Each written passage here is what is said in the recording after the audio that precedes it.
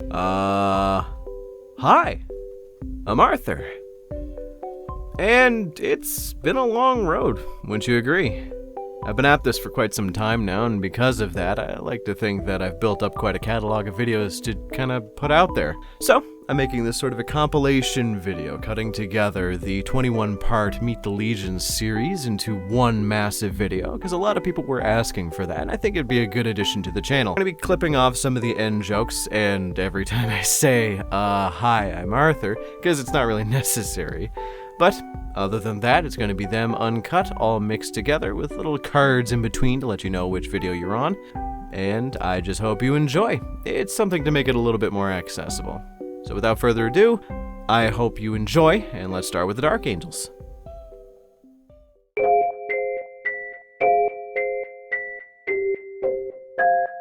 And today we are going to be learning about the Space Marine Legion that may in fact be the most capable of all the original legions. No, I'm not lying. After reading the metric buttload of lore for the Dark Angels and all they have done, I have to say that at least as the 30k and Horus Heresy era is concerned, the Dark Angels are basically a super weapon. Which I think is a good space to start. So who exactly are the Dark Angels?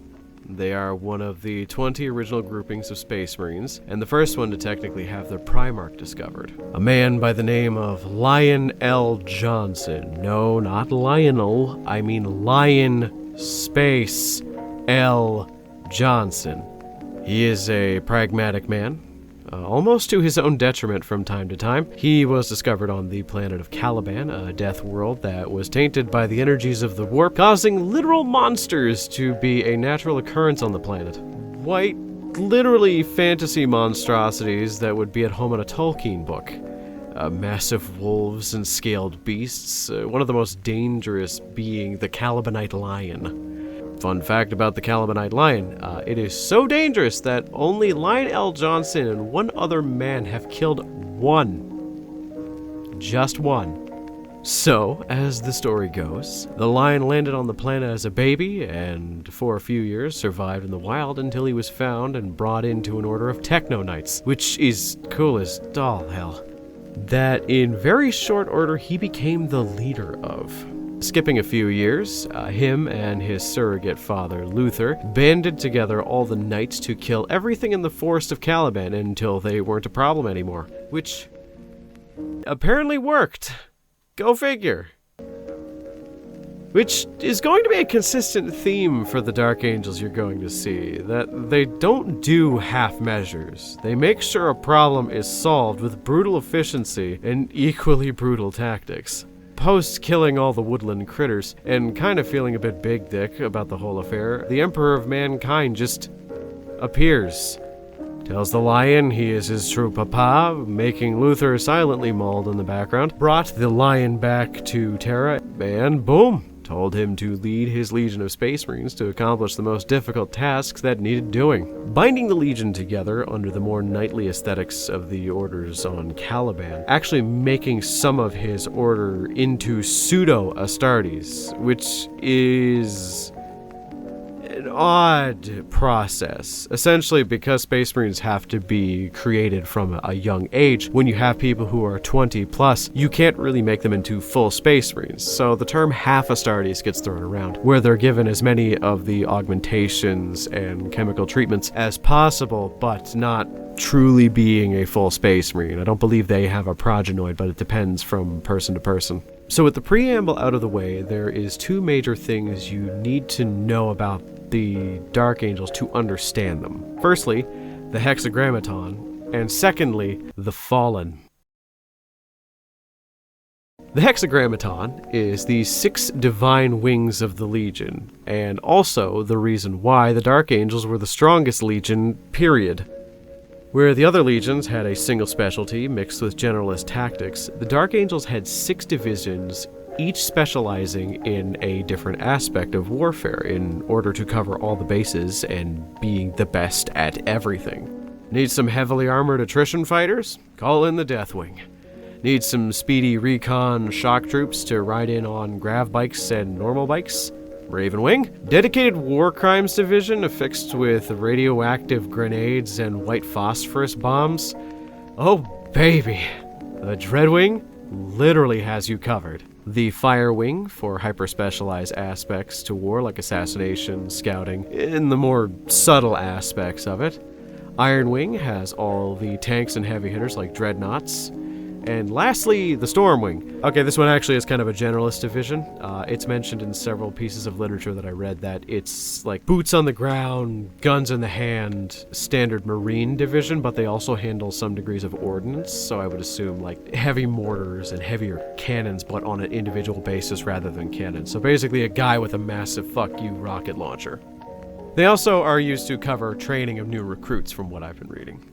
Using the hexagrammaton, they were able to single out the best way to deal with any individual threat, then just deal with it accordingly, leading to them being used as essentially, as I mentioned before, a super weapon. There are so many accounts of them dealing with threats so dangerous that if any other legions were to even consider fighting them, it would be considered a suicide. It doesn't mean it was easily accomplished for them. It just means that they were the only ones whom could probably do it. So with the hexagrammaton out of the way, let's discuss the other main factor of the Dark Angels that makes them kind of distinct in the lore as well as just as a faction. So that's the Fallen, and the Fallen are complicated. During the Horus Heresy, half the legions sided with Horus, and the other half sided with the Emperor. Traitor and Loyalist is usually how it's divided. In the case of the Dark Angels, it was both. Due to the Lion becoming so good at everything so fast, his surrogate father became quite jealous. This jealousy ended up worming its way into his brain like a cancer and growing. Couple that with the fact that you had the forces of chaos whispering in his ears, and boom! He convinced about half the Legion that the Lion was a fucking moron, and they all abandoned the Dark Angels. The Loyalist Dark Angels, understandably, took that a bit personally. Less understandably, they dedicated the better half of 10,000 years to trying to find every last fallen angel and snuffing them out as painfully as humanly possible. They keep the identity of the Fallen a complete secret to the majority of even their own legion, only the inner sanctums of the Dark Angels knowing anything about them, because in the eyes of the Greater Imperium, the Dark Angels are incorruptible. So to have it be revealed that they are in fact corruptible, and half of them were, would probably be bad for their public image. And I mean worse than routinely taking people and torturing them forever. Now all of that is the ancient history of the Dark Angels, and in modern day, things have shuffled around a little bit. To start, the Dark Angels, as they are now, are kind of Codex compliant, meaning they did dismantle the hexagrammaton style of organization and formatted it into the 10-company command structure with a few tweaks, meaning they still kept some of the aspects of the hexagrammaton intact. Alongside that, a lot of things that I've been reading have pointed to the fact that they only do the Codex compliant command structure just for appearances, so that they can have less suspicion directed to them about their goings on. The First Company is basically the same as every other First Company to every other chapter, where it is the elites, the veterans. The First Company are called the Death Wing, still maintaining the same armor color as they did in the Horus Heresy, a bone white. The big difference between their First Company and other First Companies is the entire First Company is affixed with Terminator armor, which is basically like Space Marine armor plus plus. The Second Company is the Raven Wing, still maintaining the same black armor from back in the Horus Heresy days. The Raven Wing Company for the Second Company is essentially the same as they were in the Hexagrammaton, where they are all speedy bikers and land speeders and just trying to do hit and run tactics. After that, it's pretty much the same with a little bit more specification. Well, the reserve companies do have specifications to them, so I believe the 8th company is the assault company, so it's very melee focused, but from companies 2 to 5, they are battle companies, like it is discussed in the Codex Astartes. 6 and 7 are tactical companies, which have tactical marines, which is basically just the boots on the ground type guy. Once again, guns in hand, boots on ground, point and shoot type deal. Aside from that, basically the same command structure. Apothecaries, reserve companies, heavy armor, 10th company is the scout company, so on and so forth. It definitely lacks the hyper-specialized might of the Legion era of the Dark Angels, but they do tend to have more generalistic tactics now, which I suppose you could say is a dilution of what they once were, which kind of ruins the whole thing. I could definitely see that argument. I'm not here to make that. Another more interesting feature of the modern Dark Angels is they have several different titles that are not included in the Codex Astartes. The titles that differ in the Dark Angels, for one, they don't refer to the head of a company as a captain, they refer to them as a company master, with the heads of the 1st and 2nd company being called the Grand Masters, because they are currently leading 2 of the remaining wings of the Hexagrammaton. Then you have what would be considered the chapter master, which is not the captain of the 1st company, but supersedes the entire hierarchy, and he is the supreme grand master, and that's Azrael. On top of that, they have a very specific rank of chaplain. So you have your standard chaplaincy, and then you have above that the interrogator chaplains. Remember those religious nut jobs who beat people to death with an electric stick? Yeah, imagine them, but like meaner. Like, their whole job is basically to track down and torture Space Marines until they break down, which I should note is not a fucking easy task. This is all done in the hopes of getting a scrap of information about where the Fallen may be. And if you are a Fallen, oh fuck, I hope you didn't like having fingernails or teeth. You're gonna be put through probably the worst pain possible. I remember specifically a torture scene of someone who wasn't even a Fallen. It was being done by Asmodai, and it was in an audio drama that I had read so long ago, I can't even remember the name of it. And the shit that was being described made me honestly squirm in my chair. It was something like pumping the victim full of chemicals to keep them awake, breaking bones and fitting them with specialized casts so they never grew back. And the one that I remember that got me the most was Asmodai, whom, by the way, not a nice guy, really not a nice guy. He had these specific blades that were like 1 inch in width and like 3 feet long that he inserted between the thumb and index finger of the Space Marine that he was torturing until it slid all the way down inside his wrist through his bones and then popped out his elbow on the other end. Even describing that and reminding the sound that it made in the audio drama, just like, it brings back those memories. Asmodai is a bit of a meme outside of that, where he regularly speedruns getting promoted to head interrogator chaplain and then demoted for doing something too fucked up. Which, by the way, the thumb forefinger thing, that wasn't too fucked up. That's just basic what he does. Everything this chapter does is more or less in order to capture the Fallen. And oddly enough, not all the chapter knows about it, like I said before. It's kept secret by only the closest brothers on the innermost circle of the chapter. The last thing to really note about the chapter, without getting into too much specifics, is that they are so secretive that they have actually maintained some of the weapons from their war crimes division from ye olden days, having a bunch of ancient plasma technology and weapons from the Dark Ages of technology. In lore, it means a lot of them have bigger and meaner guns. On the tabletop, it means if you've seen this fucking thing across the table from you, then boy howdy, you know how hard they fucking hit. With that, I think that covers the basics. Personally, I went into this knowing very little to nothing about the Dark Angels, as they were one of the chapters that I just wasn't that interested in aesthetically. And upon learning a lot of this lore, I found it to be very intriguing. Now, I'm not covering everything that I learned, or this video would be way longer than I want to put out. And also, I want to cover things more in depth later. They definitely aren't my favorite chapter, but I do have a bit more of a respect for the weird dedication to the bit they have at keeping this Fallen a secret and also, like, murdering them. So yeah, as I said, I know I didn't even talk about things like The Rock, Azrael. I mean, I touched on Azrael a little bit. Any of the more important characters, or like the fact that in the lore currently, the lion is just gonna pop out of some random hole he was hiding in after sustaining quite a violent injury from a surrogate father in a fight about 10,000 years ago.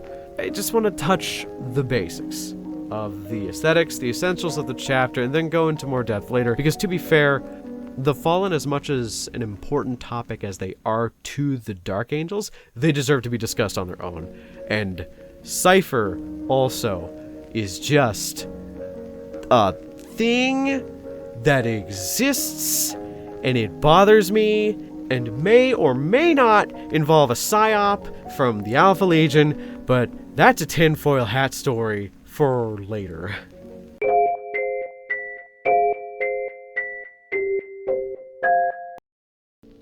The Second Legion doesn't exist. Goodbye. Yeah, that was a terrible joke. But what isn't a joke is how much we don't actually know about the Second Legion and their Primarch. Of the original 20 legions of Space Marines, each legion having a Primarch, aside from the 20th Legion, which had 2 for some reason, there were 2 legions struck from the Imperial record completely. They were obliterated, and if you even so much as infer there is a Second Legion, or that you know anything about them, then you are probably going to get a bolt shell to the back of your head from a nearby commissar, whom was so kind as to relieve you of your heretical thoughts. Yes, of all 20 legions, the second one was one of them that got disappeared, and there isn't much to go on in terms of how it happened. So with that in mind, I'm going to propose an idea or two, while also talking about what I think happened. I mean, it's not like I'm going to be proven wrong. Is GW really going to release anything involving the Second Legion? They haven't since the Space Marines were invented. Though I did hear there was some info in the newest book about Angron, about them. Like a single sentence uttered by a Grey Knight, which is like more lore than some other more mainstay factions get nowadays. What do we know about the Second Legion? Well, we don't know what their name was, and we don't know who their Primarch was. We do know that they did serve in some wars during the Great Crusade, and were likely in a massive war called the Rangdan Xenocide alongside the other missing legion. The easiest way out would be to say that their Primarch was killed during said Xenocide, and a lot of people tend to agree with that. But because I'm an asshole contrarian, I kind of want to propose a different theory that is probably incorrect. So to start, why are there 2 Primarchs missing from, like, a meta-contextual reason? To make the game more marketable. No, really. I know, it's weird, but originally they were unknown because people above game and above the universe could be cute and make their own Primarchs and legions and make cute Space Marine armors to match. That's just something that GW would do just to give you the option of buying more Space Marines just so you could customize them to be whatever you'd like. That concept has kind of fallen by the wayside by now and is a bit of an anachronism at this point. Considering if you sneeze in a direction, you're bound to hit some Ultramarine successor chapter that fits whatever criteria for a Space Marine you want to include in your army. There really isn't much of a reason to let people make their own Primarchs anymore, especially since it's been established that the Primarchs of 2 legions that were wiped out from record also had their legions absorbed into another legion, or were just wiped from existence, period. I suppose you could just make an army saying, hey, this dude is part of the Turbo Bear chapter of Space Marines, the last remaining carriers of the gene seed of the Lost Primarch, and so on and so forth, etc., etc. But I remember in my community someone considered doing that, and we just started laughing at them for being a big silly nerd, which is really funny considering the hobby we're talking about. From a creative standpoint, it makes sense. to have 2 blank spaces to fill in what you want, but I suppose in lore it adds a bit of a clusterfuck of weird info. There are moments in lore where Primarchs will recall or even miss their 2 missing brothers, only to be met with, hey, they're dead and they're never coming back, use it as a lesson to not be like them, like they both had committed some crime. As it goes, it is also implied that one of the other Primarchs, Leman Russ, was trained and genetically crafted to be able to kill Primarchs, and has even done so before the Horus Heresy. So, for my theory, I'm going to say, yeah, he totally did. Yeah, no, for real, he probably did. The theory I'm going to push is that there was likely some degree of betrayal, a brother versus brother type narrative, where the Primarch of the Second Legion saw what was happening to the Imperium, how it was just becoming a neo-fascist, dogmatic, hyper-secular cult that punished religious and superstitious beliefs with either death or having good old Conrad pay them a visit. Seeing all of this, they would have likely decided to secede from the Imperium, which, if you know absolutely nothing about the Imperium, secession is basically a fancy word for asking the Emperor to virus bomb your planet with the worst weapons known to man. The reason I think that this was roughly what happened was in some of the Horus Heresy novels, particularly the early ones, Space Marines, like in the Luna Wolves before they became the Sons of Horus, they talk about how fighting other Space Marines is like a total impossibility. The idea of brother versus brother is so far from their minds that they must have been removed from the conflict. And when Primarchs discuss it, it has kind of a similar tinge, but with that knowing idea that it has happened. It kind of comes off like that, at least in my interpretation. But when it comes to Leman Russ, completely different ballgame.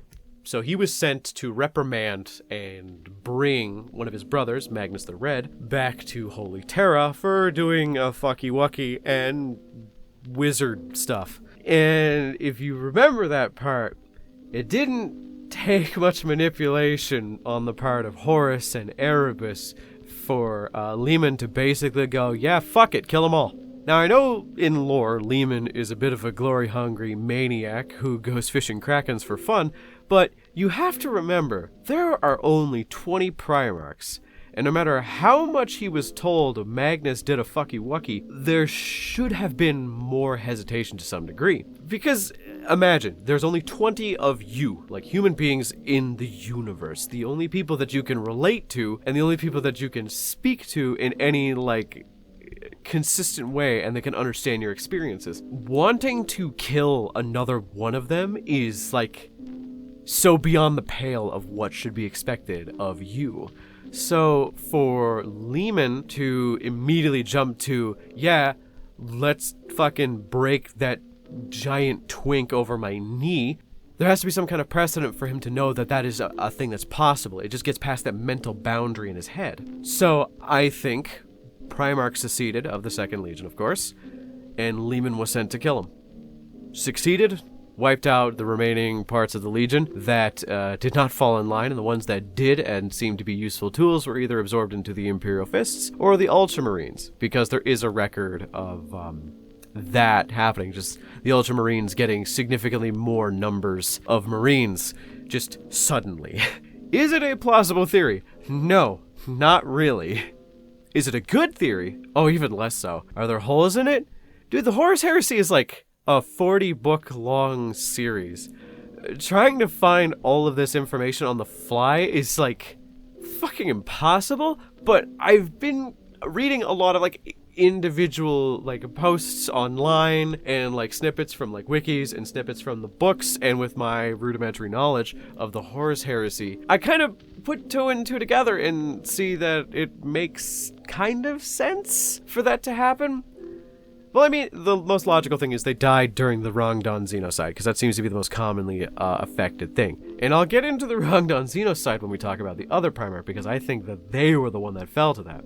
I just wanted to propose a different idea. Something that might have more meat to it. Because at the end of the day, I think just saying, lol, mind control, aliens did it, isn't really that satisfying. Also, I'd be a fucking moron if I didn't mention one of the fan Primarchs. There's like an entire alternate universe of like 20 different Primarchs, and one of the most popular ones that seems to even be transcending that, I think it's called the Burning Thrones universe, is this Primarch for the 2nd Legion called Caretaker A1-A6, the 2nd Legion Primarch for that, and the Primarch of the Lightning Bearers, which, from looking at all the art that people have done for it, is a fucking dope design. The lightning aesthetic and like the thinner power armor is just really cool. And to kind of support my theory that Leman Russ killed that Primarch, here's a picture of Leman Russ attacking Caretaker A1-A6 that I found. God, that's cool.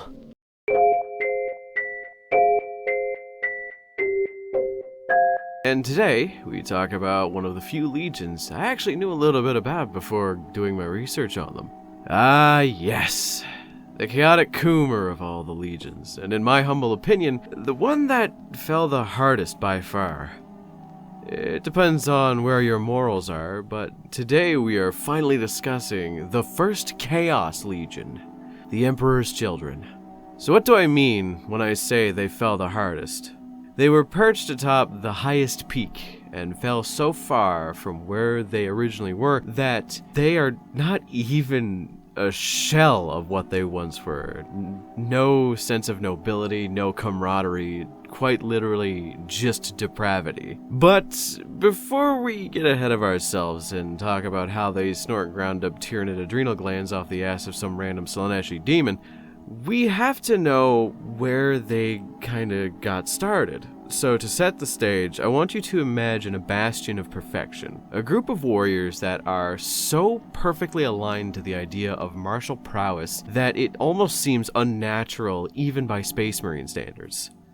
Then, I want you to imagine them having the fucking worst luck imaginable, as well as terrible judgment skills. Yeah, that's what the Emperor's Children were like. The bad luck for them comes in several stages, all revolving around losing gene seed, pissing the wrong people off, and plagues/blights of varying sizes and degree. It's a bit pedantic to go into every step, so to put it into perspective, I got a few people correcting me in the comments of my Dark Angels video. Rightly so. I'd rather have the facts straight, but what I was corrected on the most was that the Dark Angels weren't 100,000 strong. They were closer to somewhere between like 200,000 and 300,000, which is insane to think about in the 40k era of things, considering each Space Marine chapter is only supposed to be like 1,000 Marines, and the biggest chapter that I think we have out there right now is the Black Templars, and they're considered like an unstoppable killing force at 6,000 Marines. So with that in mind, then you have the Emperor's Children, which, due to a blight that wiped out most of their legion, technically it was culled to get rid of the infected gene seed, but whatever. The 3rd Legion was technically left off with, I think the record stated, less than 500 Marines total before they found their Primarch. There were so few Marines in their ranks that they couldn't serve as a legion. They had to operate with other larger legions as well as human military forces. That's what they were before they found the Primarch. So where was their Primarch? That, as most things are, is simple and also incredibly needlessly complicated. The simple answer is some shitty resource-poor mining planet named Chemos. Though that isn't the whole story. The short end of the complicated bit is that an Eldar meme god switched the places of Fulgrim, the Primarch of the 3rd Legion, and Jagatai Khan, the Primarch of the 5th Legion. Probably just for a laugh. I should say that it was only allegedly the Eldar meme god, but come on, it totally was. There's like maybe 2 other people that could have done it. But yes, Fulgrim was sent to Chemos, a planet known for its lacking creativity, and much like 90% of the planet's Primarchs land on, he immediately made improvements. Chemos was such a rancid shithole of a planet, people had no free time. If you didn't work, you basically didn't get to eat. And if you really didn't work, they would probably grind you up into corpse starch for rations. Fulgrim, using his Primarch genius, was able to improve all the tech and unite the whole planet, inevitably becoming the king of everything forever on this planet.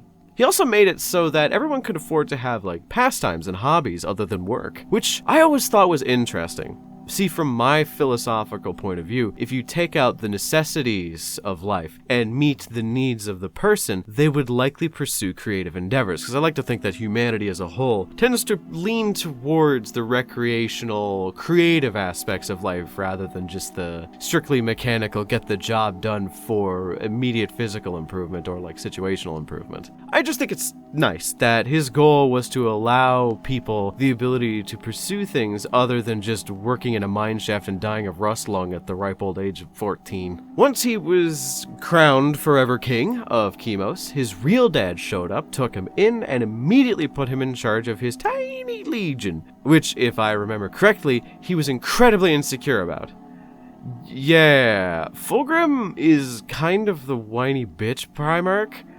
I get it. Seeing all his brothers have these massive legions made him a little obsessed about how he could outperform them, or at least be a little bit shinier. Though these emotions were tempered by having him serve side by side with his brother Horus, which, the sentence, side by side with his brother Horus, is going to be a bit of a sentence that ages like a fine milk.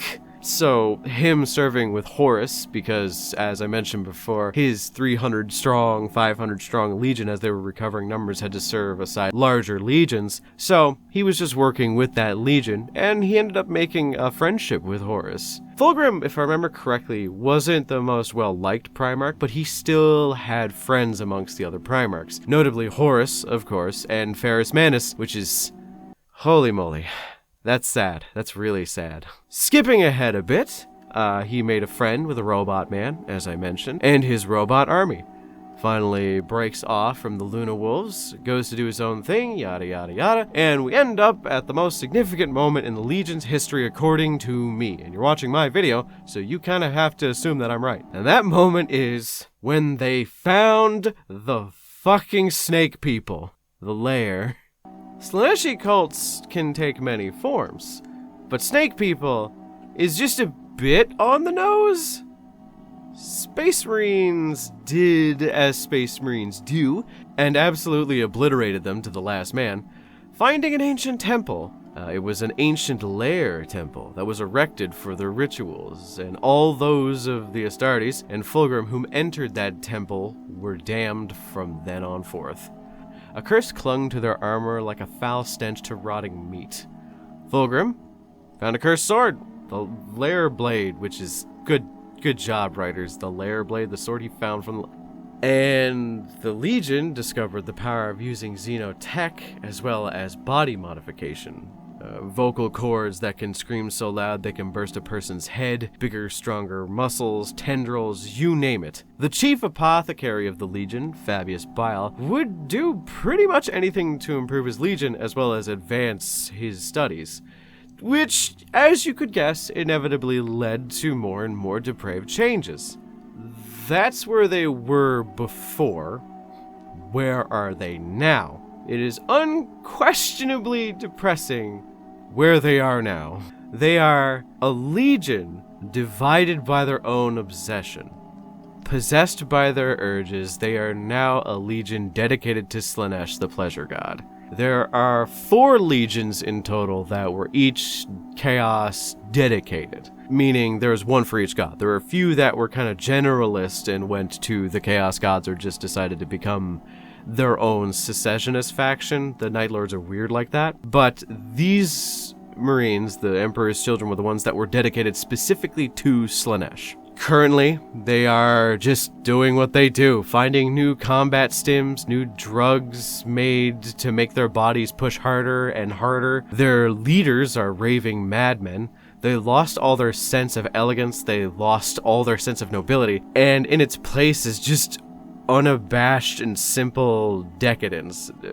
passing fancy. A twisted version of the ideologies of Fulgrim when he added pastimes and art to Chemos, just cranked up to the extreme. And Fulgrim, he gave up his mortality and is now a demon prince obsessed with his own vainglory. He is now simply a puppet of Slaanesh. The Emperor's Children are just a minor faction in the lore right now in comparison to other Chaos Legions. It is one of the most depressing fates imaginable in the 40k universe. But what if I told you there was a chance that they could come back? Not just as a Chaos faction, but as something else. There was an accident in lore. Something that happened without anyone knowing how it did. Fabius Bile was, as I mentioned before, the chief apothecary of the Emperor's Children back in the pre-Horus Heresy and Heresy days. He's still alive today. I'll go into how the warp affects time at a later date, but essentially, he's thousands of years old and fundamentally immortal through his own means, but he does constant experimentation on genetics, genes, and clones specifically. Cloning a Primarch does not make another Primarch. There's something special about their creation. People kind of relatively describe it as destiny, where if a Primarch has destiny on them, that means they're like protected. It's basically the fancy word of saying plot armor.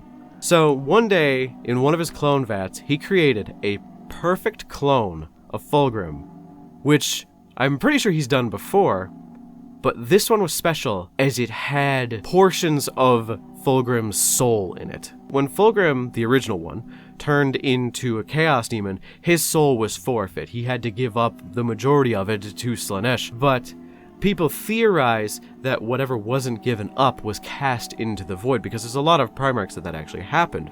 This soul somehow managed up in what I will refer to as Clone Grim from now on, and this Clone Grim has the same mentalities and ideologies as Fulgrim before the Layer Blade. So this is like a loyalist Fulgrim. The idea of a loyalist Emperor's Children becoming a thing in the modern setting with like Primaris Marines and shit, that is so fucking cool that I would probably take out a loan to get yet another Space Marine army just to get it. But I shall say that is a bit of a pipe dream. Where we are at in the lore right now is that Fulgrim is sulking somewhere after losing to Guilliman. There was a plot to put a Slaaneshi ultimate corruption crown on his head, and he fucked that up. I don't think he was involved in the 13th Black Crusade that just fucking ended. He might get involved in the Arcs of Omen, which are going on right now, but I don't know. Fabius Bile is now the Clone Master, and he traded that clone of Fulgrim, Clone Grim, to some ancient Xeno collector who has this massive museum named Trazian. He wants to collect rare objects and people, put them in stasis, and just have them there to view for people. So, Clone Grim is there. And the only remaining Heresy and pre-Heresy era champion that I can remember is still kind of fucking around is Lucius. And that warp crackhead is probably out there licking batteries for fun. God, I hate Lucius. So, it's an interesting place to be, because I have a feeling that in 10th edition Warhammer, one or all of these individuals is going to start making power plays. I mean, it's almost guaranteed, because if you know how the game has been going, we've got Mortarion for the Death Guard, we've got Magnus for the Thousand Suns, we've got Angron, who's coming out right now. So there's only like one guy left. It'd be kind of funny if they did like a sidestep and we're like, here's Perturabo. I'd be like, oh yeah, hell yeah, I love Perturabo. Needless to say, they're probably going to cover Slaanesh, and then they're going to release like a new Lucius model, Fulgrim, and I'm hoping my pipe dream is Emperor's Children versus Emperor's Children box, but like Primaris Marines versus Chaos Marines. That'd be so cool. When that happens, I need to cover it because I'm actually like invested in Clone Grim.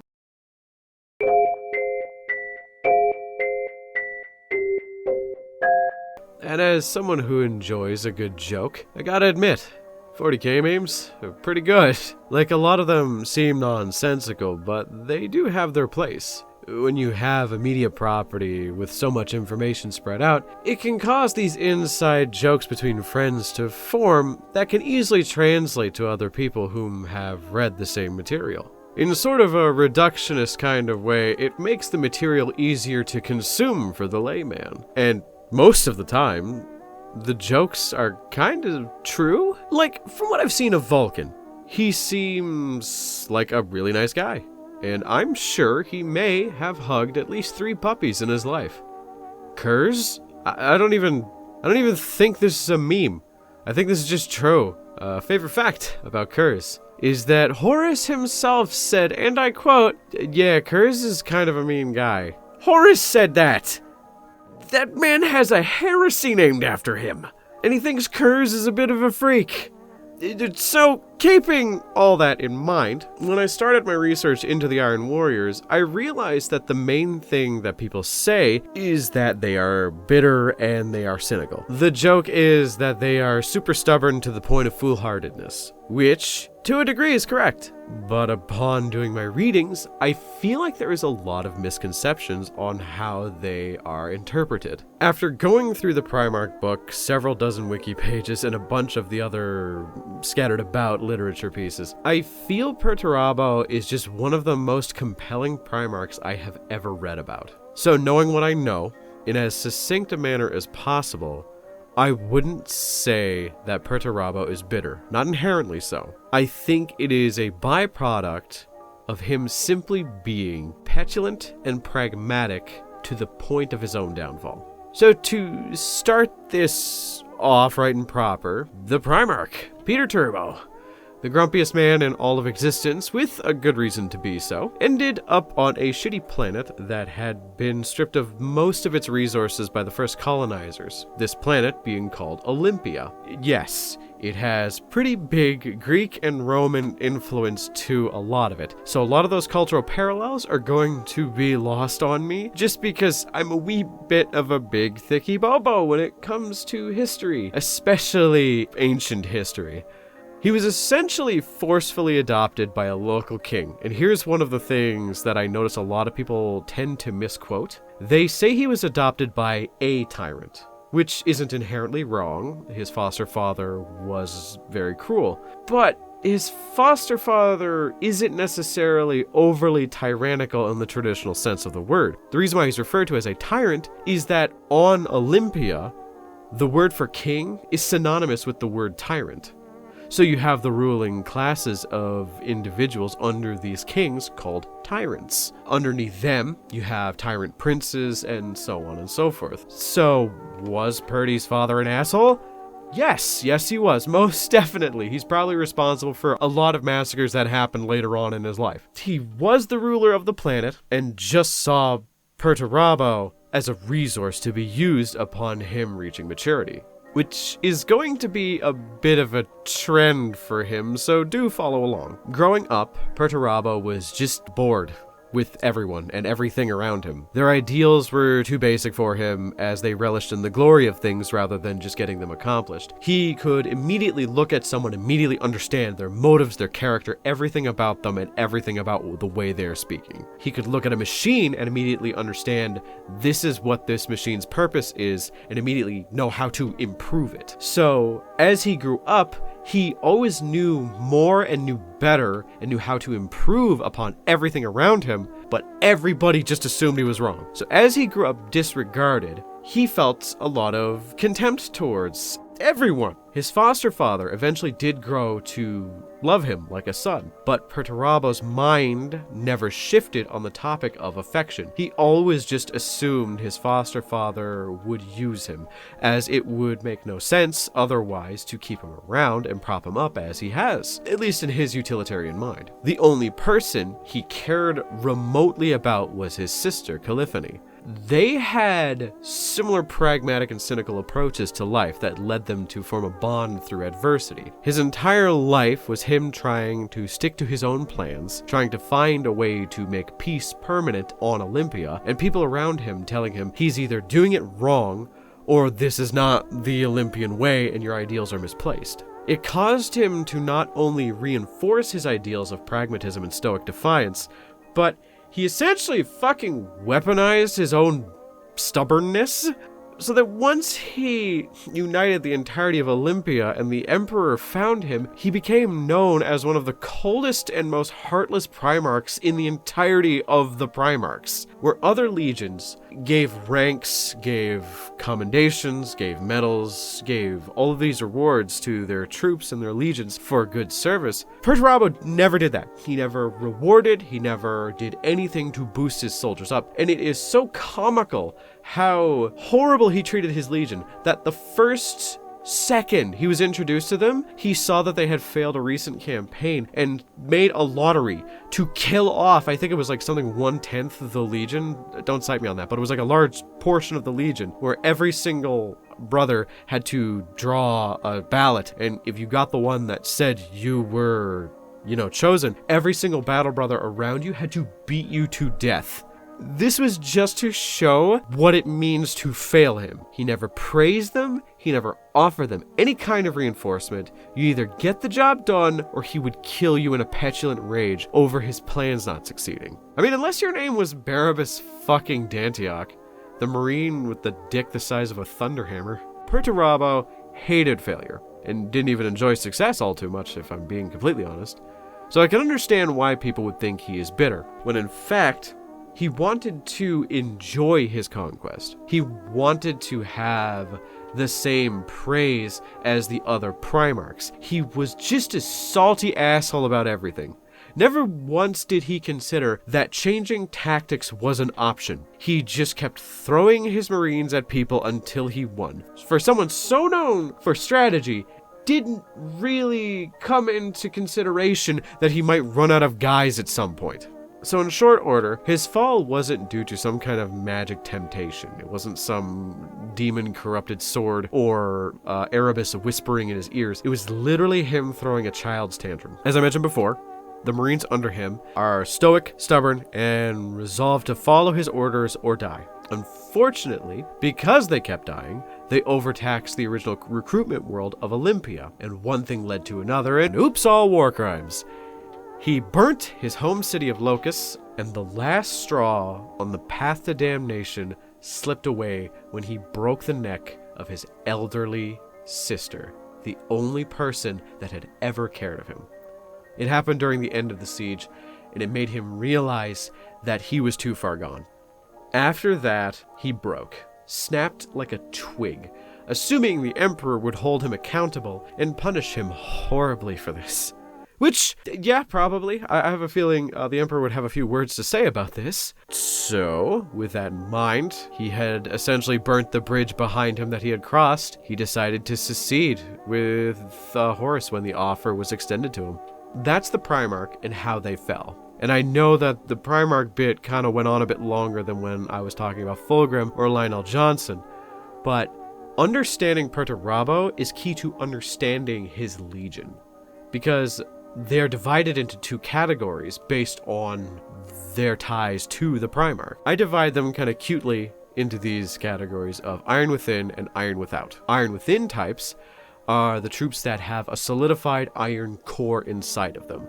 They will not disobey, they will be killed, and they just follow orders like good little soldiers and do whatever they are told to do by Perturabo. And then there's the Iron Without. Those that clad themselves in the armor and steel their resolve, but have that internal humanity still intact.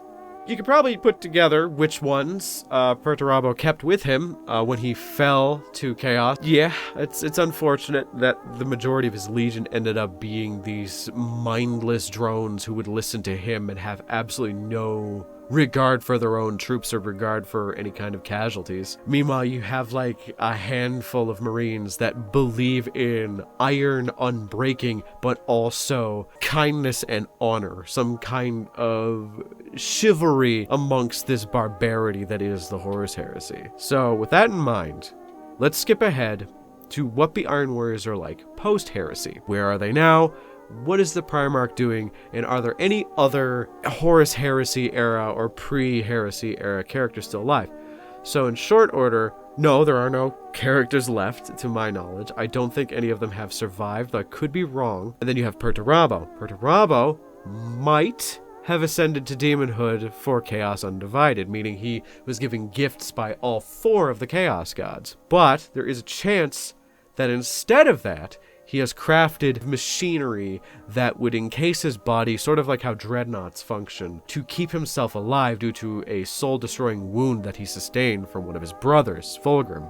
Which, again, congrats, Fulgrim ruined another thing. I've heard good arguments for both sides. I don't really have an opinion on either one. I do think the dreadnought idea is more interesting.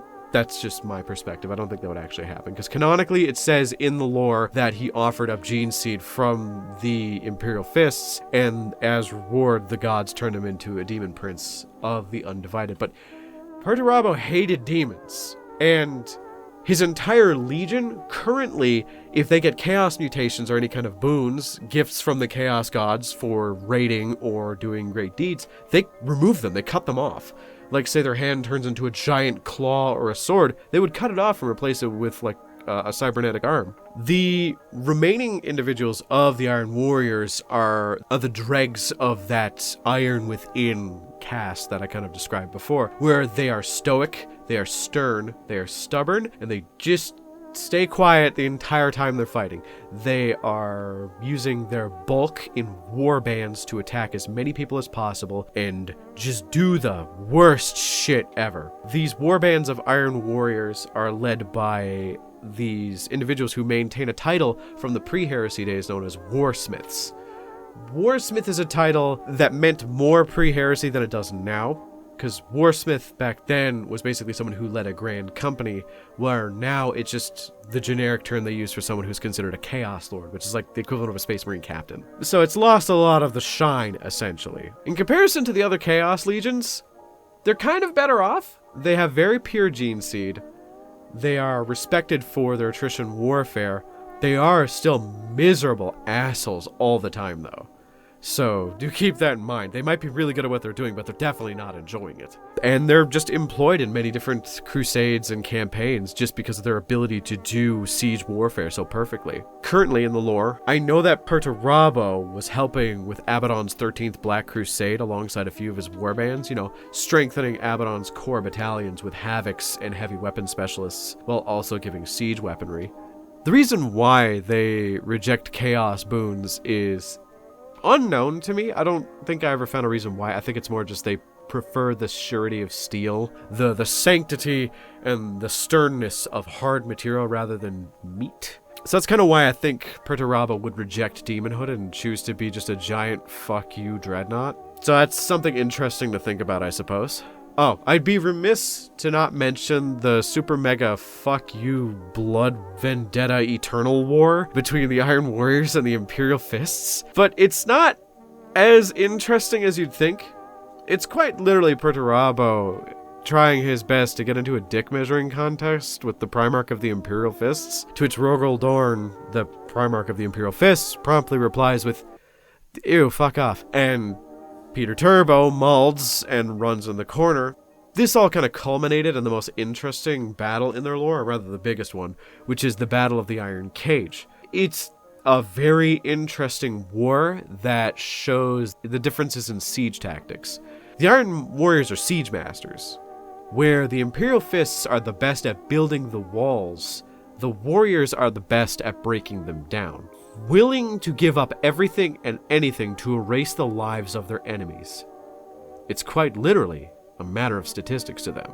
Everything is a resource, even people, and the more you look into it, the more fucked up their tactics get. I'm not going to talk about the Homunculuba. Hanso is terrifying.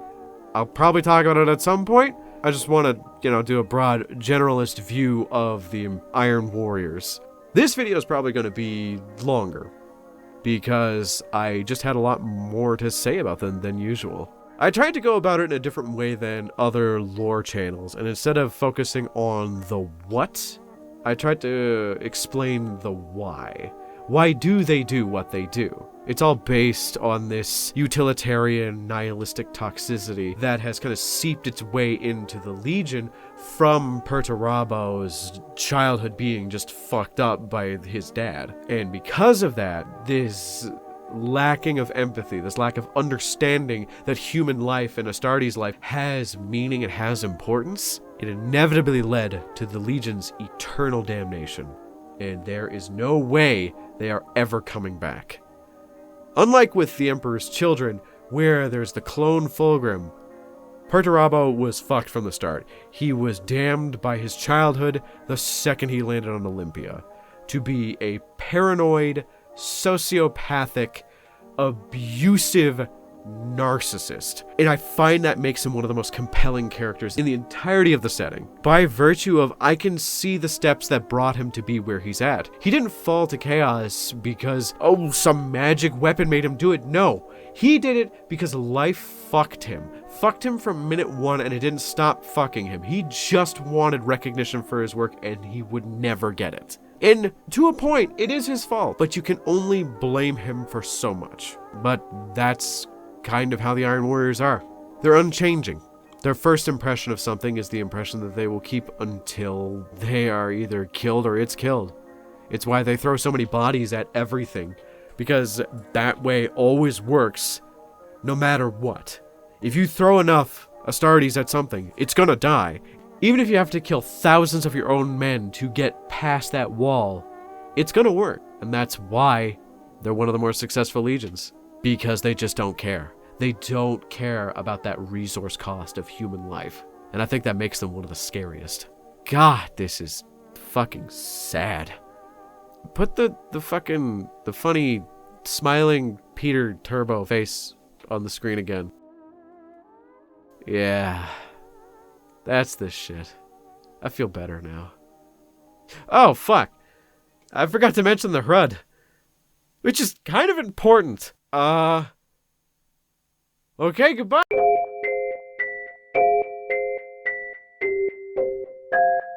And today we continue our adventure of trying to figure out as much about all the legions as possible. If you haven't been following me, I am going on a journey to explain in simplest terms who are each of the 20 original Space Marine legions. Last week we covered the Iron Warriors, and this week we are covering what may be the trickiest to pin down of all the original 20, and that's including the 2 chapters whose whole shtick is being secretive and hiding information. The White Scars are such an odd topic to discuss. They are one of the 2 or 3 legions that are described as not fighting like traditional Astartes. I know the Night Lords are like that, and possibly the Alpha Legion, but I know literally nothing about the Alpha Legion, so I'm probably wrong there. The White Scars are just weird, but that isn't really their fault. Their aesthetic is fucking beautiful. Snow white with red lightning bolts decorating it and gold trim for more important lads in the rank and file. They have a very Mongolian aesthetic with the whole horseback rider, archer type deal. But instead of riding on horses with swords, they're riding on motorcycles and grav bikes with hyper advanced chainsaw weaponry. Practically the same thing if you squint, I will say. They have a very rich cultural background, and is one of the few examples of the Emperor allowing a culture to continue to exist and have its religious beliefs even after they were brought into the folds of the Imperium. Their Primarch, whom has gone through many different names, the one everyone seems to call them most is Jagatai Khan. He is just the first Primarch I'd add into my blunt rotation, if I'm being completely honest.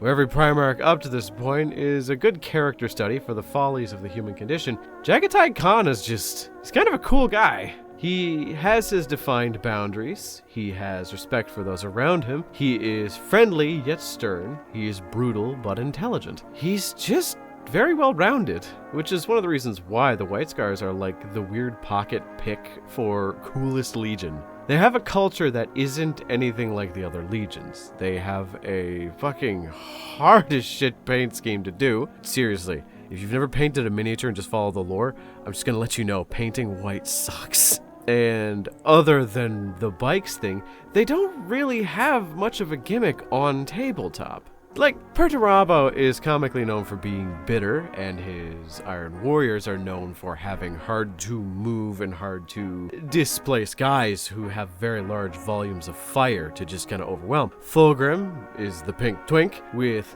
highly elite trained melee units. Gilliman is just a fucking nerd who's a well-rounded nerd. But Jagatai, other than being fast, doesn't have a stereotype. Which, being fast is cool and all, and using the motorcycles thing is really interesting, but he's not the only Legion to do that. If you played Dark Angels, you know that the Ravenwing have guys on bikes who have specialized melee units for being on bikes. Jagatai Khan pretends to be a savage around people so they underestimate him and his Legion. He treats his men like equals while understanding the differences between him and them, even having eye-to-eye conversations with most of the people he encounters in his chapter.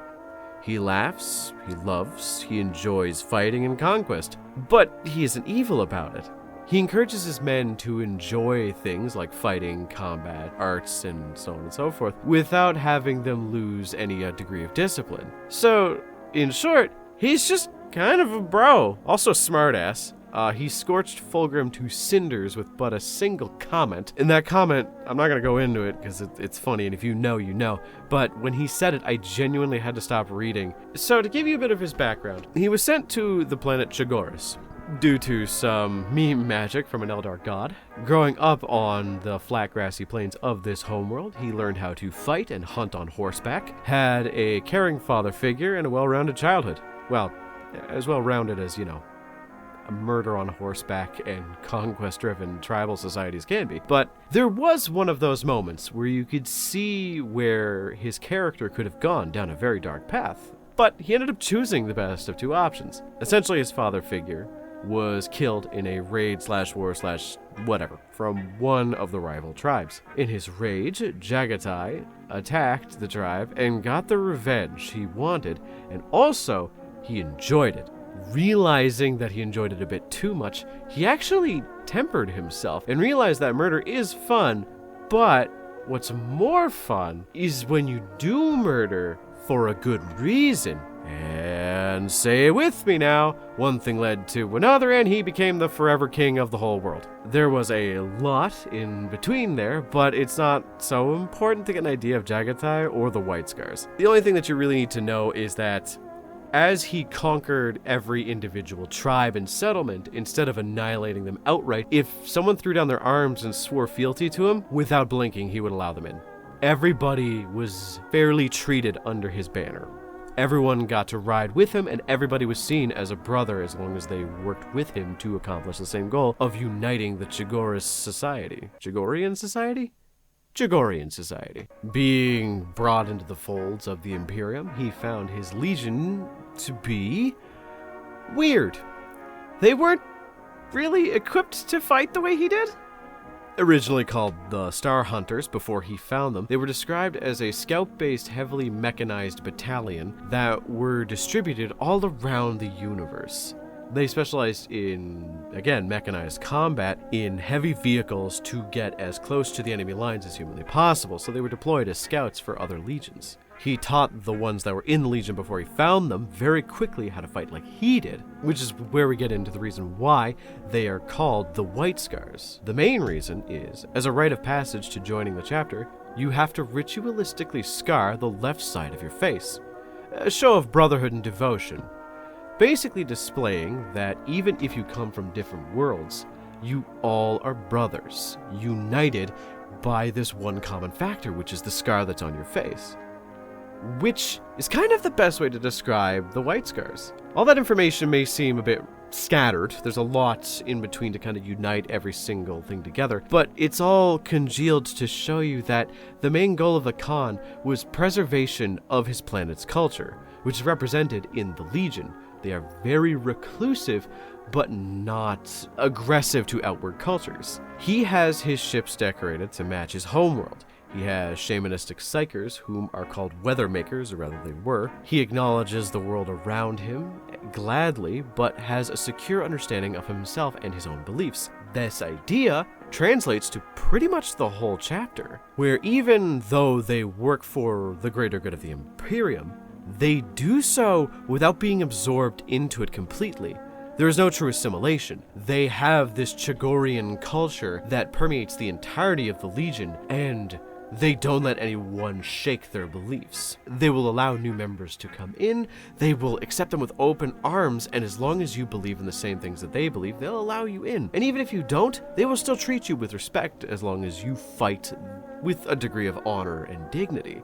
They were loyalist, of course, and are still around today. Their Primarch ended up going to wage a forever war against the Goth Elves in the Webway. The White Scars of current day, as I said, are still around, still riding bikes, and still kicking ass. Even though they are considered Codex compliant, they still maintain their culture through this Codex compliance. As mentioned before, they will never abandon their roots, while still respecting the world around them. The companies that represent each individual division of a Space Marine chapter are, instead of being called the battle companies, referred to as brotherhoods, with names like the Spearpoint Brotherhood, the Talwar Brotherhood, etc., used to denote the different duties, each one originally coming from a different tribe and a different roaming group of people from Chagoris. Each Marine in the White Scars is usually a master swordsman, even by Marine standards, with a propensity for high-speed shock and awe tactics. Because, you know, racing in on a fucking attack bike with a power sword can be pretty intimidating to the uninitiated. Though, to be fair, I don't know many people, master swordsmen or not, who would be able to react to that even if they were initiated. If I were to give a thesis statement, they specialize in speed. Big whole lot of mega speed. Much like their dear old papa would want. And to wrap things up even further, other than the high-speed tactics, they do have numerous heavy weapon squadrons, which I suppose is a bit of a callback to their original days as the Star Hunters, with heavy mechanized units and heavy weapons. Also, heavy infantry marines called Devastators that have incredibly big weapons, usually meant to be affixed to the sides of tanks, that tend to only be deployed during the most dire of situations, though they do favor high-speed melee more often than not. They have many different specialized ranks that, although still remaining compliant with the Codex, does skirt the line a little bit. Their captains are called Khans, with the chapter master being referred to as the Great Khan. One of the weirder titles that they have is called a Master of the Hunt, an individual whom is tasked with hunting down the biggest fuckers possible and bringing their heads back to the fortress monastery on Chagoris. Which, by the way, there's a lot of those heads there. These dudes really like taking heads and keeping the skulls as decorations. Let's, not think about that too much, because it might end up pissing someone off. This may be a bit sparse in information in comparison to the other videos. That's kind of the point. There isn't much we know about the White Scars because they tend to keep to themselves. There's an ancient scholar referred to in one of the Primarch books. I think it was in Jagatai's book, actually, whom says he's having too much trouble finding information about the Great Khan and the White Scars, to which the Emperor looks at it and goes, yeah, I did that. That's funny, right? Which, weird flex, but okay. So, they are reclusive and take satisfaction in getting the job done. They are strong but not prideful. They are very dignified in their work, and I find that very commendable. So if you like motorcycles, speed, cool as fuck Mongolian aesthetic, speed, painting white, and fucking speed, then maybe White Scars are for you. I'd highly recommend it. More people need to play these Marines. Regardless, thanks again for watching. And remember to tune in next week for the 6th Legion, aka the Space Wolves. I knew I'd have to cover these guys at some point. Well, might as well get this over with. At least with how loud they shout all their stories from the mountain peaks of Fenris, there is a lot more lore to go around. And also really shittily named everything.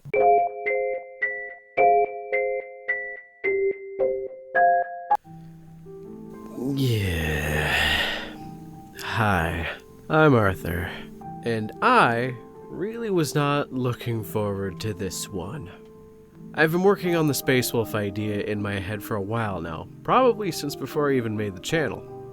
It's pretty simple. there is a lot to talk about, and I think a lot of my opinions about them are pretty sound. So here I am, on the third draft of this video, and I'm still not 100% sure how to do this. The first script was bad, so I got rid of it. The second script, I liked, and I even recorded it, but before editing, I just watched a few extra lore videos to kind of hammer home if all my readings were correct and if the general consensus was, in my favor. It found out that my video was way too similar to the video that Pancreas No Work did like a month ago. Far be it for me to step on someone else's toes. So here I am. Third time's the charm, as they say.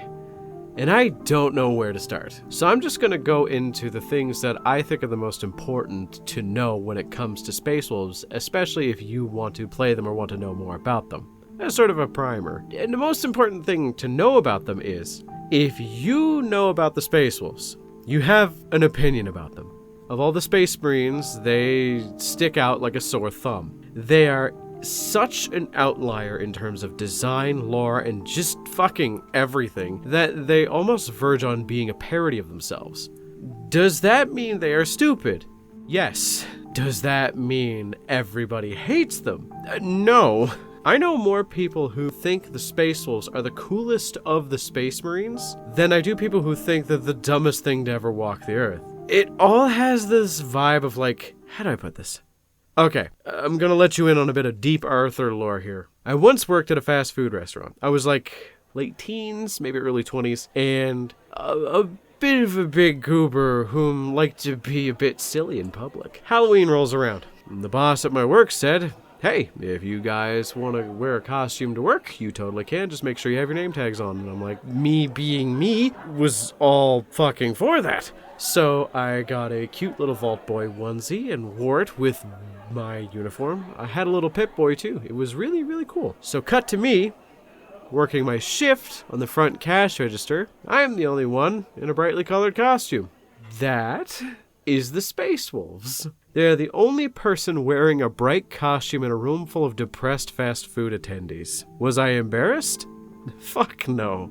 I had a blast.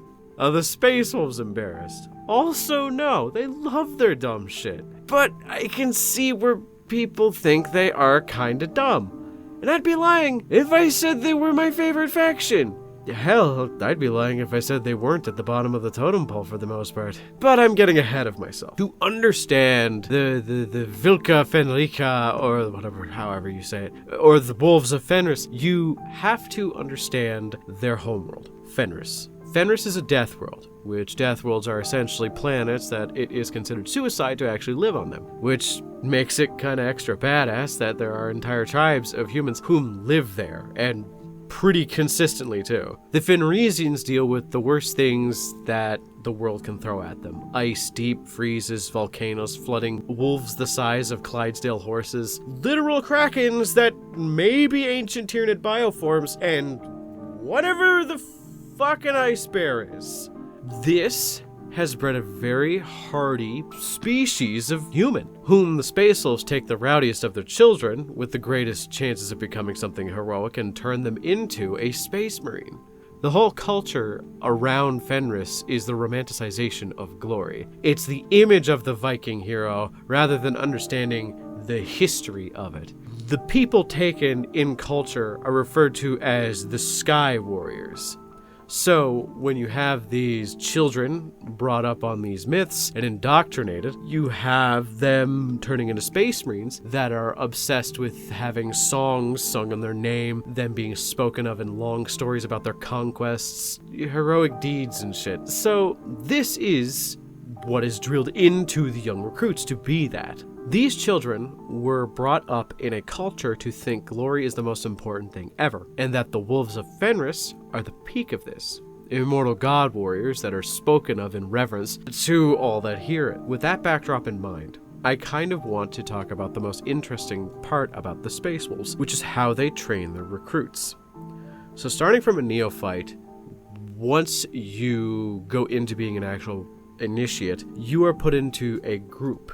This group is of about 10 plus Astartes. I've heard it can go between 5 and up to like 15, but there could be more.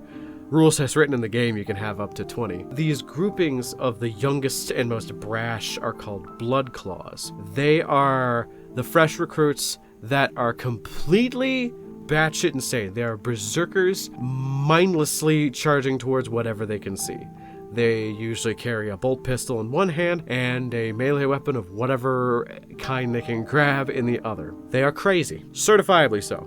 They, as a group, are taught brotherhood. That's the whole wolf pack mentality, and that mentality is what binds these blood claws together. Now, you might think berserker charging gun lines is a bad idea, but to be honest, the ferocity at which they are described of doing it in the lore is so intimidating that it kind of works for them. They will charge forward and rip anything they see to pieces just for a meager ounce of glory. I mean, to be fair, as we've learned, I doubt there is any normal, rational person who can see 8 metric tons of ceramite meat and fur charging at them with a chainsaw, screaming, and still maintain their composure. So, they're going to lose a few guys after a little while, as you could probably guess. The blood claws begin to whittle down, losing Marines during engagements and all that. And after several decades of this campaigning, their body starts to go through a physiological change. Their hair becomes gray and frizzy, and it starts to grow longer, and their eyes turn into this yellow amber color, similar to that of a wolf. This is the next rank, or rather next stage of their development, which turns them from blood claws to the actual ranking officers of the army, which is the Grey Hunters, known as Grey Hunters because of the gray coloration in their hair. They have a sort of a stoic defiance to them that is almost hard to put into words. The hot-blooded, charge in, worry about the details later mentality of their youth is gone now. They are now stoic. They now have learned the practical application of using a fucking ranged weapon in a military scenario, which, oh my god, who would have thought? It's a good idea. And essentially, they're the equivalent of tactical Marines, which is the normal rank and file of the firstborn Marines. But in lore, they're technically more than that. They are way more experienced and way more thought out. Now, the rules in the game used to reflect this, because space rules are kind of weird like that. But we're not done here. Once the Grey Hunters have been in service for a while, the initial pack starting at 15, whittling down to 10 to become the 10 Grey Hunters. Say those Grey Hunters get whittled down even further after another 100 or so years of service. Their body goes through another continual change, where more of these wolf-like traits start to come out. Their hair is almost starkly gray, thick and bristly, like a timber wolf. Their eyes are almost luminescently yellow amber. And the most interesting part is they gain very elongated canines. These individuals are considered almost the most venerable and elite members of the chapter. These are called the Long Fangs, named after their long fangs. And where the Grey Hunters use ranged weapons, the Long Fangs have learned how to use advanced ranged weapons. And by advanced, I mean the guns that they ripped off of fucking tanks. Plasma cannons, auto cannons, missile launchers, las cannons, weapons that can turn a bunker into a trench in like a very short volley of fire. These are like the upper echelon of experienced warriors, and they usually stick around for a little while after that. So that usually leaves them with about 5 members for these Long Fang packs. And that's kind of how it ends. Usually they die after that. There's no like ancient Long Fang or super Long Fang. Once you get past that, there's a few straggler ranks. These rankings are, with the Blood Claw packs, you have minutia groups that are like Swift Claws, which are the Blood Claws that are given motorcycles, because that's terrifying. The most suicidal and stupid of the Blood Claws, whom do not learn how to become Grey Hunters and do not lose that suicide charge mentality, are given jetpacks to kind of help them do their thing better, I guess. But after that, you start to get the weird offshoot ranks, where, say, an entire pack of Grey Hunters is killed except for one. This individual can choose to be absorbed back into another pack and try and, incorporate themselves with people that they don't know, or they can choose to stay by themselves. I've assumed there's a lone wolf joke in there, and I feel like that's a ranking out there somewhere, but these are called the Wolf Scouts. Where in most Space Marine groups, the Scout Company is considered the neophytes, the amateurs. In the Space Wolves, they're like the veterans of the chapter because they have to fight by themselves for a long ass time. And eventually they do group up into small scouting parties of just people who have this mentality. So they are very well trained to do what they do. Then, after the Wolf Scouts, you have the Wolf Guard. The Wolf Guard protect the Wolf Lord, and they're basically the chapter's elite. And this is where I'm going to have a mental fucking breakdown to explain to you that the biggest problem with the Space Wolves is that their names are fucking stupid. They have the dumbest naming conventions I have ever seen. They suck so much that it takes me out of it. Oh, look at that! It's Harald Deathwolf surrounded by his wolf guard mounted on their thunderwolves going into battle carrying the fucking wolf claws. Oh, what's the name of your company, Harald Deathwolf? Oh, neat, it's the fucking Deathwolves? Oh, that's so neat! God, okay, all their aesthetics are just whack. It's so lame. Their lore is silly. Their Primarch is kind of a cool guy, actually. Okay, Lehman is weird. Also, I'm sorry. I'm probably not going to talk about the Primarch much. There's not much context I could add to the Space Wolves that would make this make more sense by talking about them. And this isn't a video about the Primarchs, it's a video about the chapters themselves. I'd probably make a secondary video to talk about Lehman because he does have some interesting facts about him. But the best way to see him is like, he's just Space Wolf Plus. He's the best representation of the Space Wolves. So you have the noble, savage, Viking, warrior, I'm smarter than you 3000 IQ. I could have killed you, Angron. I could have gunned you down, but I didn't. So I just pretended to lose the duel. Oh my god. I don't like Lehman that much. Okay. I got my bitching out of the way. One or two last major things to know about the Space Wolves chapter is that they are incredibly non-codex compliant. Like, they are so non-codex compliant, I'm pretty sure they wipe their ass with the pages of the codex just to piss off Gilliman and the Ultramarines. So, how the chapter is divided is instead of 10 battle companies, you have 12 grand companies. Each one, in some instances, being described as being as large as some Space Marine chapters, which is fucking okay. It makes finding estimates of their current numbers in the modern setting a pain in the ass, but whatever. Each grand company has a wolf lord seated at the head, sort of like how a captain is the head of a company. These wolf lords tend to take on the name of the company. So Harald Deathwolf, actually his last name probably wasn't Deathwolf. He just took the name Deathwolf, to be the wolf lord. The equivalent of the chapter master for the group is this man who is the wolf lord for the first company by the name of Logan Grimnar. And to be honest, some of the Space Wolf characters are kind of cool. Logan Grimnar is one of them. He's this incredibly old fucker with a demon trapped in his axe called the Axe of Mordecai that constantly tries to seduce him into corrupting, which he just ignores, then uses it to fight. Also, a fun tidbit in lore, he's the only Space Marine who has ever demonstrated the ability to go into a full sprint in Terminator armor, which if you know what Terminator armor is, that's fucking horrifying. Goodness me, talking about Space Wolves is so difficult. Because they have all the building blocks of other Space Marine chapters and legions, just used completely differently. It's like that magnet poetry thing where like you took a bunch of words and stuck magnets to them and threw them to a fridge and saw what stuck. So there is obviously many different ways I could have gone over this, and I have a feeling this video may be a bit longer than usual, but I hope it's at least entertaining. The Space Wolves are a stupidly named chapter with a lot of genuinely interesting characters, like Lucas the Trickster. This guy is such an asshole that when he got his heart ripped out in combat, he had it replaced with a stasis grenade so that the next time he dies, he'll trap someone in stasis forever. That's kind of awesome. Space Wolves throw themselves into melee with this reckless abandon that many other chapters, if not all of them, cannot share.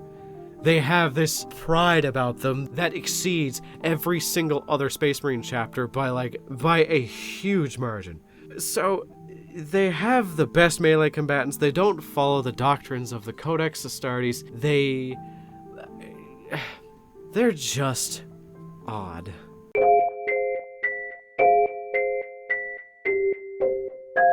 And today, we get to what may be the most space marine-y of all the space marines.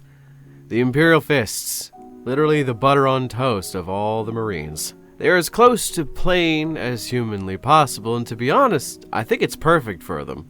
To give you an idea of what I'm talking about, I think the best way to visualize it is I'm going to classify some of the legions I've already covered as weapons, just to kind of give you an idea. So I'd say the Emperor's Children would be a finely crafted saber, beautiful and efficient. The Space Wolves are a double-headed axe. Dangerous, requiring a lot of brute force to use effectively. The Iron Warriors are a great hammer. Fucking unusable in some encounters, but with enough gusto you could probably make it work. The Imperial Fists, if I were to accurately describe them, they would be a pointy rock at the end of a stick. Very effective, easy to use, you don't require much training or knowledge to understand how to use it, and more or less anybody could use it. Their name is the Imperial Fists. Their tactics are based on wearing things down through attrition and supplemental tactics using heavy weaponry. There's not much else to understand. They're pretty basic. They like bolters, they like melee, they have Tor fucking Garradon, and they are the main bastion against fucking everything. They build walls, they defend walls, they are great at crashing against their foes on all fields of battle. A good generalist force to deal with all threats.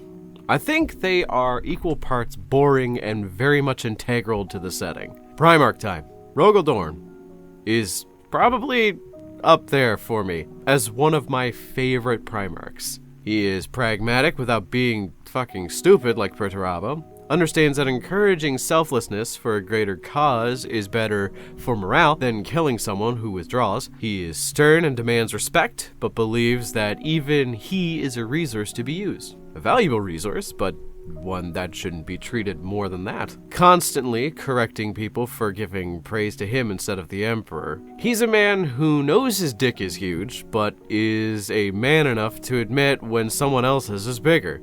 He has this mentality that is the best way to define how to look at the Imperial Fists as a whole. It's summed up in his Primarch book pretty neatly, and I'm going to butcher the ever-loving fuck out of it. Essentially, his warriors should always understand the broad sweeping goal and purpose for every battle that they're engaged in, and the plan to accomplish that goal should change, but the goal should never change. So a good example. Say there's a planet full of orcs. The goal? Kill all the orcs. Simple enough. It doesn't matter how. You could have plans of killing the war boss, killing the mechs, making sure that there's no supply lines, burning everything to the ground. But it doesn't matter how you change it and what ways you go about it, and so on and so forth. As long as the final goal should be kill all of the fucking orcs, that's kinda all that matters. That's kind of why I think the Imperial Fists ended up being the better choice for the protectors of Holy Terra during the Heresy era. Perturabo and Rogel Dorn are often compared, or rather the Imperial Fists and the Iron Warriors are. I can kind of see why both do the whole siege thing, but after doing my research into the Imperial Fists, I kind of see where the difference is. Where the Iron Warriors are unbending and use the same tactics over and over and over again, and if they fail, you're just not doing them right. With the Imperial Fists, it's the exact opposite. They have to understand why they're on the battlefield, and as long as they understand why and stick to a plan, without allowing it to overwhelm their sense of reason, they can accomplish pretty much any goal. Another good example of what I mean is, in the Primarch book, there was a dispute between Lionel Johnson and Rogel Dorn, the Primarch of the Dark Angels and the Imperial Fists, respectively, where Rogel Dorn basically called the Lion a bitch, and the Lion, being the Lion, did not take that sitting down, so they organized an honor duel. A champion from one of the legions and a champion from the other legion would fight, and whoever won would have to apologize to the other. Kind of a dick measuring contest, but whatever. Imperial Fist guy loses, Rogel Dorn concedes, apologizes, admits to his fault, but then speaks to his champion in such an oddly fatherly way. So what happened was the Dark Angel's champion essentially used a sword and shield in a duel, which is very weird, and the champion of the Imperial Fist ended up using just a standard broadsword. a flurry of melee hits, a flurry of just pure aggression against the shield, hoping to push him back. He didn't have that purpose, that goal in mind of winning no matter what and changing his tactics to do so. He just did what he thought was right, which was swinging the sword and trying to batter the guy until he gave up. The other guy, the Dark Angel, believed that he was going to go in there, wear out his opponent, push him back with the shield, and the second there was an opening, he was going to take a swing. And no matter what happened, that's what his plan was.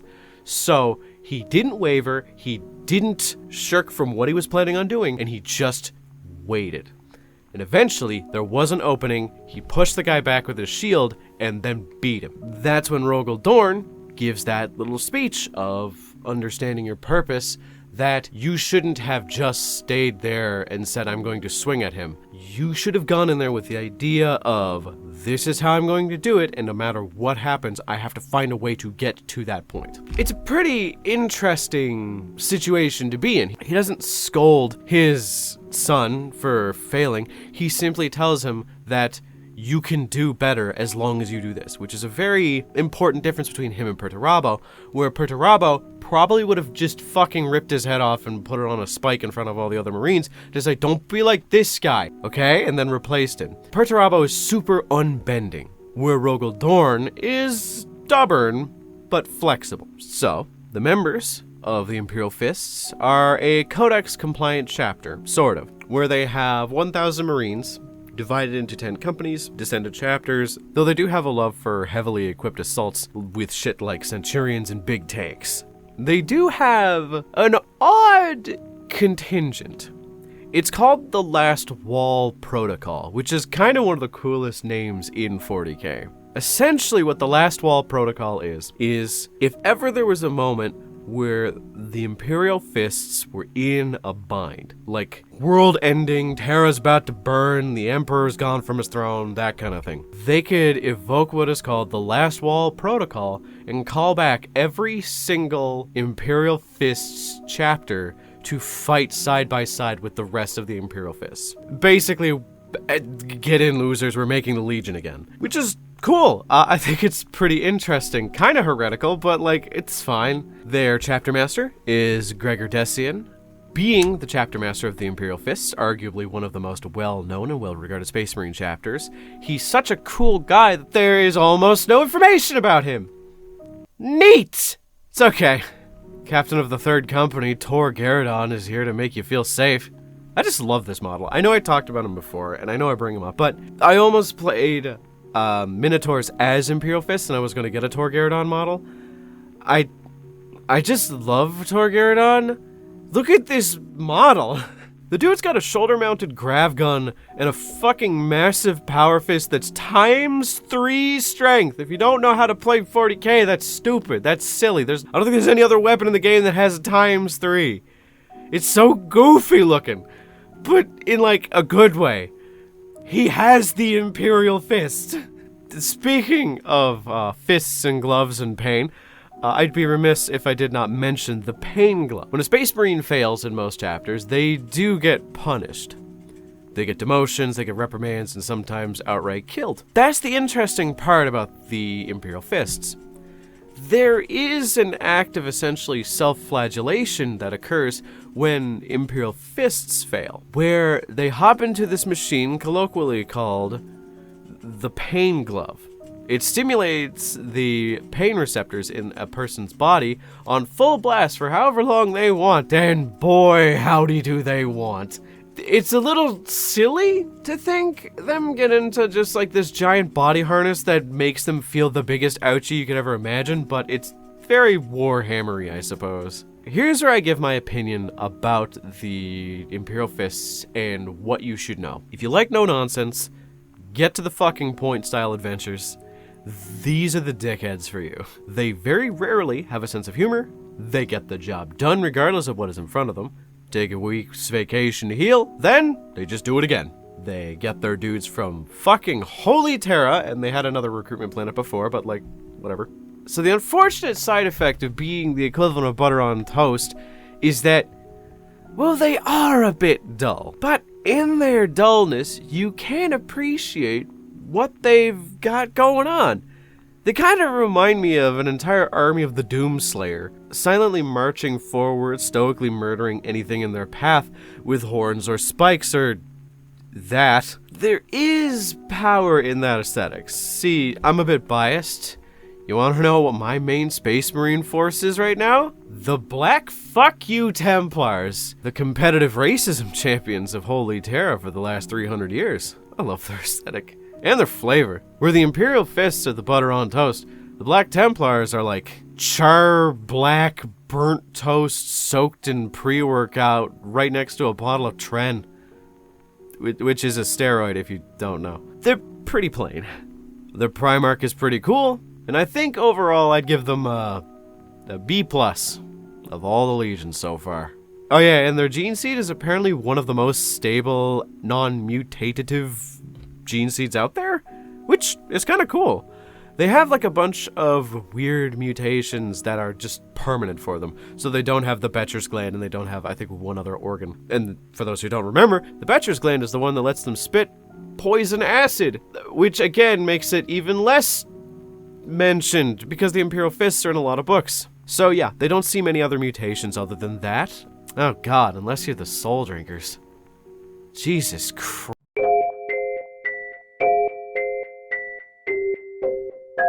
And today we discuss the Legion I have been wanting to talk about since I started this little series.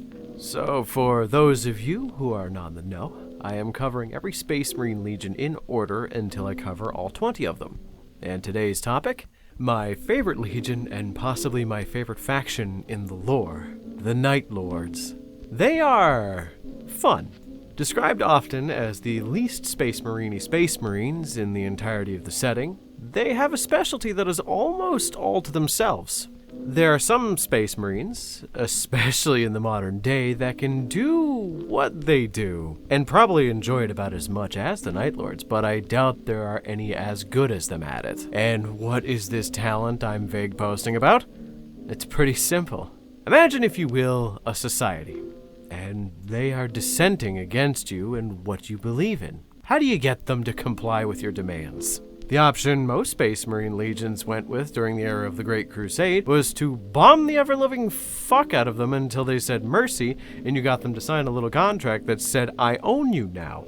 With the Iron Warriors, it was brutal siege warfare. With the Blood Angels, they would ride in and mercilessly murder millions until they gave up. Each legion racking up a body count in the millions, if not billions, per planet, brought into this form of compliance. You wanna know what the average body count per planet was for the Night Lords? Somewhere between a couple hundred to a couple thousand. The Night Lords had the lowest kill count of all Space Marines. Why? Well, to go back to the analogy of a society that is dissenting, instead of bombing or gunning them down or waging war, the Night Lord's main talent is to scare a motherfucker so much that in his mind, not doing the thing that he really wants to do is more of a viable and safe option than whatever the fuck the dude wearing the skin of his dead wife would do in recompense for it. Yeah, the Night Lords are masters of fear.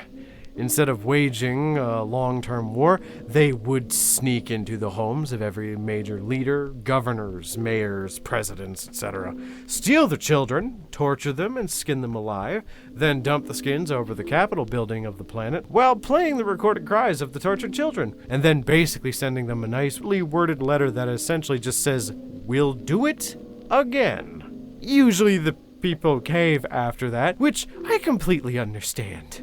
The average Space Marine from any chapter is fucking horrifying. Blood Angels might just crack you open and drink you like a Capri Sun at any moment just because they were thirsty. The Dark Angels might just lobotomize you because you were in the wrong spot, but the Night Lords still take the cake as the absolute pinnacle of spookiness.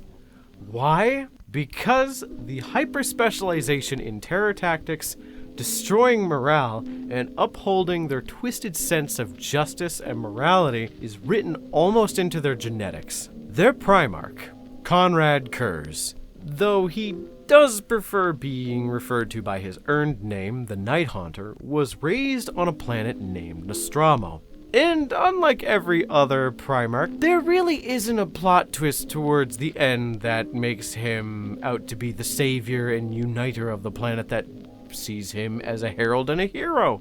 Nostromo, having one of the highest crime rates as well as the highest suicide rate, was responsible for him growing up with a twisted sense of justice, where he grew up to believe that if the punishment was so severe that it would keep others from committing the crime that you were punishing, then it would be worth it no matter how brutal the punishment was. And thus, the skinning, the torture, the flaying, and the wearing of the skulls of those he killed started. Basically, if you think about it, he's a lawful evil Batman. This translates into the early batches of the Night Lords, a group whom believe that the ends always justify the means, as long as you're going about a noble purpose. They believe as long as they see what they are doing as a form of justice, it completely nullifies the consequences and justifies their actions, no matter the crime. Oh, whoopsie, you littered? Sorry, Granny. I know you had arthritis and the Kit Kat wrapper just fell out of your hand, but now you gotta go to the pain room with old Conrad and his lovely array of jagged knives. So, the biggest thing to know is that the Night Lords are different from most Space Marines in almost every way. One of the most important ones is that of their Primarch. He grew to hate his own legions. He hated the Night Lords. The reasoning behind it is complicated, nuanced, and a little difficult to describe without going on and on and on. So I'll try and explain it in as simple a way as possible. It all kind of started with his main issue as a general is he has pretty shitty skills at delegation, so there wasn't a strong force on Nostromo to govern what was going on there, and thus, after a couple hundred years, the perfect bastion of law that was put into place by him, scaring the living shit out of every single fucking person that lived there, well, if evil Batman isn't on the planet, there's not a chance you're gonna wake up flayed by evil Batman.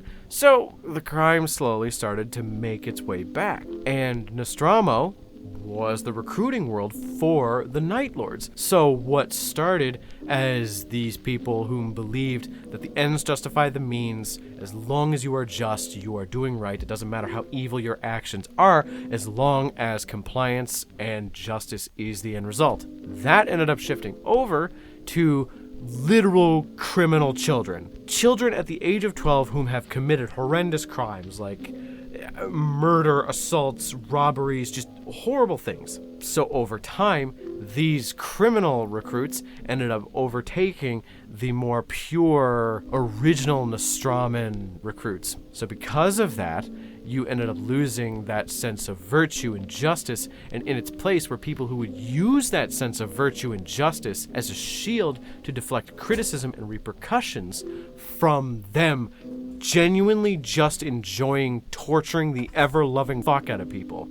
It was something that they just used as an excuse to get away with it. Kurz saw the Legion as a tool. He saw them for what they were, but he tried to move on from it and let them do what they did. As long as the ends justified the means. Eventually, it led to him hating the entire Legion, which is where we get to one of my favorite little theories. This might take a minute to build up to, but I am not known for brevity, so follow me on this.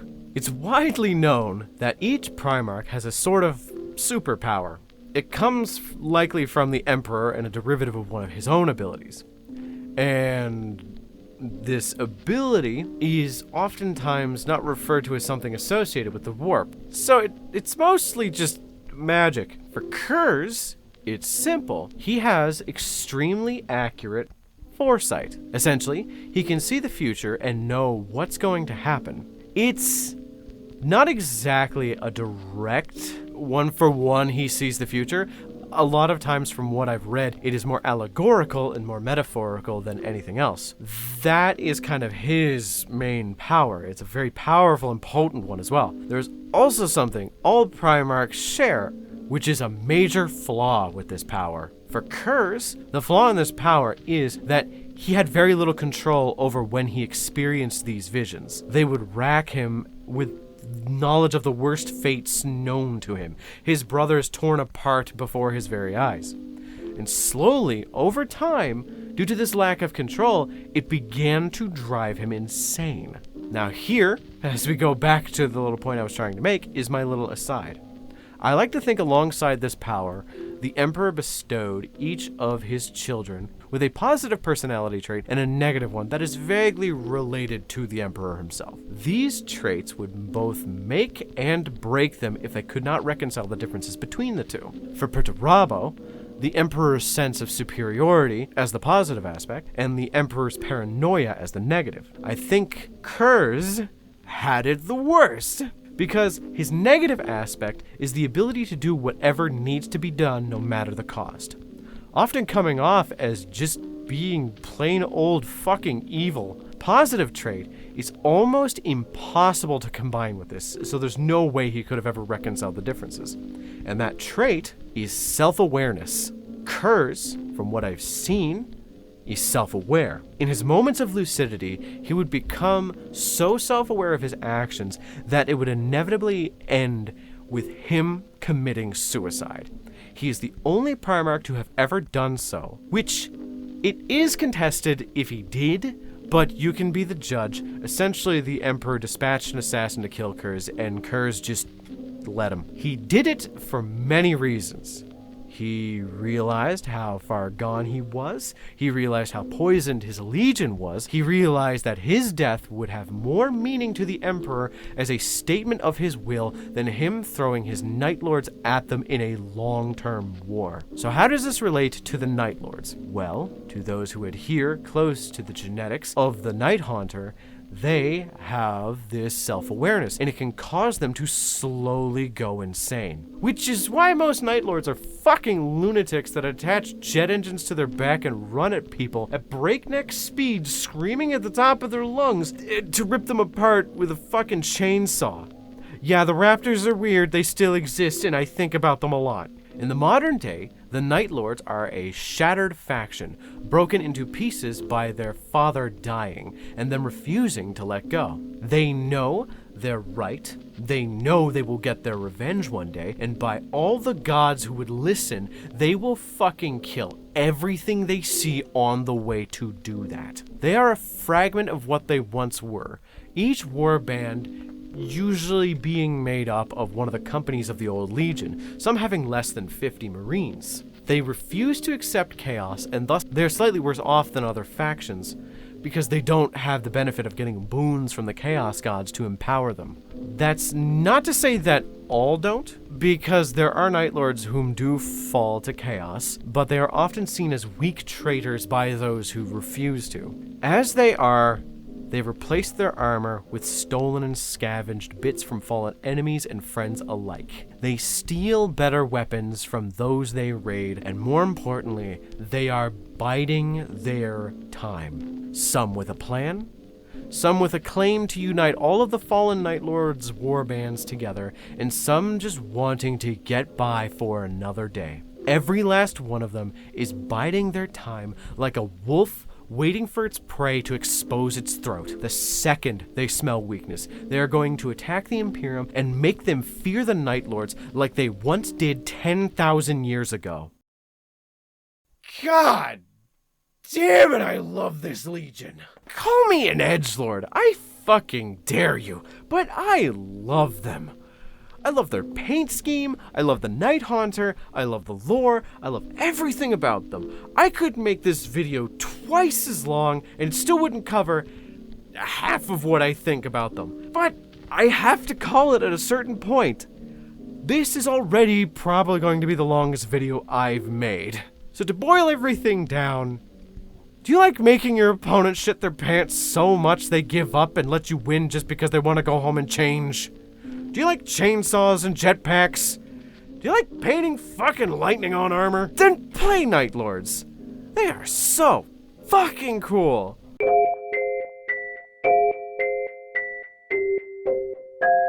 And this video is going to piss off several people, I know it.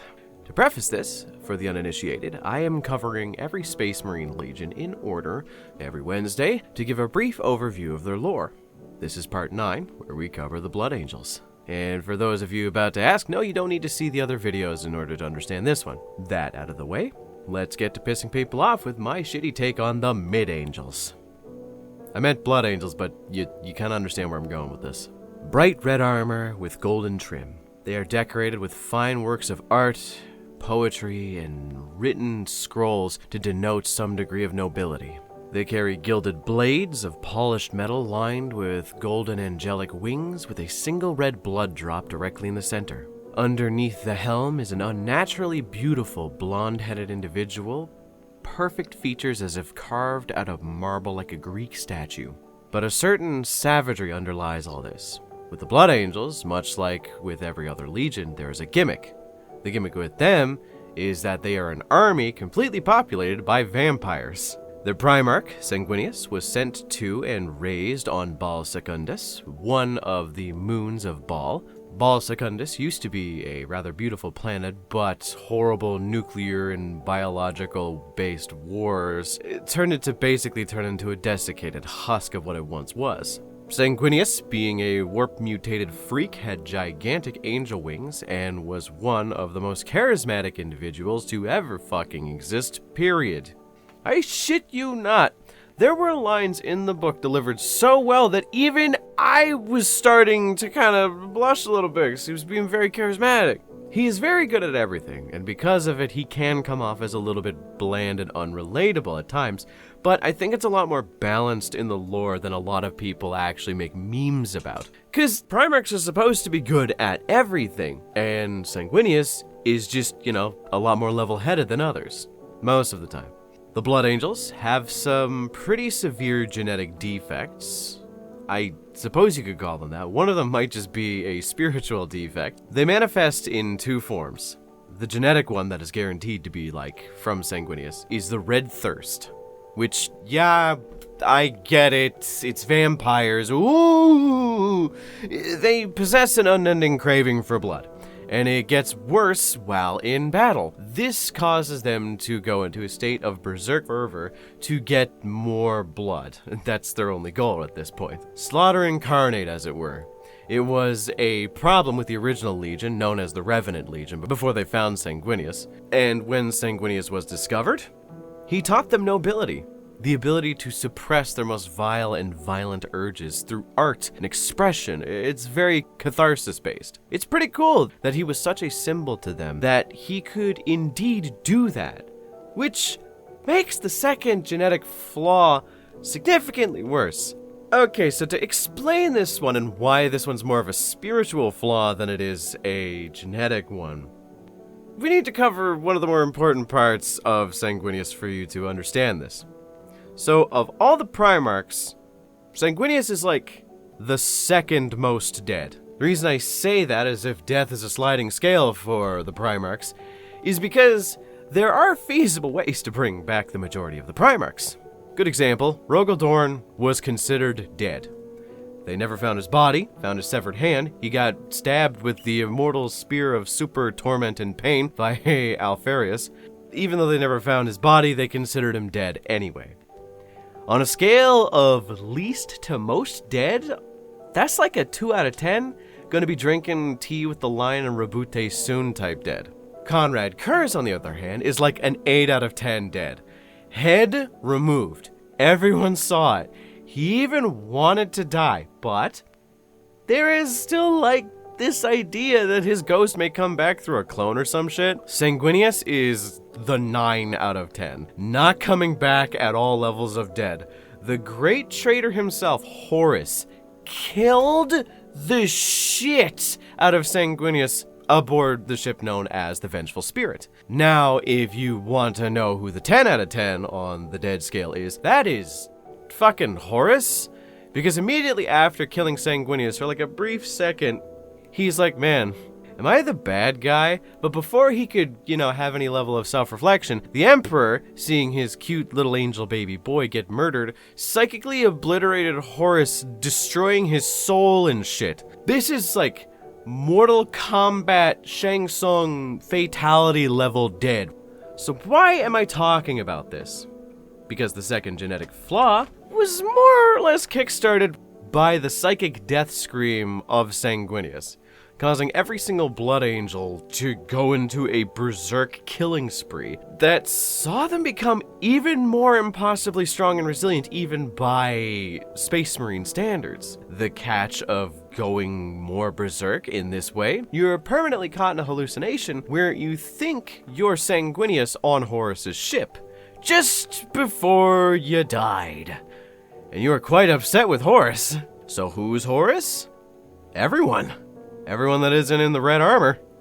Literally, everyone you see looks like Horus. The hallucination, by the way, doesn't wear off, nor does the increased strength and rage. Those forever lost members of the Blood Angels are put into a grouping called the Death Company. So the unfortunate side effect of this death scream is that this ailment still exists to this day. If someone finds themselves too lost to their own rage on the battlefield, they will succumb and begin to hallucinate that they are, in fact, Sanguinius on the Vengeful Spirit, trying to murder fuck Horus. This defect, by the way, is called the Black Rage. The Death Company are put into black armor with red X's painted to signify the mourning of them as lost brothers. And speaking of companies, the Blood Angels themselves are one of the more Codex-compliant chapters, following the organization of having 1,000 Marines, 10 companies, while still maintaining their traditions and modifying as needed. The two main modifications in the structure is the addition of technically 2 companies, sort of. In one of these, you have the aforementioned Death Company, filled with foaming at the mouth berserkers and the lost members of the chapter, as well as Lamartes.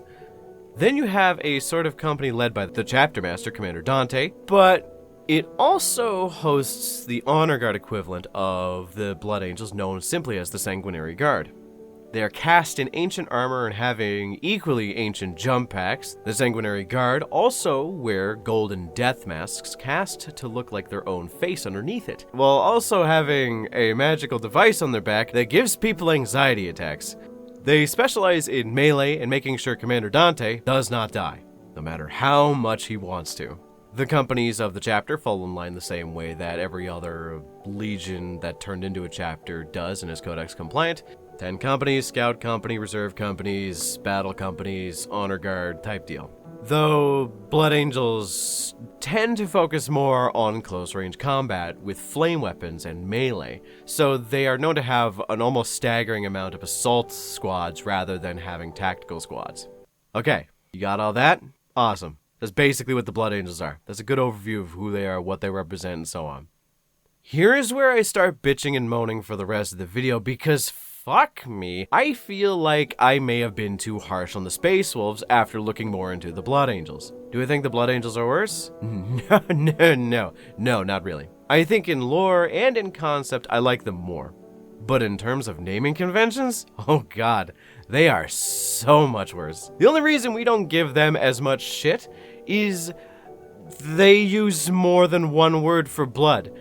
With the Space Wolves, it's wolf this and wolf that. But with the Blood Angels, they get around saying it like, ooh, it's the Sanguinary Guard, which is Latin for blood guard. Ooh, they don't drink blood. They sup the delicious vitae from their fallen enemies. Every time they use another word for blood, I want you to imagine they are using the word blood instead, and I swear you're going to understand what I mean by this. Part of my research for this is I read a few books, as, you know, I do for all of these videos, but the main one I looked into was The Devastation of Baal.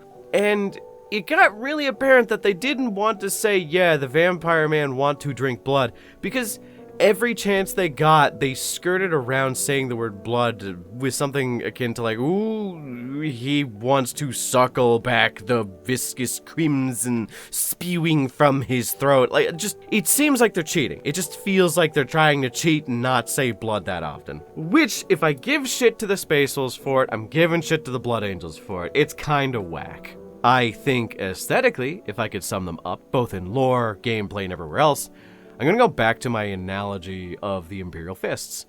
Where the fists were butter on toast, the Blood Angels are basically just strawberry jam on toast. A little bit more interesting, a little bit more flair, a little bit more flavor, still kind of bland and not exactly filling for me. I find them a bit boring, and when I see how hard they overly emphasize the vampire thing, I sleep. In the modern lore, They are bland leaning into kind of neat. Like, they do more melee and don't have as generalistic tactics, so with me being me, I love an army that has, like, guys who berserk and go into the center of a melee, and they have units of berserking death company, which I think aesthetically are really cool. They have flamethrower tanks for close range tank stuff, and they have fucking Mephiston, that Dracula-looking asshole. Aside from the vampire stuff, they do have a bit of a thing to balance out the whole army of Dracula aesthetic. And that's the angelic thing, where a lot of the savagery is cut back in the angels by adding, well, an angelic aesthetic, which does vary that whole all vampires all the time banner they hoist so high. Which is cool, because you see the Sanguinary Guard have these gigantic metal angel wings attached to their jetpacks, and it gives them that kind of descending godly angel thing in like a Christian Catholic sense. It's really cool. Do I hate the faction? No, I don't. I just find them a bit bland in terms of what they do with the aesthetic. I think the characters of the Blood Angels, at least some of them, are pretty cool. Commander Dante is a really rounded character that does a very interesting take on battle-weary warrior trope. Mephiston is just a Super Saiyan, and Lamartis exists. I just find the faction as a whole is just... I sleep. There are no neurons activating when I see a generic force of Blood Angels. I find their Descendant chapters on average to be more interesting in a broad sweeping way.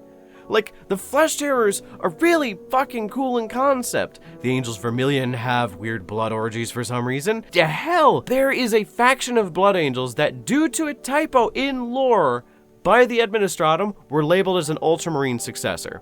So they never understood really why some of their brothers would go fucking berserk and start screaming about Horus from time to time. No, seriously, look them up, it's real. They are called the Carmine Blades. They used to be called the Blades of Haldroth, I believe? They thought Gilliman was the shit, then Astaroth the Grim smelled the Black Rage on them and was like, huh, you guys are Blood Angels, did you know that? Confusing everyone. So in general, kinda mid. Not my preferred legion, but they're not really bad. But I can see why people would enjoy them.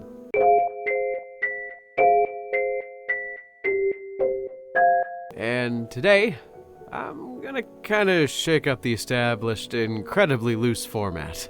For those who don't know, this is part 10 of a series I'm doing on all 20 legions of Space Marines. Normally, I discuss the lore, and a little bit of the tabletop, and what you could expect aesthetically from any of the legions. But this time, I'm going to do that, but also end off with a bit of a different point. In today's topic, since we are discussing the 10th Legion, we're discussing the Iron Hands. A legion that has probably the exact opposite set of problems that the White Scars do in regards to the fan base. Who are the Iron Hands? Bit of a brief overview of them is interesting. Their Primarch, Ferrus Manus, a man so ugly, his nickname was the fucking Gorgon to his friends, of which there weren't many. This guy is kinda at the bottom of the totem pole for me in terms of Primarchs. Maybe not the complete bottom, but I just don't vibe with his brand of militaristic Darwinism. It's not worse than Perturabo, but if the best thing I can say about a Primarch's personality is it's not much worse than fucking Perturabo, then it's probably not great at base. So needless to say, he believes in the best and success. The strong should be the only ones to exist.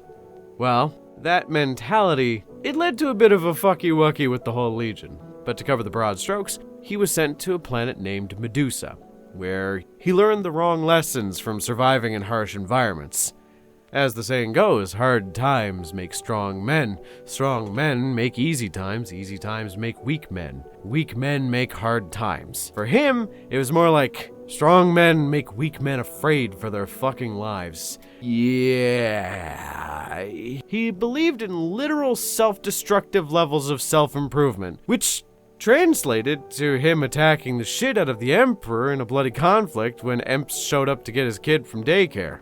The other important aspect of him is he once struggled with a Necron Satan shard, and no, I will not pronounce it differently, strangling the thing in a deep pool of molten magma in the base of a volcano, which inevitably covered his hands in the weird self-regenerating metal that Necrons are made out of, known as necrodermis, which, was actually incredibly beneficial for him in the long run.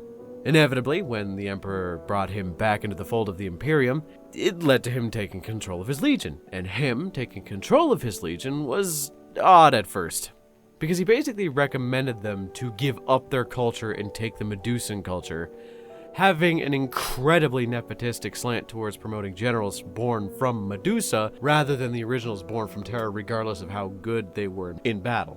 Which, as you can probably guess, led to some pretty weird consequences. I know I feel like I'm speedrunning this shit more than usual. I have a major point to make at the end, and as you all could probably figure out, I'm known to be a bit long-winded, so please be patient. 2 more important points to make.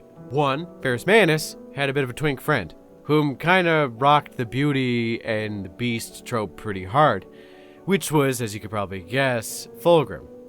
They had the manliest competition ever to see who had the biggest cock. They hosted a smithing competition to see who could forge the best weapon in like a set period of time. They toiled away for hours upon hours, and after seeing the other person's weapon, they both looked at each other and admitted at the same time that the other person's weapon was significantly better. Both of them finding that very funny and weirdly endearing of the other, they gave the weapon that they had smithed to the other person as a show of friendship. I can't tell if that's incredibly straight or incredibly gay. The fanbase can't decide either, TBH. I mean, with some art depicting them just being bros, just chilling, maybe going fishing, shit's awesome. And other pieces of fan art describe Ferrus as the top. Regardless of their brotherly love, it didn't exactly end well, methinks. Considering Ferrus ended up being the first Primarchs to die during the Horus Heresy by getting his head chopped off by Fulgrim. And yes, the memes are a little mid, but I digress. To kind of get back to the Iron Hands after covering the first point involving Ferrus's relationship with Fulgrim and Ferrus's death at the hands of him, when Ferrus was alive, he would press his legion to be stronger and stronger. They inevitably adopted this idea that the flesh is weak and cold hard steel is better. I mean, Ferrus did have iron so that's why they're called the Iron Hands. 'Cause he has iron hands. That's so fucking stupid. Anyway, they would ceremonially remove the left hand and replace it with a augmetic, cybernetic one. This eventually turned into them venerating machines above people, thinking that people are gross and machines are just always going to be better overall because they're uncorruptible, which is totally fucking incorrect, but I digress again. With the veterans of the chapter eventually replacing more and more parts of their body with robotic replacements, some chapter ancients being made of just all robotic components and maybe just a brain and a couple important organs. Ferrus, realizing that this was killing his legion's spirit, meaning they would be little more than war machines in the most literal of meanings, decided that once things kind of calmed down with, Horus doing his thing, he would have a nice sit down with the legion and say, hey, maybe having meaty bits is kind of cool. He was even considering removing the necrodermis from his hands to make his point a little bit more clear. Unfortunately, as we've discussed before, his barber took a little bit too much off the top, and thus the techno shit continued to go rampant. An interesting fact is that in the 40k era, they are so obsessed with logical combat and dogmatically lopping off their own fleshy bits that the thing most Space Marines fear, becoming a dreadnought, is something they honestly look forward to. They wish to be a complete robot. This obsession with adding more machinery to a person's body being so severe that it led to chaos corruption to eke its way into the chapter. See their tendencies, causing a weird uprising of Slaneshi demons and cultists at one point, which doesn't make a lot of sense, but we'll get into that, I swear. I have one last thing I want to say to make my point clear. This point, other than the lore aspects and Ferris's relationship with them slowly losing their humanity, is that on the tabletop, the Iron Hands are something that comes up often, at least throughout the 8th and 9th editions of 40k. Why? Because Iron Hands, by nature of who they are, run the coolest shit on the board, and buff the best things that would be good in most competitive metas. Heavy machinery, tanks, dreadnoughts, and big guns. So whenever a minor Space Marine buff happens, you can bet your ass that you're gonna see Iron Hands fucking clear at most tournaments. So, if you've been paying attention to, like, tournaments in the last little while, every Space Marine list that's been winning, outside of if you count Grey Knights, would be Iron Hands, just because they buff tanks and specifically heavy weapons. And their aesthetics on the tabletop is cool as shit. They're very easy to paint, pure black, kinda hard to fuck up with metal bits. That's 2 paints. You don't need to do much more. If you really want to get fancy with it, just do the meme of coating the entire miniature in null oil and you have a good day. And you're pretty much on point. It's the opposite of why white scars aren't played, where painting white is always just going to be fucking awful. With all that said, I mentioned that the white scars and the Iron Hands have very opposite issues. So what are they? Well, for one, the paint schemes, like I mentioned, and 2, the lore. So here's where we're going to get into my point of this video to kind of explain the Iron Hands to you as someone who might not know anything about them. Universally, not a lot of people know the lore about the White Scars, and when they find out about it, it usually leads to reactions akin to, huh, that's really fucking cool, because Jagatai Khan is kind of chill, and the majority of the White Scars in the faction are just really well-written characters. The Iron Hands, their lore is almost skin deep. Mind the pun, of course.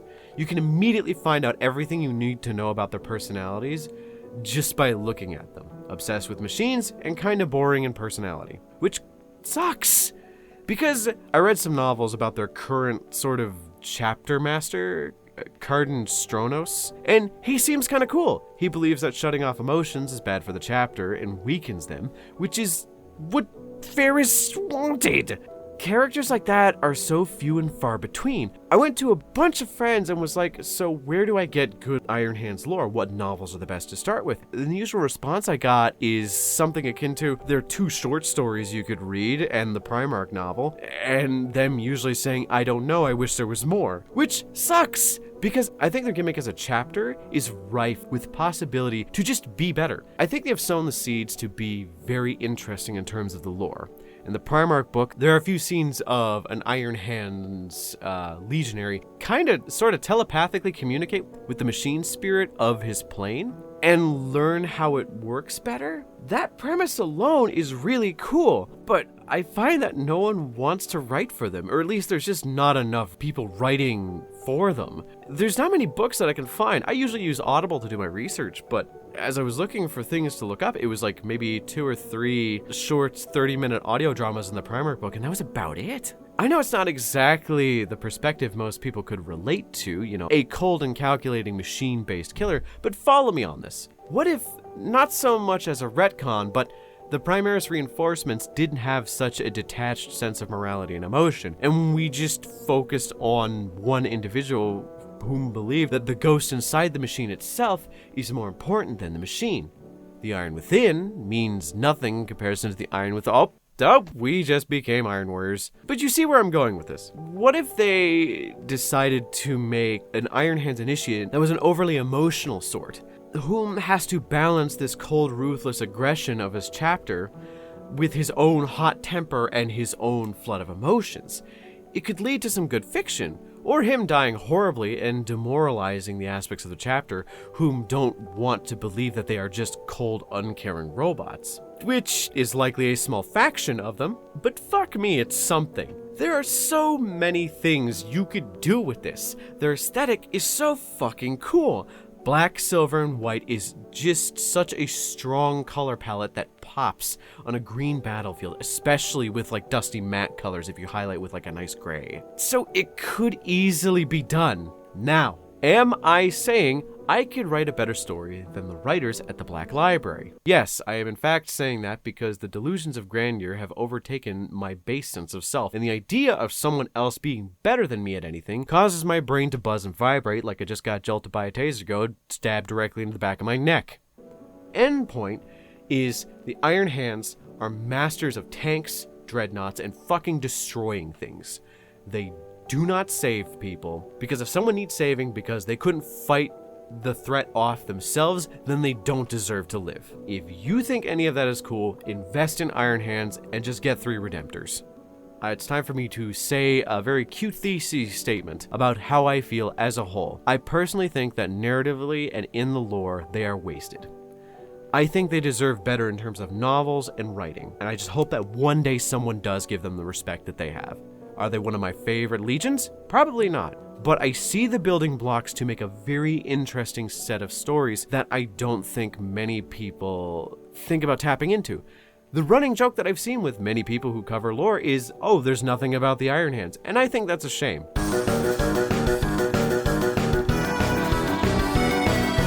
And today, we are engaging in part 11 of my series deep diving into all the original 20 legions of Space Marines. Which I feel a lot of you forgot. I said 20 legions, not 18. I'm hitting all 20, even if there's no information about them. And going to the absolute maximum of my insanity, today we're going to spin quite the batshit insane story. So, who were the 11th Legion? But I have an answer for a more important question of where are they now and what happened to them? But before we get to that, there are a few things that we need to discuss and a few questions that I need to answer. So put into the simplest terms, in the literature of 40K and the Horus Heresy, there are a lot of moments that are kept intentionally vague and ambiguous, usually described as a fuck it, no recording, we go in, kill them all, and what have you. A lot of people complain about one in particular, which is the Rangdan Xenocide, where apparently the greatest threat to all humanity and the Imperium as a whole prior to the Horus Heresy occurred and was snuffed out in under a century of fucking horrid bloody war. Here's the kicker though. We know literally dick all about what happened. For one of the most significant events, a lot of people complain about knowing absolutely nothing about it. We lost billions of Imperial servants in this blood war, which I'm gonna put an end to the confusion now. You know, silly little man that I am, and just say, it's not really that complicated. From a meta-contextual view, this happens a lot in like every form of writing. GW likes to imply a lot more than they are going to actually say or do. So when it comes to big evil kill time of darkness eras in the universe that go widely unexplained, it's more or less a cop-out to say, hey, we have 30 plot holes that can be explained by this event. Just let the lorehounds do the digging and make their own conclusion. It's more or less genius, and GMs in D&D have been doing the exact same thing for eons, if eons were 40 years. Like, good example of another similar event in the lore is the fucking Howling, another massively threatening Xeno known as the Caco Dominus that held entire swaths of space, was just written out of existence by the fucking Black Templars blaring Sabaton while riding into glorious melee. Now, the Caco Dominus is relegated to a literal relic. That's it. When apparently it was such a god-tier psyker, it could control several star systems at once. By the way, that's my relic bearer for the Caco Dominus skull. Give him a little smooch for me. I painted him myself. So with the Rangdan Xenocide, it's pretty easy to make your own theories, because it likely won't ever get proven what truly happened. Some people come up with whacked out theories that it was an outright rebellion by 2 legions banding together to fight the Imperium, which is cool and all, but for my own cracked out theory, nah dog, I have no idea what happened. If we're going to be literal with all the information we know, it was very likely we both lost the 2nd and the 11th Primarch to the Rangdan, which is why the 1st and the 6th Legion were sent to deal with them. These 2 legions are specialized in killing the ever-loving shit out of anything and weathering the storm long enough to make sure that the thing they killed couldn't even come back by accident a million years later. Now, allow me to make a supposition. If I remember correctly, relatively soon after the Xenocide, the Ultramarines and the Imperial Fists had their ranks swell to like a ludicrous degree. I'm talking jumped almost an entire legion in size, which logically means that the Primarchs being dead or lost, their legions were considered loyal enough to be absorbed back into service with the other legions. It's not uncommon for that to happen because the 3rd Legion was a part of the Sons of Horus for a long time, though I will say there is evidence to say that the 11th Primarch is still around, just locked away in the dark cells of Terra, likely due to some kind of corruption. The Rangdan were stated to be brain and bone eaters, so maybe they consumed or fucked the brain of that one Primarch while killing the other, or maybe corrupting both, with one being killed by Lehman and the other brought back to Terra in the hopes of sometime maybe fixing it. Regardless, there is a theory I have that there are some aspects of the Legion attached to the Imperial Fists and the Ultramarines that have the gene seed of their Primarchs that are no longer accessible. A good example of this is the so-called successor chapter of the Imperial Fists, known as the Soul Drinkers.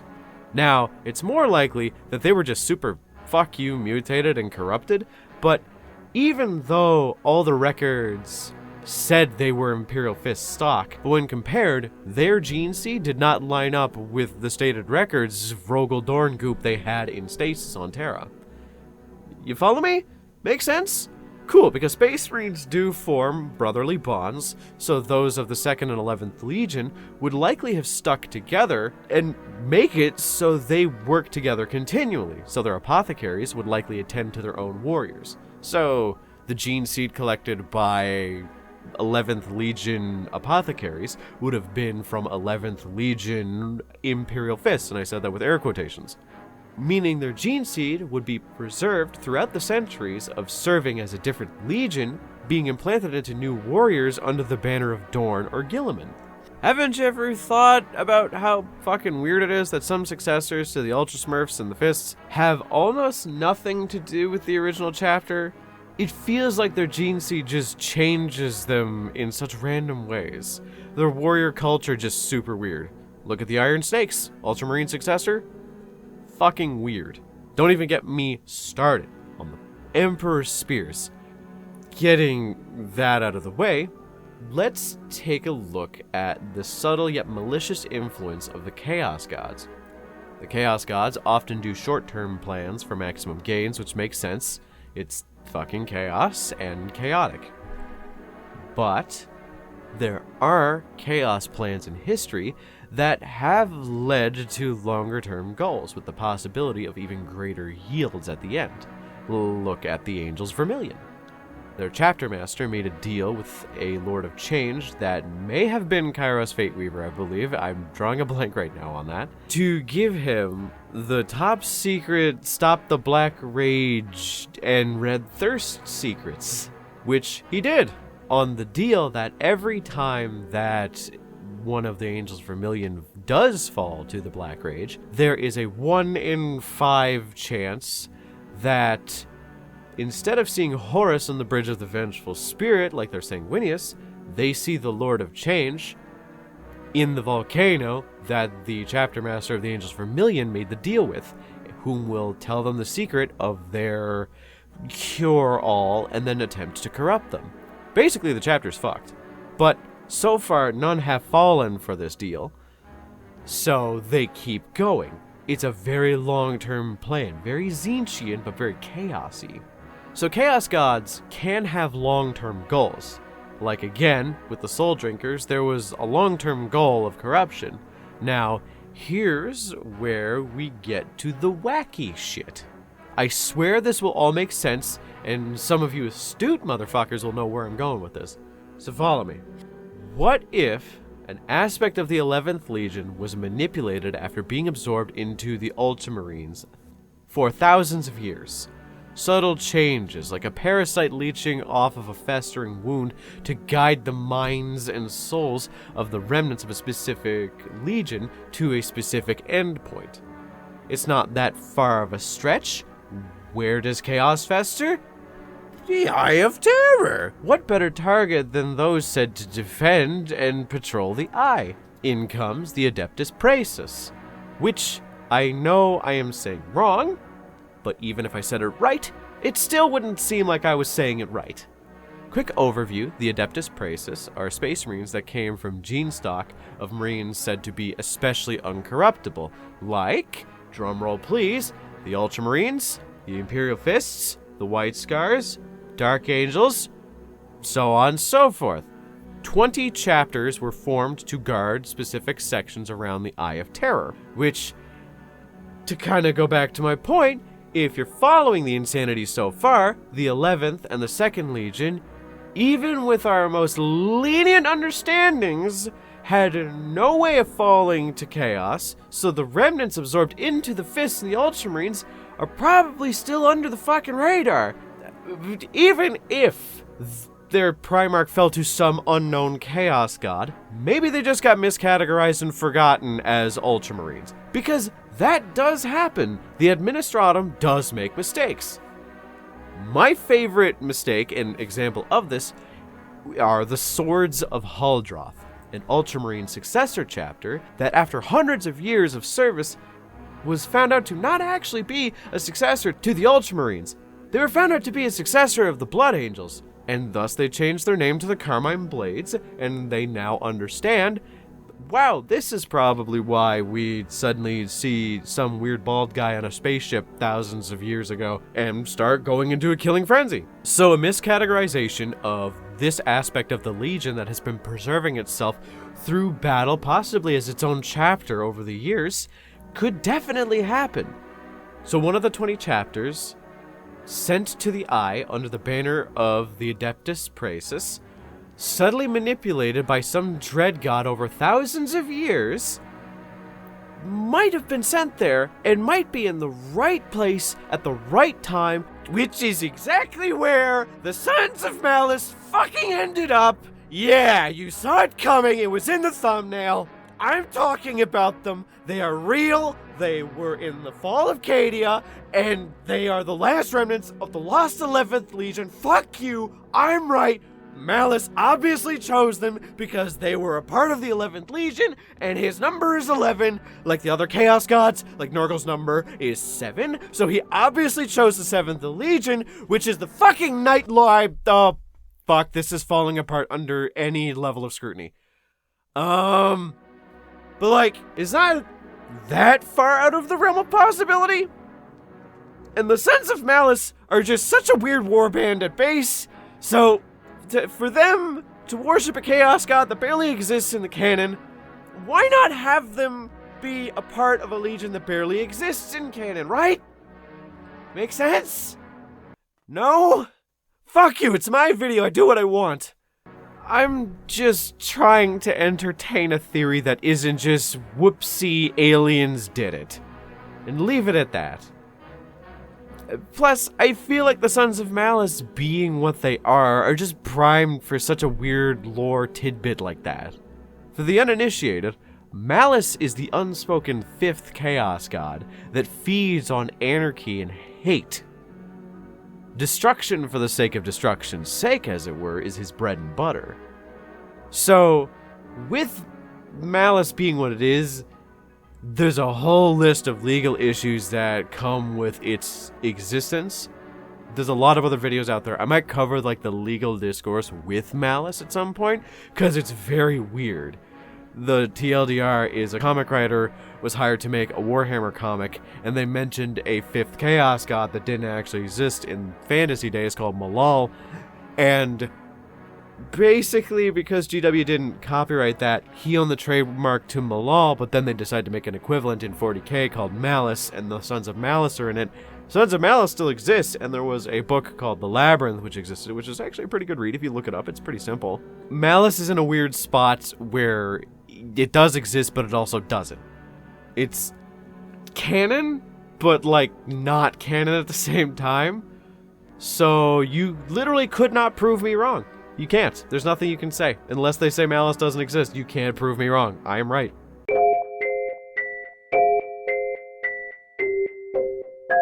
And this is part 12 in a series I'm doing to cover all 20 of the original Space Marine Legions. Do you have to have watched all the other parts prior? No, I would appreciate it though. The channel has been seeing a lot of growth recently. I don't know if you guys have noticed. I have. But there is one thing that has been a constant since I was below 1,000 subs. I remember it fondly because I went from getting like maybe 5-10 comments on a video just only getting like a couple hundred every day. So when I wasn't getting that many, I remember on every single video, I got a notification for every video I had published at the time. One man, one absolute Pygmalion specimen, commented on every single video the same sentence, which was basically, "When World Eaters?" And by God, he has been a staple of the comment section ever since. I swear on everything I believe, if he didn't comment on one of my videos or a public post with that exact comment, I started to worry. So, you know what? I put my whole ass into making this video. The research, I usually try and do 3-book minimum for first-party sources, you know, from like Black Library, before I hit the wikis and like other videos just to kind of make sure that everything is like fact-checked. I went far beyond that on this. I lost track at a certain point. I did everything I could to know as much as possible about the World Eaters because of this absolute stallion of an individual. I'm not gonna out him here. I don't want to put his name on blast, but if you know, you know. Before I get into the video itself, I'm gonna ask you all to like, comment, and subscribe. I do check the comments. I try to keep up with them, but it can get a little bit overwhelming at times, but I make sure to at least address every comment as possible. So yeah, the 12th Legion, the Warhounds, the World Eaters, and the saddest fucking Legion in the entirety of the fiction. So, I am not kidding. Every time I read the lore from their perspective, it's just depressing. So where do I start? I mentioned earlier that they were once called the Warhounds, which is their original name, before they found their Primarch, which is a very common thing. A lot of other Space Marine Legions actually had a different name before their faction was found. Some didn't even have a name until their Primarch was found. With the White Scars, you have the Star Hunters, and so on and so forth. I can't name many off the top of my head right now. They were called the Warhounds, and they were known to be almost completely savage butchers, hyper-fixated on murder at the most brutal level, wearing a really cool original color scheme of brass, blue, and white. They were so well known for the use of a specifically brutal weapon that other legions started to use that specific weapon. And that weapon was the fucking chain axe.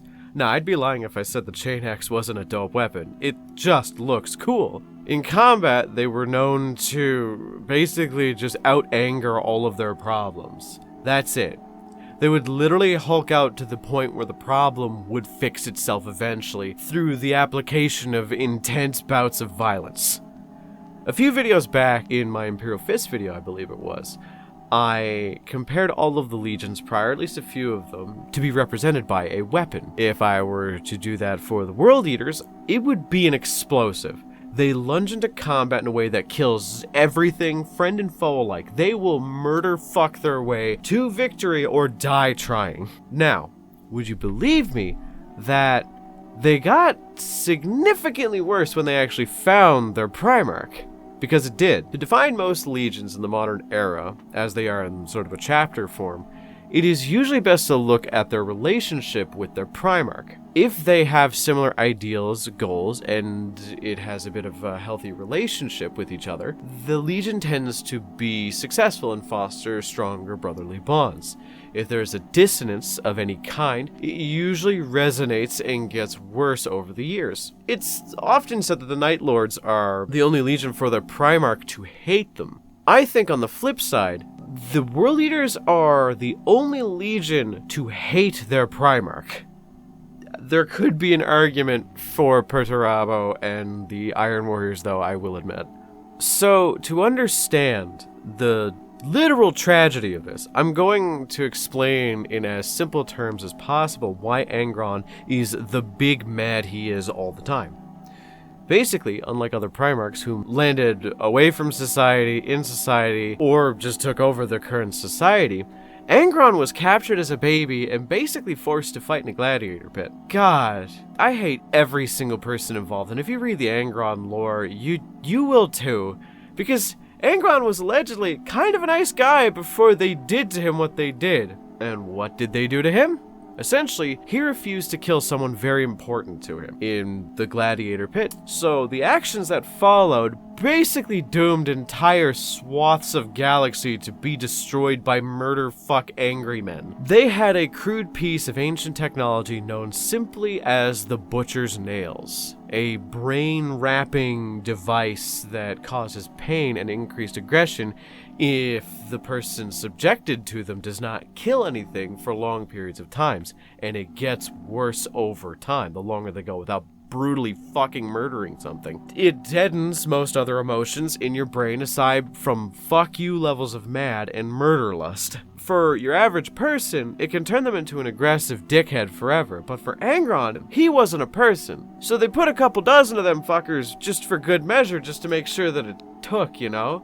And thus, he became a soulless, rage-fueled monster whom would rather kill indiscriminately than have a conversation with quite literally anyone. He, like other Primarchs, has daddy issues, because when the Emperor showed up, he was in the middle of dying in combat with the Gladiator brothers he raised up with him to rebel against the system that they were put into. The Emperor was like, "Hey, my boy, I can help you get out of here." To which Angron said something to the effect of, "Nah, lol, I'm ballin'." The Emperor promptly teleported him away from his buddies and they all died. So he's a bit miffed about all that and decided to take it out on his legion. Except Karn. Karn is a topic for another day. Karn is really cool. He's the equerry for Angron and the World Eaters, and for an entire legion filled with literal murderous sociopaths, when he's not on the battlefield, he's kind of chill, kind of a nice guy. Like, he's friendly enough. Though I am a bit biased because he's the reason why Black Templars chain their weapons to their hands. Though, don't tell them that. They will murder you for that. So, Angron forced his entire legion, known for brutal violence, to go through what they refer to as a psychosurgery to become even further obsessed with violence and anger. Then push them all so hard they are now all PTS-driven, hypermuscular violence hulks that are sometimes so driven to violence they need to be locked away in permanent forever jail. The Red Butchers, I believe they are called. When someone becomes lost to the nails, as the chapter says, they are placed in a suit of cataphracti Terminator armor, equipped with twin chain fists, painted bright red, and then thrown into fucking suicide mission. They attack like charging fucking rhinos. Literally nothing can stand in their way. That's where we get to why the World Eaters are actually an effective threat and not just easily gun down morons who scream and run at people. I've said this before in varying degrees, but the World Eaters exemplify this entire concept, which is there are not many people in the universe that would not shit themselves at the sight of 5 to 10 metric tons of anger, blood, chainsaws, and hate running at them at roughly 20 kilometers an hour, screaming about blood and skulls. Now imagine an entire fucking legion of them, and you get yourself the reason why the World Eaters are pretty efficient at doing what they do. Through pure brutality and excessive violence, they are able to break lines and formations. They are able to destroy and annihilate entire populations with just a min-maxed idea of what violence could be. It's kind of impressive, though it does kind of lead to them losing a lot in the lore to smarter legions. But it is so satisfying to read about them just ripping shit to pieces from other enemies that are like, "Oh, we're so much better than you," and then they just rip them to shreds. It's so satisfying. It's like you're watching an entire legion of the Doom guy from Doom just killing things that you want dead. It's so nice. So, next important question. Where are they now? The answer is fucking depressing. Essentially, Angron was about to die of brain bleeds, but due to Lorgar, he was forced to become a demon prince of Khorne the Blood God, damning the entire Legion further and forcing Angron to be permanently mad forever and now can only subsist on killing everything. So he doesn't even really group up with his Legion anymore. He just fights and sometimes they appear by his side. So the Legion is scattered into a couple dozen war bands of the disparate companies, and there are several different mentalities that permeate it. The war bands lost to the nails. Well, they don't give a shit. They don't care at all. They don't get new members because they may have accidentally killed every single apothecary they could have had, but they don't really care about getting new members. They just want to murder, kill. They want to kill everything they see. They want blood and skulls. That's it. They don't care about getting new members because they don't think that far ahead. But the sad part of the Legion are those not yet lost to the nails because they are just fucking miserable. They are growing weary of the constant pain in their brains from not killing something every 20 minutes. There are entire companies of Marines. They want to be more than just the savages that the universe thinks they are. It's a losing battle. Removing the nails is impossible. It would kill them. So you have the dilemma of we don't want to be this, but we have to be. Balanced with the feelings of, if we give in, it's easier to be a mindless rage monster. It's nobility fighting savagery, which is a fun battle to see in such a complicated Legion. They're pretty simple at first glance, but the more you see their struggles, the more you kind of identify with it. It's odd, I will say as much. It endears me to the faction. Also, every human on their ship is beefed out muscle men and women, and some of them were really fucking hot when described in the books, but I'm easily distracted by the meat. Their current lore isn't really important for understanding them, as Angron is back and cutting a bloody swath across the universe, but for some of the Legion, they just want to rebuild, create a new Legion, and for a lot of them, they genuinely hate Angron and what he did to the Legion to turn them into the World Eaters. They wish to go back to before the nails, and I can't blame them. Regardless, I think the World Eaters are some of the most interesting Space Marines in the setting, based strictly off of their writing. Also, the models are cool, and also the models are really new right now, so there's none of that, scaling jank that comes with older models. I think the red armor is really cool, and the reason why their armor went from the blue and white to the red is because there's a lot of different reasons. One, some of them worship Khorne, which obviously means the armor turns a bright red to match, blood for the blood god. And in lore, sometimes it's described that they just didn't clean the blood off of their white armor, so eventually it just got stained that way, which is also another interesting way of looking at it. But with that in mind, I think if you like savagery, if you like just throwing guys at the problem until they die with a reckless abandon and being fucking mad about it the entire time, World Eaters might be something you want to look more into because they're really fun that way.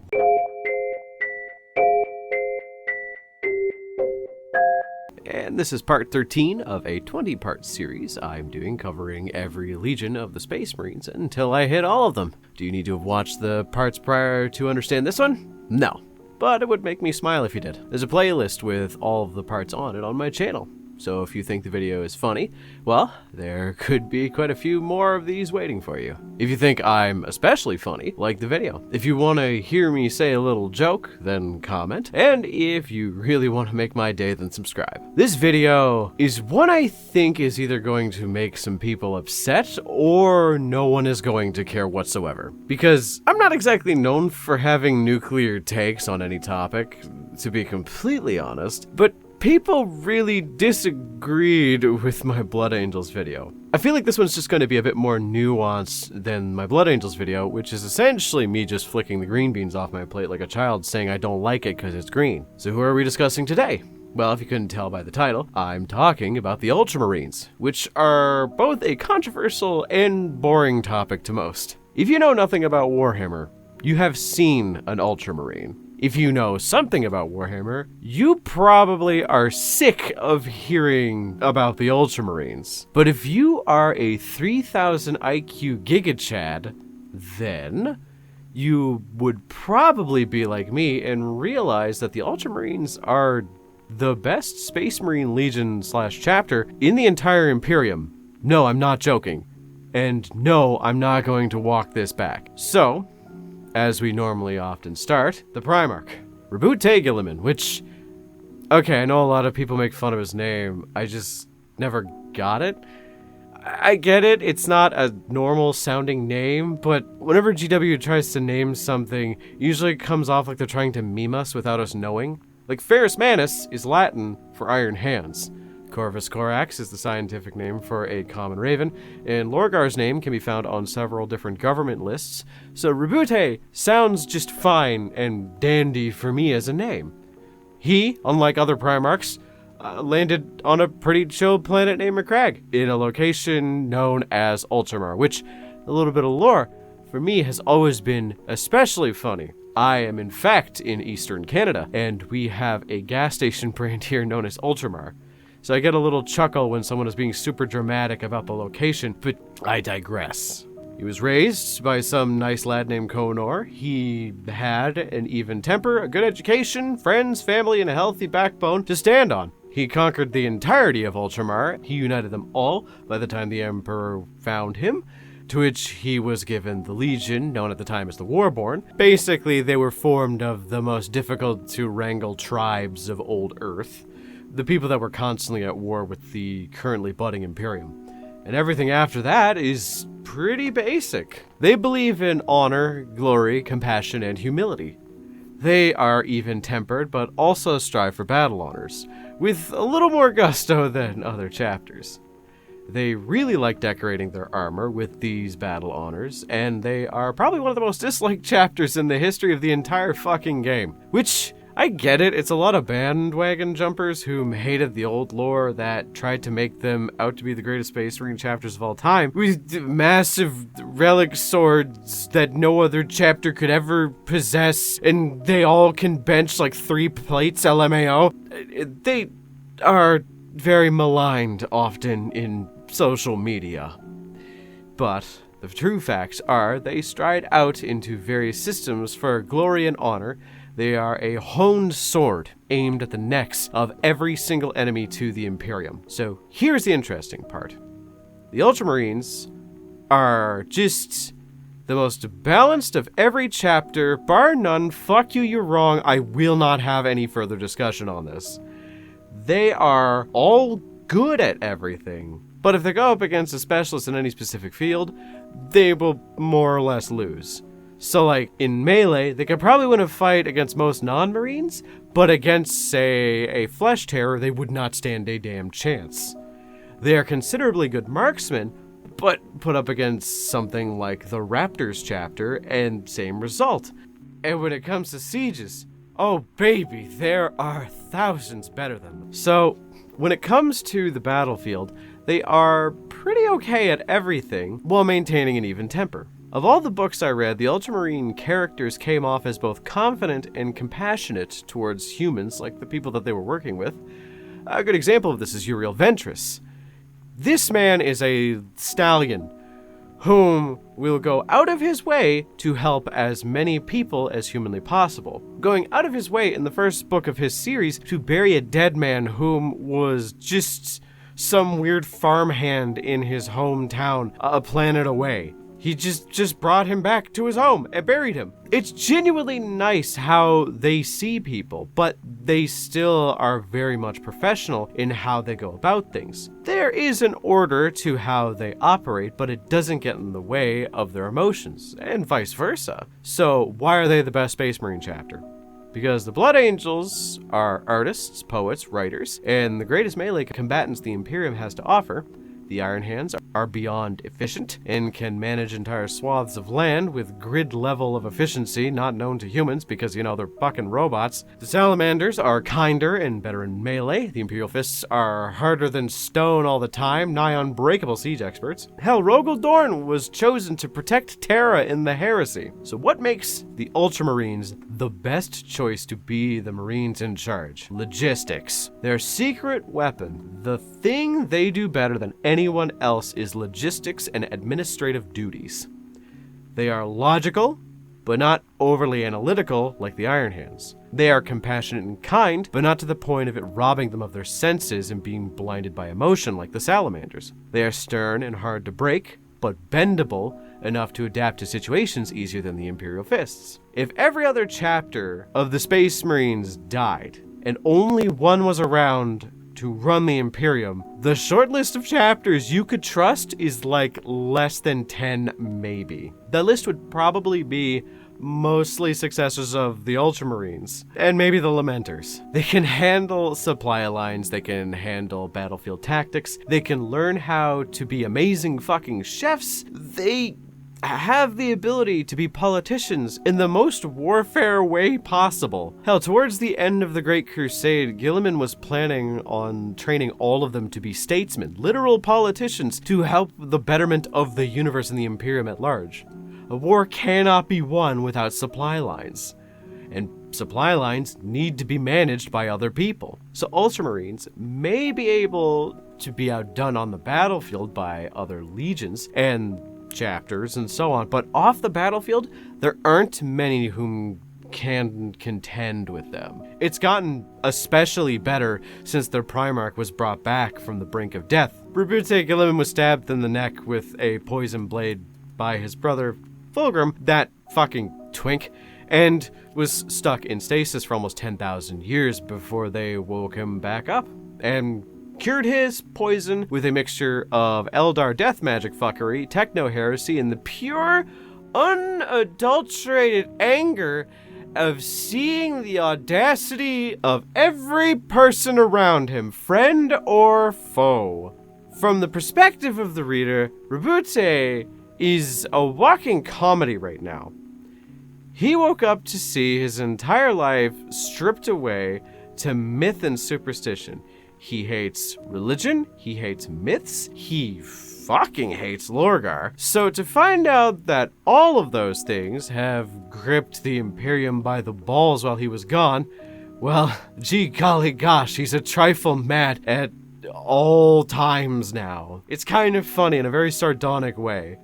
With his return to the universe was brought a new era, where he is leading the strengthened Ultramarines to a greater level of supremacy, conducting the Indomitus Crusade to get back some of what was lost. The Ultramarines are kicking ass, taking names, and pissing people off for that exact reason, which I think is fucking cool. If there's one thing you've learned about me, it's that I like to make people mad with very mundane opinions. And that's kind of what the Ultramarines experience is. They may not be the best at everything. Hell, sometimes they might not even be good at anything.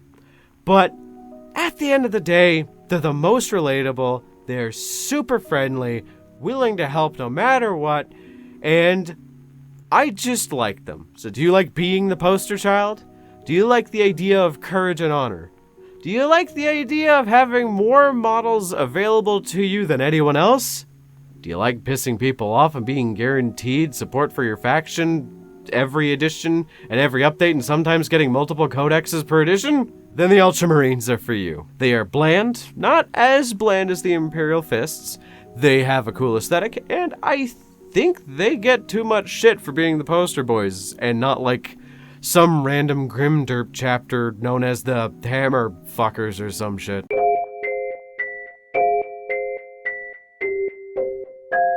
And this is part 14 of my series dissecting every single one of the original 20 legions of Space Marines. To give a brief and easy to consume overview of their lore, aesthetics, and to a lesser degree their tabletop shenanigans. Do you need to have seen the parts prior to understand this one? No, but it would make me happy. Before we get into this, remember to like the video as well as subscribe. I upload pretty frequently, and if you enjoy this video, I think you'll like everything else I have planned. Today's topic is near and dear to my festering heart, the Death Guard. Those of you who have been following my channel for quite some time now know that the first faction I invested any amount of serious time into for 40K as a game was the Death Guard. A quick tidbit for those of you who don't know. I started playing the game with Tau at the end of 7th edition, and then when 8th edition came, I picked up the Death Guard vs. Space Marine box. I believe it was called Dark Imperium, and from there, it's been a smooth ride. I love the Death Guard in aesthetic and in practice. So, I might shake up the predetermined formatting here by saying Death Guard and me have a very complicated relationship, where, if you couldn't tell, I have somewhat of an obsession of the macabre. So if you see the Death Guard in the modern 40K setting, you'd kind of see why I'd grow to love them, but there are a few problems that exist with my relationship with them that have kind of made them lose a bit of their luster, to me at least. So, why do the Death Guard all look, like this? It's pretty simple. Starting with their Primarch, he was born and cast into one of the shittiest planets in the setting, a poison planet known as Barbarous, which if you couldn't tell by the name, was kind of a shit place to live.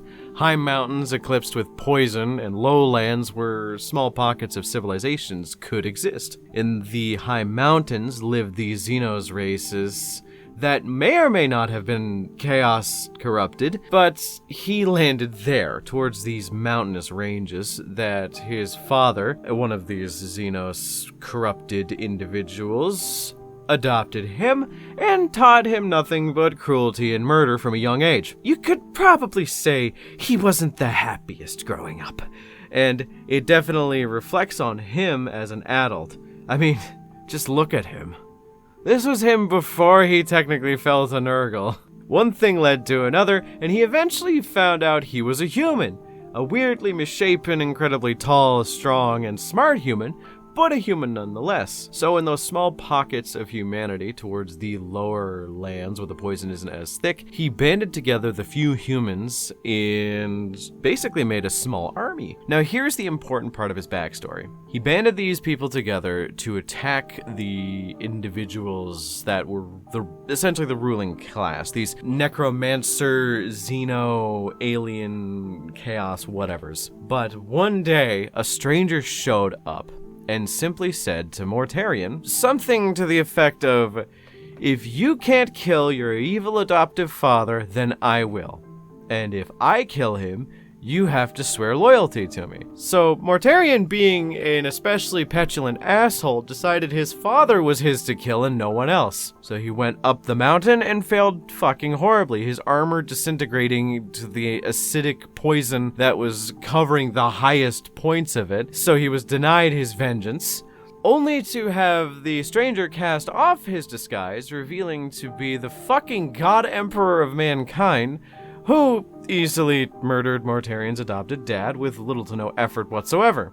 Mortarion, rightfully so, was denied his vengeance and was a bit pissed at the fact he had been working for so long to kill his dear old adopted dad and have some random nerd from space show up and kill him in like less than 40 seconds. I'm gonna be straight with you. I know the Emperor don't miss that often, but I think he did this time. I have no idea what the fuck he was thinking was going to happen. He's not a moron. He can obviously understand that this was kind of important to Mortarion, so why the fuck did he just last minute kill steal? I know there are theories that he knew from minute one which of his sons would fall and which wouldn't, but dude, don't make it obvious. Even with Angron beamed up away from his warriors, it made a little sense that they were all mindless berserkers affixed with the butcher's nail, so it would make sense to take them with him. What was stopping the Emperor from just, I don't know, helping? Why didn't he just give Mortarion power armor or some shit? Or something that would leave him indebted to Emps from then on out. Maybe my knowledge isn't as accurate, and Mortarion, the right puckered little asshole he is, would have just rejected any help outright. But dude, at least carry Mortarion's broken ass back to the base of the mountain so he can try again. Killing his dad is obviously just gonna make him pissed off at you. The man obviously is petulant and kind of evil. Just fucking look at him. His preferred weapon of choice is gardening equipment. Because Mortarion failed and the Emperor killed his adopted father, He festered a grudge so intense it would lead to him falling to chaos. Daddy issues isn't even a word that matches the level of petulant fucking rage he feels at all times about his dad being killed by someone that wasn't him. Regardless, afterwards the Emperor did what he did with every other one of his sons and reunited him with the Death Guard, which honestly wasn't that bad of a time. They learned a few new tactics and enjoyed the adjustments of warfare that came with it, adopting this no-nonsense lack of decoration and pageantry that would come with every other Space Marine Legion, preferring not even to clean their armor. Now, the adjustments to their warfare weren't that major, but you have to ask, what exactly was the pre-heresy era style of combat that the Death Guard enjoyed the most? War crimes. I know we make the oops all war crimes joke a lot on this channel, but no, Death Guard routinely do things so foul and evil that one of Mortarian's only friends, if you could call him that, was the fucking Night Haunter. You know, the torture guy? To give you an example, Toxiferan weapons were something invented by this specific legion. Now to understand why is really easy. Mortarian really does not like nerds. And by nerds I mean psychers. So he made a flame weapon that is basically a flamethrower that burns poisonous napalm that makes most of the environment that it touches completely unsalvageable. And the poisonous napalm itself, the gases coming off of it can kill anyone with a slight psychic presence. But oh wait, it doesn't stop there. They use radiation weapons, poison water supplies, pollute the air, and the thing they were most well known for is fucking phosphex weaponry, which, if you're like me, you immediately assume that it is just a fancier version of white phosphorus, which is already kind of fucked up. And you'd be kind of right, but it's significantly worse. It is a flammable substance that mists into the air, usually by explosive devices, which is kind of like white phosphorus. But instead of creating, regular fire that causes 4th degree burns throughout your entire body, it creates fire that burns to such a degree that it doesn't need oxygen or much fuel, if any fuel whatsoever, to burn. It can burn fucking water, apparently, and I don't even know how that works. And it'll burn through the toughest metals in the universe. It will burn rock and stone until it is powder, and it just doesn't stop burning, no matter what. It has to be subjected to, the vacuums of space to be put out. So, most legions do have access to it, but they refuse to use it on the basis that it is so dangerous to use, it could make a planet completely unusable and on fire forever. So, they only ever use it in the most dangerous of encounters that require you to cleanse an entire planet, or if you're just the fucking Death Guard, and they use it in every encounter. Usage of chemical weapons aside, they eventually fell to chaos due to a mixture of betting on the wrong horse and Callous Typhon screaming something to the effects of oops all bees. It led to them being the lovable, huggable, horrible monstrosities they are now. So, where specifically are they now? What are they doing, and why do they all look like they shouldn't be a thing that lives? Well, the answer is basically just Nurgle on all accounts. They are the Plague Legions, divided into small Vectorum, which are essentially just small groupings of ex-Death Guard members that started to form their own little warbands. They worship disease in all its vectors to various degrees. They are the most bloated and affected by the corruptions of their patron god. Because of that, they are all weird, bloated, plague zombie space marines. Basically, the initial design back in the day was inspired by the idea of, wouldn't it be fucked up if Space Marine but zombie? Thus, this little dude happened. So that eventually got translated into these, which are fucking dope. And in lore, each Plague Marine warband is essentially asked to do whatever they want as long as it spreads disease. So, they're pretty much scattered throughout the entirety of the universe. Internally, they're usually pretty jolly, happy to spread disease and corruption to everyone whom will bear them witness, willingly or not. Nurgle knows that all who die rot, and all who rot give credence to the god of plagues. So everyone will come around at some point, so why be upset about it?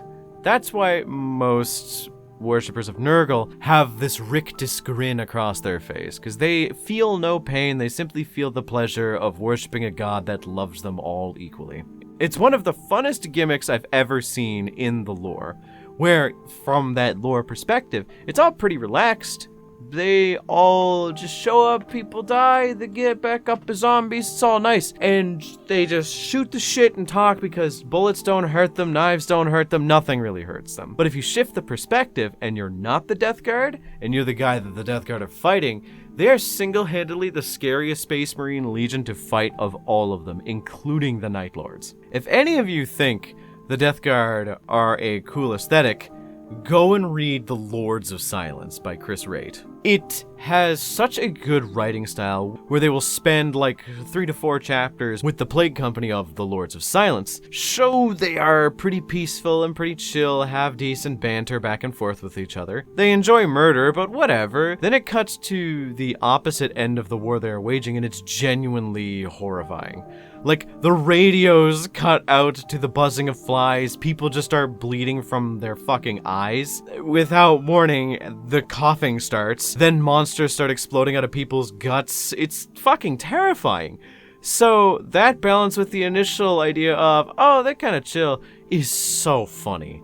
As Plague Marines, they are essentially as close to unkillable as a Marine can be. You shoot them in the head, oh, womp womp, congrats, they just grew another one. Layers of sickly fat and pus keep your bullets from doing pretty much anything to them. You cut off their arm, they have a third one already grown. So yeah, they are a resilient and defensive army based around attrition and biological warfare, as you could probably guess. So I mentioned earlier, I have conflicting feelings about the Death Guard, and it comes down to 3 categories. These 3 categories are how I judge if I want to play an army or not. First category is the most important, and that's aesthetics. Does the army look cool on the tabletop? And fuck yes, they do. They are probably my favorite aesthetic army in the game. Secondly, do they have a fun playstyle? I'm naturally a very defensive player in most games I play, so being one of, if not the only armies in the game that is considered strictly a defense-driven army, I fucks with them something fierce. So they have a 10 in one category, a 9 in the other. But what is the third category? The lore. Lore is important to how I perceive a faction. Hell, some people I know will play factions just because of the lore. Well, too bad. I actually really don't like the lore that much. I think Mortarion looks cool, but as a character, I think he's a fucking moron whom tripped his way into the goop god's hands. The Emperor was a fucking moron in how he handled the situation. I think Callus Typhon is a mustache-twirling villain with bees. And the only person I care about in the entire Legion is, like, Nathaniel Garrow, who is very much not around right now. Well, also Huron Fowl, but that is a sad, sad story for another day. It just disappoints me how petulant and childish the higher up important characters are, and how one note most of the Legion is. It's why I will never get a Nurgle story written from the perspective of a demon or a character that is very important to the lore on the grand scale that isn't like Kugath, and I really am not a big fan of Kugath. I like Rotigus. Rotigus is one of the newer Greater Unclean ones that they introduced, and I think he's cool. But Kugath is just, oh, he's the depressed one. And that's the same thing for the rest of the Legion. They focus on the main characters of the Legion that are just the least interesting to me. They're always super one-note obsessed with vengeance and hypocrisy. It depresses me how petulant and childish they all are, and how one-note most of them in the Legion are. I love the Lords of Silence because the characters in the book are super multifaceted and have to bounce off of these large personalities that are spread out throughout the entire book. I just don't know what it is. Am I making sense? It just disappoints me how the lore is written, and it does not appeal to me in the slightest. The Death Guard are one of the coolest looking traitor legions in the game. They have a difficult to model range They have incredibly resilient miniatures, cool tanks, and demon engines. Mortarion's model is so fucking pretty, and the lore is just mediocre at the least. But what do you think? The Death Guard are super defensive, they are super resilient, they cannot die. On the tabletop, if you are looking to field an elite army that you don't need to care about placement because you are not going to get blown off the table no matter what, you like the zombie aesthetic, you like the plague aesthetic, you like monsters and demons, the Death Guard are for you. But for me, I'm going to keep collecting them and keep playing them, but the lore is always going to be that. Just a little disappointing.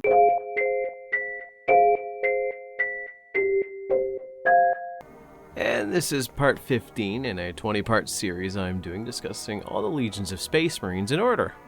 Do you need to have seen the other parts to understand this video? No, but it would make me happy. Today's topic?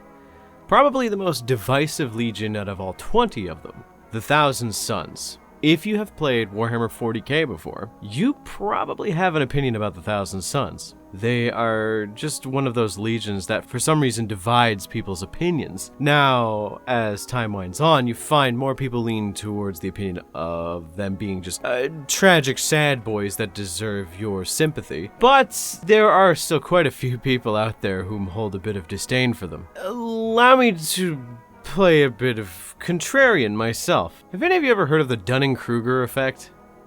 It's a neat little theory that's hypothesized that there's a curve.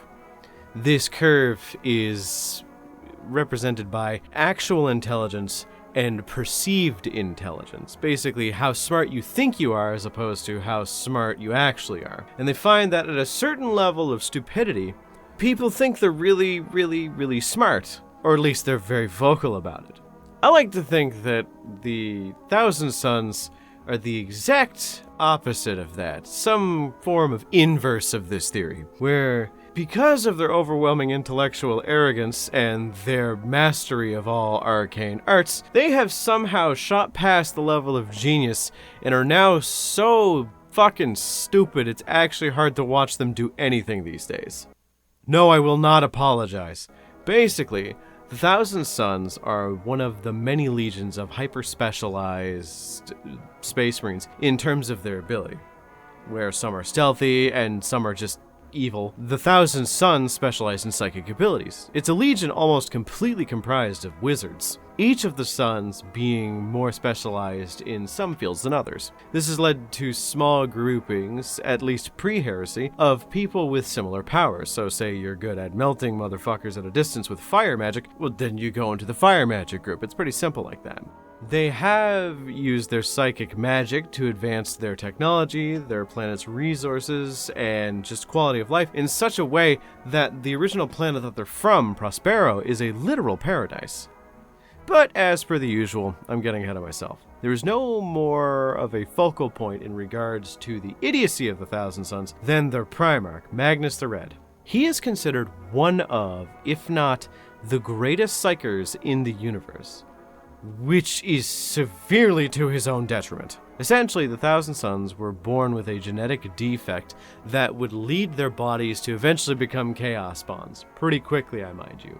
Which, if you don't know what a chaos spawn is, congrats! You're lucky. It's a massive pile of angry, sometimes moving meat that is mutated from warp magic. So all Thousand Sons would eventually turn into that, or just get burned to death. Magnus, being the bleeding heart he is, ended up going into the warp psychically to try and find a cure of some sort. He ended up finding that wonderful meme chaos god Tzeentch, thinking it was just some warp entity. He wrestled it into submission to give him advice on how to cure the flesh change, or as his children referred to it. The warp entity gave him an answer, but it did end up costing him one of his eyes. The flesh change still happened, but the Thousand Sons could actually, live out a life as a legionnaire now, without the worry of exploding into a meat monster most days. So you wanna know the funny thing? Only half of what I just said was correct. Thus is the way of Tzeentch. Basically, Tzeentch made it so that Magnus thought he won that confrontation, because Tzeentch is on that 4D mind game hyper psyop super chess shit. It knew the actions that would follow if Magnus thought he could dominate warp gods would be pretty fucking radical. Thus, Magnus became arrogant, and it led to his own damnation as well as the damnation of his own legion. Okay. Y'all seated? Okay, cool. Sit down. I'm going to take a deep breath. I'm going to say something. I want you all to know I respect your opinions. I think that as adults, we can have a rational discussion of these events. Okay? So with that in mind, I just want to say Magnus did everything wrong. Good intentions means dick all if it costs the universe so much in the end. The ends justify the means is a concept usually associated with a lot of factions in 40k, but for Magnus, he doesn't even read the fucking instructions as to what the means fucking were. He fucks up so often that he should have learned by now to at least attempt to be a little bit more careful. But he doesn't, he never does. Even during a time when psychers were seen as dangerous, and to protect the universe as well as, Mortarion and Lehman just don't like nerds that turn into flesh abominations, the Council of Nicaea happened. If you don't know what that is, it's basically when Lehman Russ and Mortarion got the Emperor involved to decide what to do with Magnus. His magics, of course, shouldn't be left unkept. They made a good case. They documented everything. Lehman had his own little cheeky little spy to observe the magics that Magnus's legion was using. They made sure that it was as straight to the point as humanly possible. And how did Magnus respond? With a fucking Shakespearean soliloquy to move the hearts and minds of those around him. Which, I guess it did. But this isn't a fucking poetry slam, dude. 2 people in this room want you dead and are going through proper legal channels to make sure that happens. Are you insane? So, the Emperor enjoyed the poem, but realized that if a man cornered for his arrogance and belief that he is superior decides that in a courtroom his best defense is to essentially recite the rhyme of the ancient mariner, then perhaps he may need to be reined in a little bit. With the lightest touch, the softest command, he simply asked Magnus to rein in the magic usage a bit to prevent further tragedy. And what did Magnus do? Not fucking that. One thing led to another. His legion, destroyed half by the Space Wolves, and half by Ahriman, one of his captains, doing what he thought was the best option, and now the ones that remain are either heavily mutated chaos sorcerers, or possessed suits of armor manipulated by said sorcerers. I don't like the Thousand Sons. If there's one way to make me not relate to you, it's this level of intellectual arrogance that they always assumed they knew better than everyone around them. And to be honest, most times they had a point, but shitty execution of a good idea does not usually end with a good idea still being a good idea. Magnus is he's an idiot. He's so smart, he loops back around to being an absolute moron, like some shitty horseshoe effect. And I'm gonna say it, the aesthetics of the post-heresy Thousand Sons is kinda meh to me. Not for me. Though I can see why some people like them. It's just the weird fan head thing they have. I just don't like it. It seems a little weird to me. I think the Legion is cool. I think their aesthetic can be interesting. The only issue is that they just constantly want to do what they think is right without conferring to other people with different perspectives, which leads to them forming these echo chambers. Remember those cults that I mentioned earlier? It was just a bunch of people who thought the same, hyping each other up and gassing each other up, and then oops, all meat monsters or dust golems. In the Magnus Primarch book, there was a scene where I believe it was Ahriman talking to an Iron Legion warrior, and just inside his own head, he kept thinking things akin to, man, what a dull guy, and does he honestly think that this philosophical conundrum could be solved by himself and not us, of all people? It's just, It's just so arrogant. It just robs them of the color that I would like to see from a psychic legion. And they are all kind individuals that are inherently noble and peaceful. They want what's best for the universe. They're just really fucking bad at going about doing that. So do you like psychic space marines? Do you like the idea of everybody screaming penis blast at the top of their lungs and every single miniature in your army having a psychic phase or a psychic component to their abilities? Then the Thousand Suns might be for you. I don't like them. I think they're a little boring. Not my least favorite faction, but definitely not my favorite.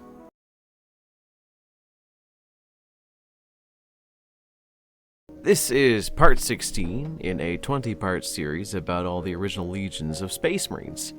Do you need to have seen the other parts to understand this one? No, but it would make me happy.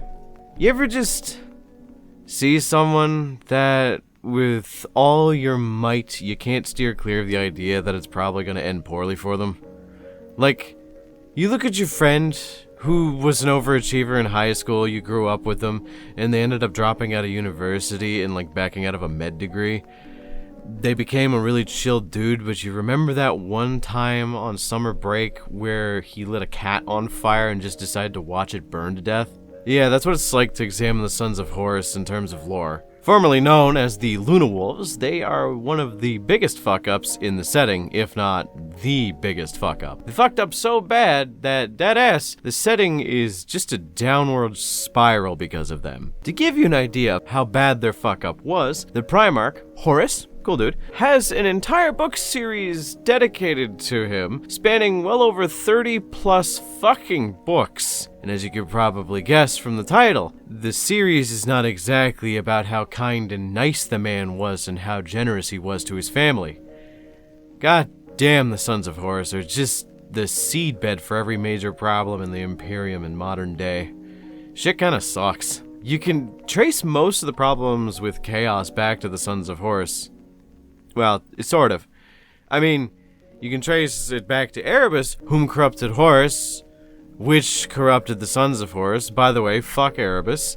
But as per the usual, I'm getting ahead of myself. How best to describe why the Sons of Horus were just a bad idea in the making is a difficult concept, so let's break it down. Well, for one, the recruits came from a pharaoh world known as Chthoniya that had a rich culture of brutal gang violence and warfare, which, if you couldn't guess, is probably where a lot of their problems started.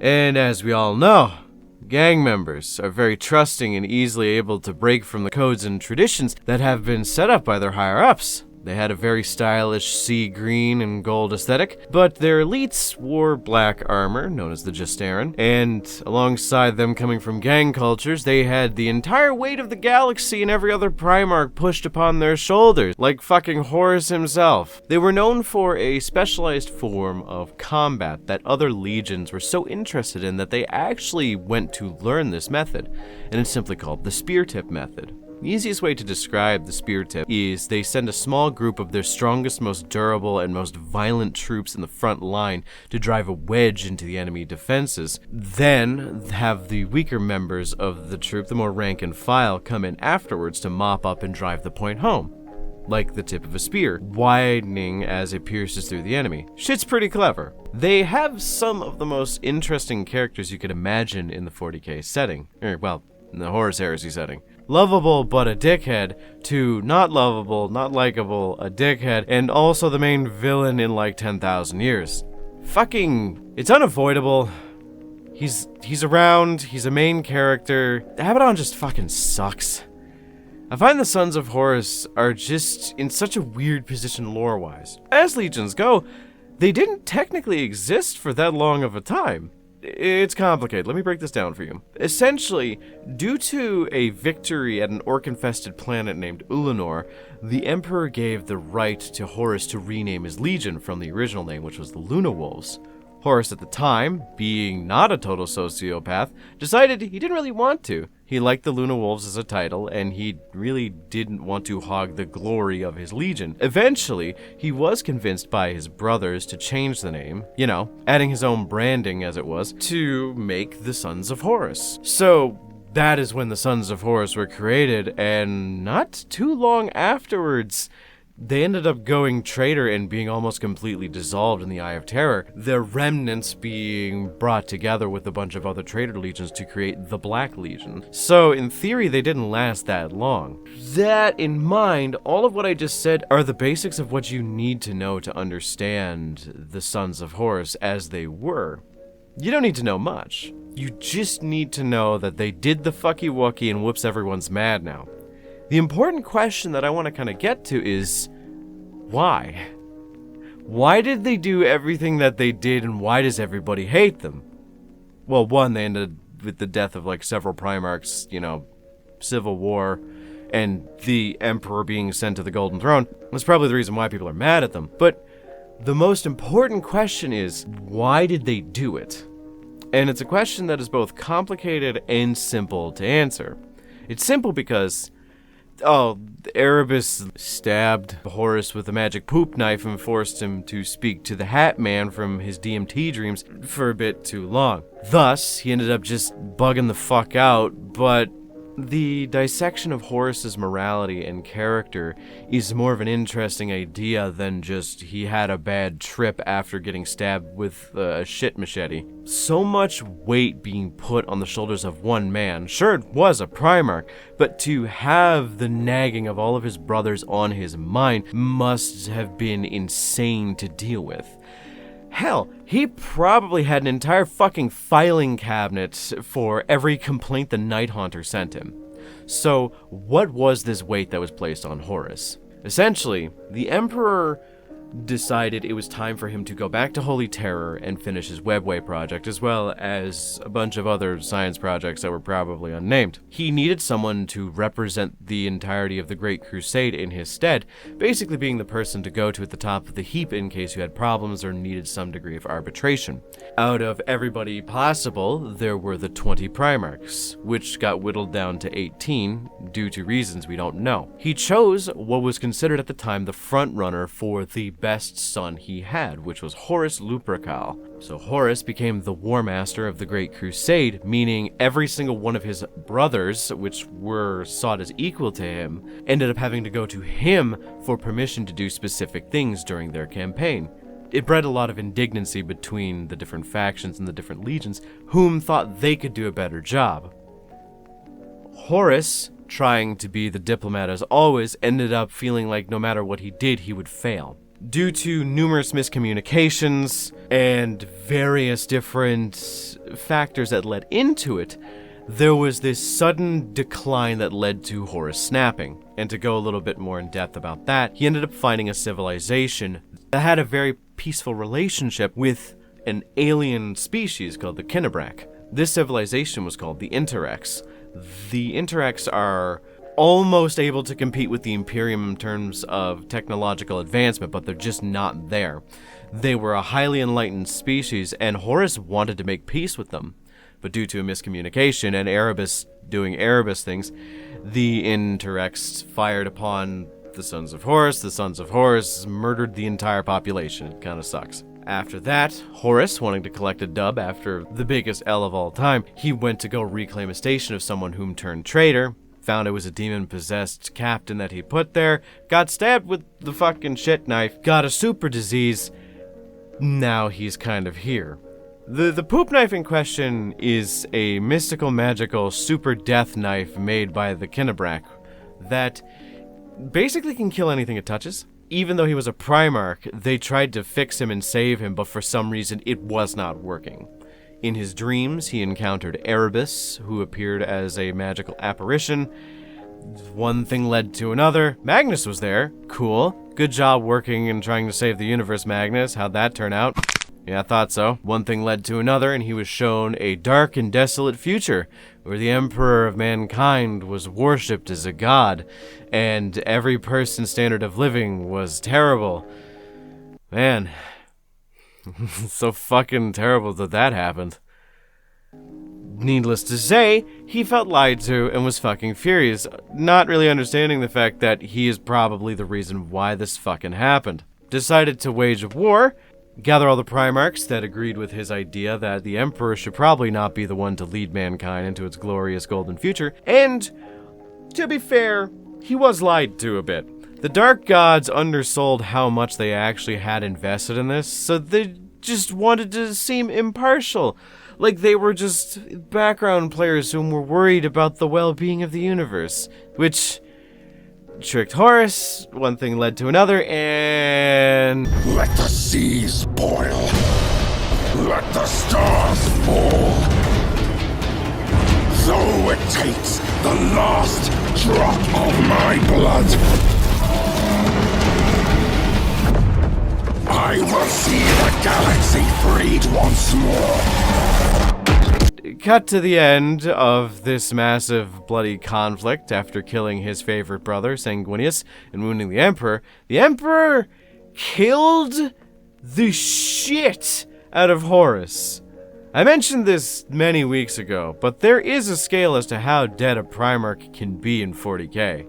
Horus is like the top tier 10 out of 10 level dead. Like, so dead, they even killed the clone of him dead. So dead that I bet if you tried to think about him too much, you'd probably get a fucking headache. He's the level of permadead that there is no chance of him ever coming back.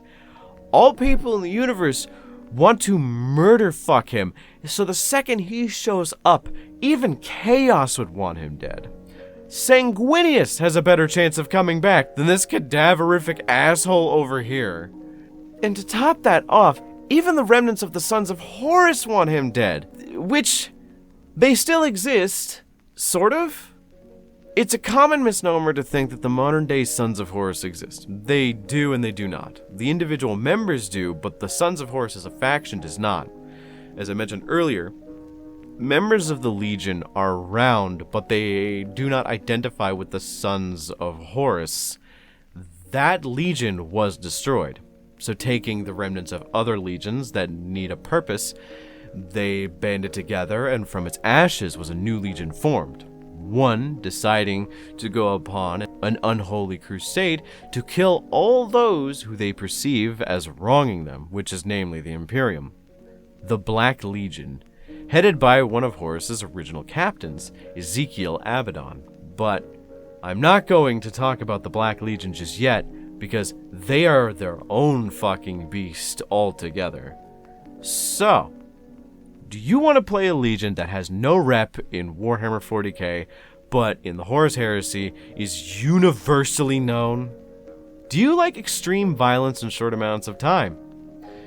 Do you like summoning fucking demons? Then maybe play the Sons of Horus. It might be cool to see the warband of them show up in the modern day painted with the same sea green. It's weird, I've never seen that. I feel like I should at some point. It might have happened, I mean it probably did. I'm just curious.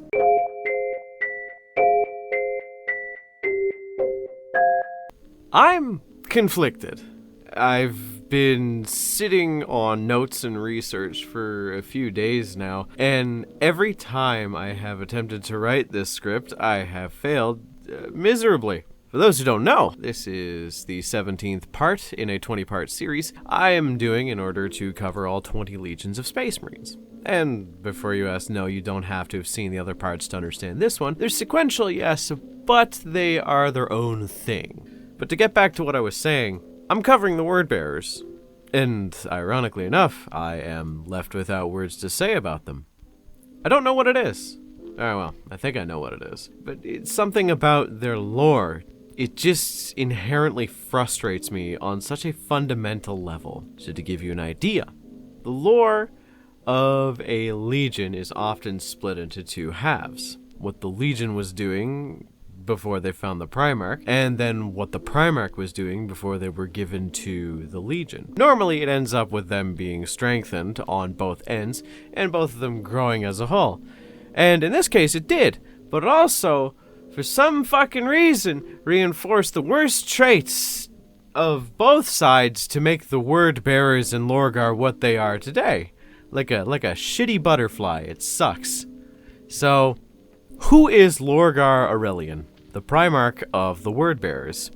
He's a pious man, beyond any logical understanding of the word piety. Sent to the word of Colchis, he was indoctrinated into a cult by his surrogate father, known as Corferon. Fun fact, Corferon is one of the few people in the setting whom are considered to be half Astartes. He was an old man when he was inducted into the ranks of the Adeptus Astartes, so they couldn't do the full transformation into one, so they just did what they could and then hooked him up into, like, Terminator armor, gave him weird weapons, and sent him on his way. But that's neither here nor there. The world that he was on, Colchis, itself was a fucking hyper-religious, zealot-filled planet that accidentally worshipped the forces of chaos. You know, I can see how that happens. One day you're learning about tarot cards, the next day you're conducting blood sacrifices to the dread god Nyarlathotep. It happens to the best of us. And he was most certainly not the best of us. His father figure, as I mentioned, Corferon, was abusive, paranoid, and probably should have been blamed for a lot of the horrible shit that happened to the universe afterwards. Okay, I'm underselling it for the sake of brevity, but I want you to really have these points nailed home. This man dedicated his entire personality to worshiping gods of some sort. His father was an asshole, and that's kind of the whole gist that you need to know. It's very uncomfortable to watch. And what of his legion beforehand? Very weirdly similar, where they enjoyed trying to communicate how their way of belief was better than any other religion out there. And if you disagree with them, they'd burn you to death. It's as simple as that. When they met, it was the fucking worst case of peanut butter and jelly in human history ever. He introduced religion to people who really wanted to be zealots about something, and the rest is, you know, as I said, history. His worship became directed towards the Emperor just before the Emperor showed up to pick him up off of Colchis. So when Emps did make his grand appearance, the dude fell to his knees in a religious rapture and tried to get his newfound god to accept him. To which the Emperor said something akin to, ew, cringe. Worshipping the Emperor as a god was kind of his thing, to be honest. But it came to a head when the Emperor decided enough was enough and publicly shamed Lorgar and his entire legion to show him that gods do not exist and do not deserve his worship. And how do you think he did that? By publicly decrying his actions, by, issuing rights that would dictate that he shouldn't do this anymore? No, he burnt down a civilization that Lorgar had built up that was relatively peaceful, forced every single one of his legion to bow using his psychic might, and then punished him by, dismantling that civilization that he created. Something akin to, is this what you think gods do? Do you think gods would do this? To which Lorgar, whimpering, being held down by psychic might, probably says something akin to, yeah, kind of, no. Oh, gee, I fucking wonder how that turned out. Lorgar, approached by this nice man named Erebus, fuck Erebus, sorry, it's a bit of a tick at this point, was slowly but surely corrupted further into worshipping the original gods of Colchis, which just so happened to, as I mentioned, be the Chaos Gods. They spoke to him, and now we get to the point I want to make. The word bearers are just the fucking worst. I think the difficulty I had in trying to make this video is because I think I just hate this legion. Of all 20, I think I like them the least. Their shtick is the dark god we worship evil priest thing, which is cool. The dark red armor with silver trim, it makes them look the part with the runes and shit all over it. But I get so fucking frustrated whenever a word bearer is involved in any story. They just suck so hard. There is like one fun character in the bunch from all of the stories that I've read, and that's just Argyle Tall. He was sad. He was cool. He was Karn's best bubby. I love Argyle Tall. I'm sure there's other more interesting characters out there. In, the Horus Heresy books that I've been reading, couldn't find many. And the short stories afterwards of the modern day, couldn't find them. But no, we can't focus on Argyle Tall. We have to focus on Corferon, Lorgar, Erebus, fuck Erebus, 3 characters known to ruin everything they touch. No exception. Go fuck yourself if you think otherwise. Lorgar is like the polar opposite in intention that Magnus is, but results with the same thing. He just makes everything around him worse, to the point where I honestly think he should have just been nuked from orbit before the Emperor landed on the fucking planet. I have read so many fucking stories from the perspective of traitor legions where a word bearer shows up and everybody in the room essentially goes, oh, fuck, not these guys. Because they're just so annoying. They're so fucking notorious for being zealots, stupid, and mustache-twirling villains that get hoisted by their petard so often that nobody wants to deal with them. For lack of a better term, they are like the fucking beastmen of the 40k setting. You'll see them in almost every major conflict involving chaos and chaos corruption, but they will never be the poster child of the setting. The golden boy who could never bronze, as it were. They will never be the big bads of the 40k universe. The Black Legion is always going to be the poster child, and hell, if you need another Chaos Undivided group, just get the Red Corsairs. They do the Zealot thing and the Undivided thing better than both. Lorgar looks like a chaotic evil Mr. Clean, Erebus should look like a corpse, and Corferon is he's just the worst. Everything about this legion is cool at a surface glance, but like they get demons willingly to possess their marines, to create hulking abominations to kill everything in sight, originally called the Galvor Back, now just referred to as the Possessed Marines. They are cool. You even had possessed dreadnoughts back in the day called the Mahar Gal, which looked dope as all hell, but then you read the lore and find that it's so hard to enjoy their presence, even if you do worship chaos.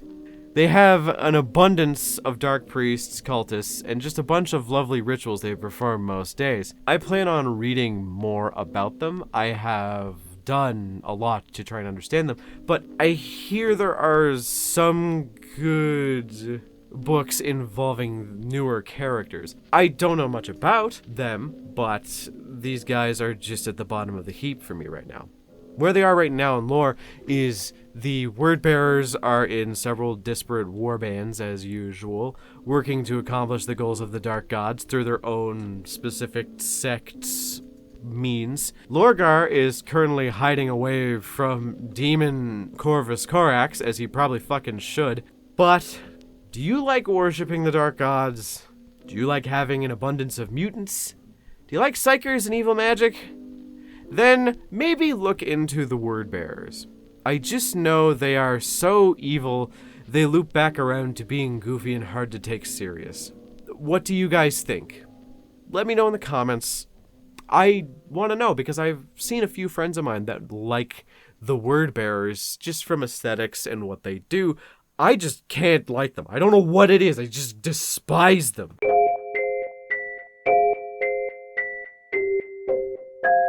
And this is part 18 in a 20-part series I am doing to cover every Legion of Space Marine in order. Do you need to have seen every part to enjoy this one? No, but it would make me happy. As you can tell by the title, this is going to be a bit of an esoteric take on the Salamanders. From a lore perspective, they fill a niche that needed to be filled in order to justify the actions of pretty much every other Space Marine faction out there. The Salamanders, for the uninitiated, are quite unique among the other legions, as they have a very strong ethical code of morals that lends itself well to the protection of human life. They are taught kindness, empathy, and to treat the Emperor's citizens as if they were to be treating the Emperor himself. It's pretty nice stuff. So to give you a brief lore summarization, it's actually pretty easy in comparison to the other legions. Prior to the Primarch, Vulcan, being discovered, they were known as the Dragon Warriors. There is this general idea that for what I will refer to as the Proto-Legions, the Space Marine Legions that were grouped together before the Primarchs were discovered, that some of these Proto-Legions were kept more secret than others, which is why information about the Dragon Warriors is a bit scarce. But from the records that existed, they essentially were suicidally brave to protect the civilizations of the Emperor like you wouldn't believe. They very often went into conflicts that would lead them to being almost completely wiped out. They would then inevitably get up, armor cracked and splintered, wipe the blood from their mouths, and scream something to the effect of, "I did not hear a fucking bell," before going in and winning the conflict. Usually with like 6 guys left, battered and bruised in a full body cast, looking like that one guy from SpongeBob with the paper skin and glass bones. The conflicts they all pursued were essentially based in supporting other groupings of the Imperial military. So you've got rogue traders that need help getting through a dangerous situation. Congratulations, the Dragon Warriors are there to help. A planet being besieged by a tyrannical Xenos race, and the Imperial Guard are failing fucking horribly. Congratulations, the Dragon Warriors. Oh baby, they are there. Skip forward a few decades, and eventually they discover their gene sire, the lovable, huggable Vulcan. Vulcan is an enigma, but I really like how he is written and how he is represented. He is described as the physically most intimidating Primarch of all of them, being taller than all of his brothers and more physically imposing. The man is built like a 15-foot tall Brock Lesnar, having skin the same color as charcoal and glowing red eyes. But here's the thing, he's unironically one of the nicest characters in the setting. He believes in compassion and kindness above all else, which has led to quite a few solid memes of him being kind to a fault, and to a great fault that is.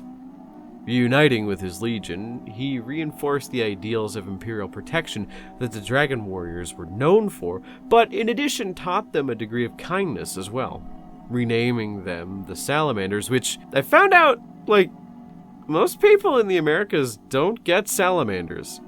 So most people in America, when they think of salamander, they think of the mythological fire monster dragon thing. Or those giant ones you see in YouTube videos showing off the weird floppy thing they found in a river.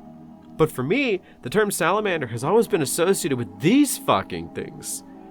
They were so fucking common in my hometown when I was growing up that you'd just kick over a rock and 5 of them would come flying out and skittering away. But that might just be me.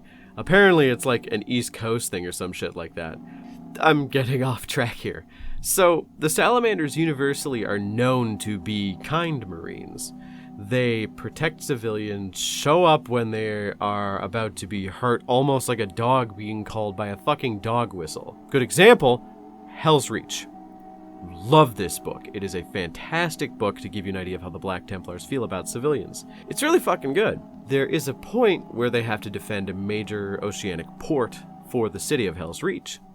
They didn't have enough time to get the dock workers out of there before a massive million-strong invasion of orcs was going to show up. So with less than 75 Astartes and maybe 10,000 civilians that they had armed with las guns and taught over the course of maybe 2 days how to use, they were likely going to be slaughtered. That was about all they had. So within about an hour of the civilians getting absolutely fucking mollywopped, a random detachment of salamanders just appeared like, "Hey yo, we heard some little fellers were getting hurt." So they aided the Black Templars just because the civvies were getting hurt. A few more things to explain about them so you understand them a bit more is they have a pretty interesting gene seed mutation. Basically, one of the Space Marine gene seed organs is called the melochromatic organ. It kind of gives away what it does from its name, but it controls the level of melanin in a person's skin, which is just incredibly useful. If you don't think so, you are not a pale man of Scottish descent that fears the sun. Bro, I go to the beach and come back looking like Larry the Lobster. So their mutation has a lot to do with how the organ interacts with the incredibly radioactive environment of their home world, Nocturne. So due to that, the organ fires on full blast at all times, giving them the bright red eyes and the coal black skin. I think it gives them a pretty interesting and very distinct look in comparison to every other chapter of Space Marines. Due to their gene seed mutations and other training-related items, they have an inherent resistance to heat that both confuses and frightens most other individuals. So, with those two details out of the way, time to get down to brass tacks. What is my point? What is the reason I am talking about them? What is my opinion?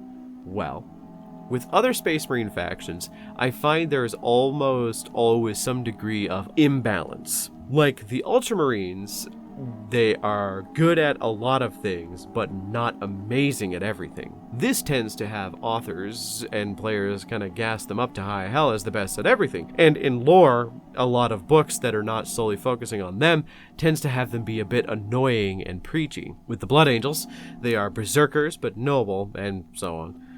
Their fans also gas them the fuck up, and in lore, it tends to have them be barely able to hold themselves together from foaming at the mouth if someone so much as gets a fucking paper cut.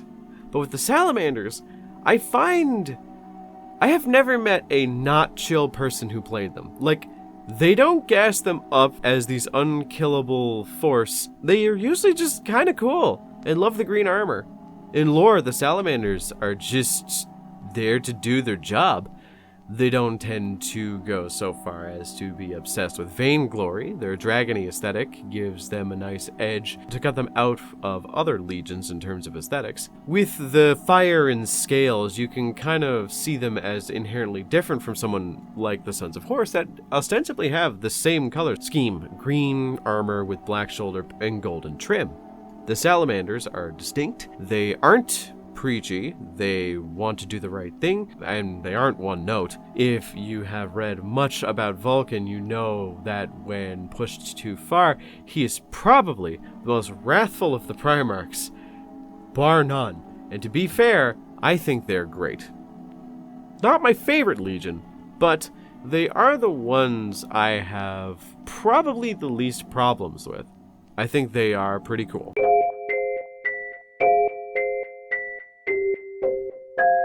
And this is part 19 in a 20-part series I'm doing involving all the initial 20 legions of Space Marines. Do you need to have seen the other parts to understand this one? No, it's a standalone video, but I would appreciate it. So, who are the 19th Legion? The Raven Guard. And if I'm being completely honest with you all, I have no idea where to put them on the rankings list of how much I like them. I don't want to say they're mid, like I did with the Blood Angels, and I don't really like them enough to say they're in my higher ranks, but I also don't dislike them. I don't hate them. I don't find any kind of malice towards them. I have so many issues with them as a faction that it's just, okay, I'm getting ahead of myself. Which I'm realizing I do almost every video when it comes to these things. So let's just dive into the lore and dissect it at the end, like I do every time. It's almost like I have an established format at this point. The Raven Guard, prior to the discovery of their Primarch, were known for being a smidge eager, to put it lightly. If I were to not put it lightly, I'd say that for the most part they were often described as overzealous psychopaths that had a craving for murder. But, you know, it's all about perspectives.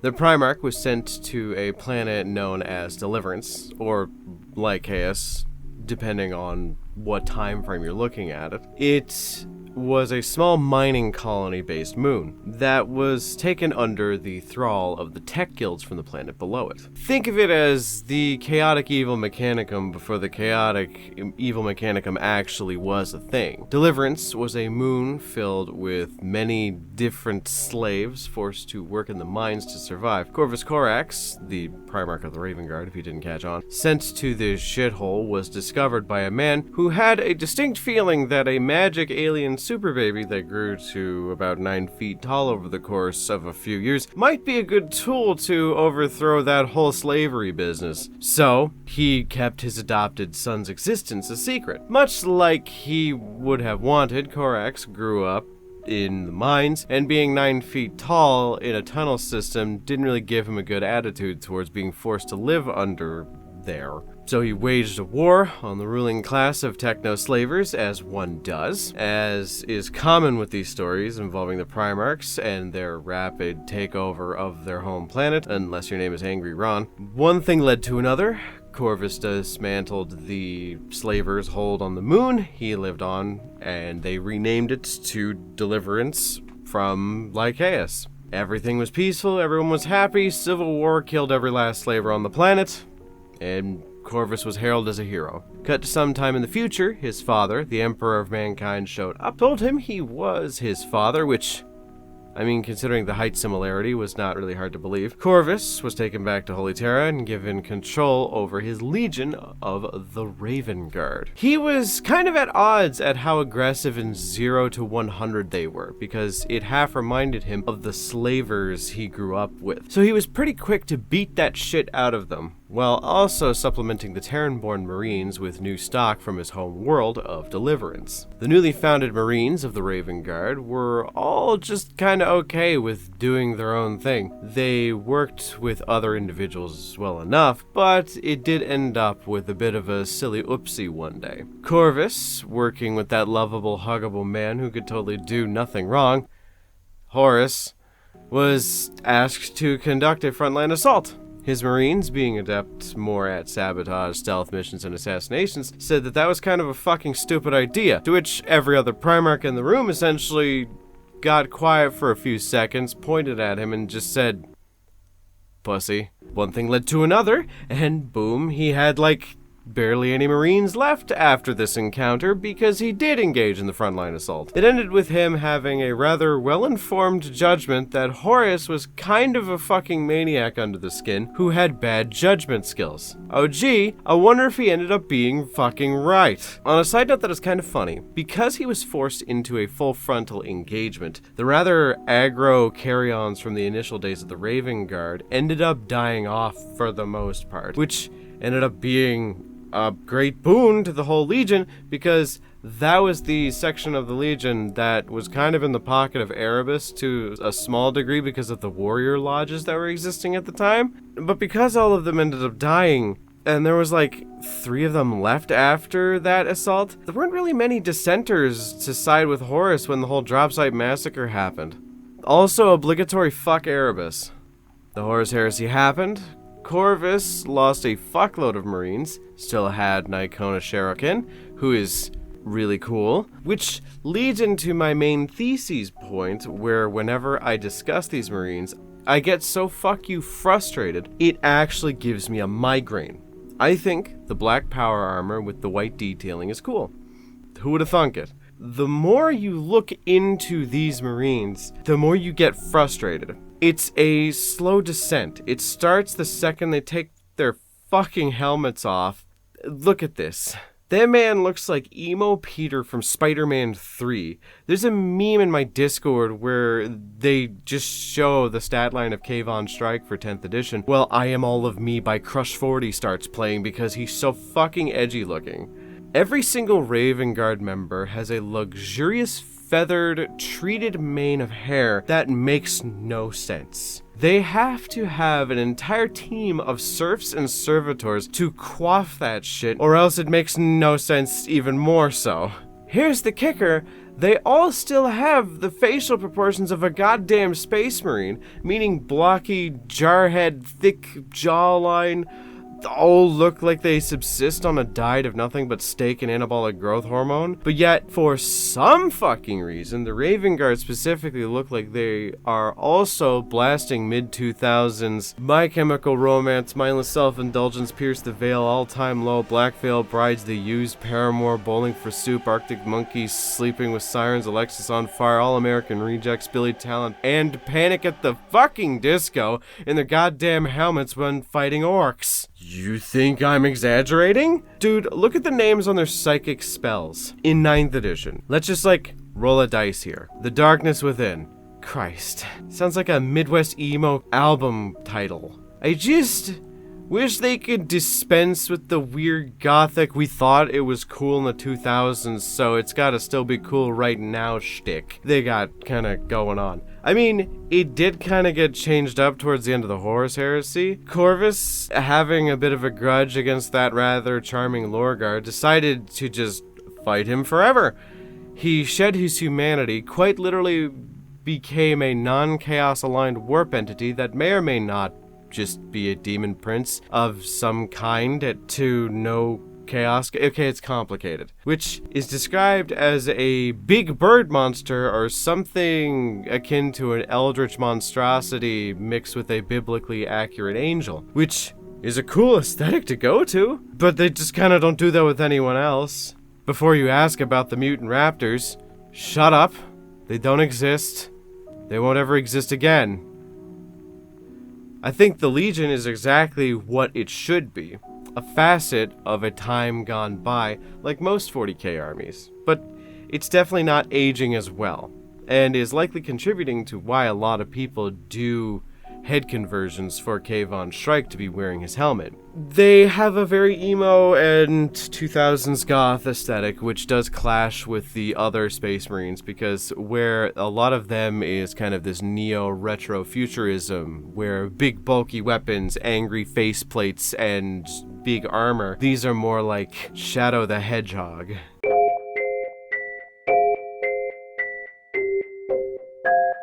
And this is the final part in a 20-part series discussing the lore and differences between each of the 20 legions of Space Marines.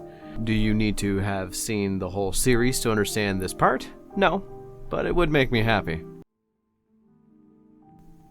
I feel like the Alpha Legion as a whole kind of fit the idea of shaking up my format a little bit. Wouldn't you agree? So yeah, the 20th Legion is the Alpha Legion. To give you an idea of what they are is impossible. No one truly knows. Not even the members of the Alpha Legion. They are probably the best meme the GW has ever made. So what do I mean? It's hard to put into words accurately to explain to people what the Alpha Legion is. So to start with the oddest concept, there were 20 Primarchs, but we ended up losing 2 of them, which left us with 18, 1 for each legion. Well, that was a fucking lie, because the Alpha Legion, they have twins for Primarchs. Maybe. They have Alpharius and Omegon. So what do we know about them? A whole lot, but most of it is probably wrong because the Alpha Legion's specialty is being the CIA of Space Marines. They control information as the one who controls the information controls those the information is about, you know. They specialize in assassination, infiltration, espionage, and being inside your fucking walls. The majority of the Legion ended up surgically modifying their face to all look the same. They look like their Primarch. Why?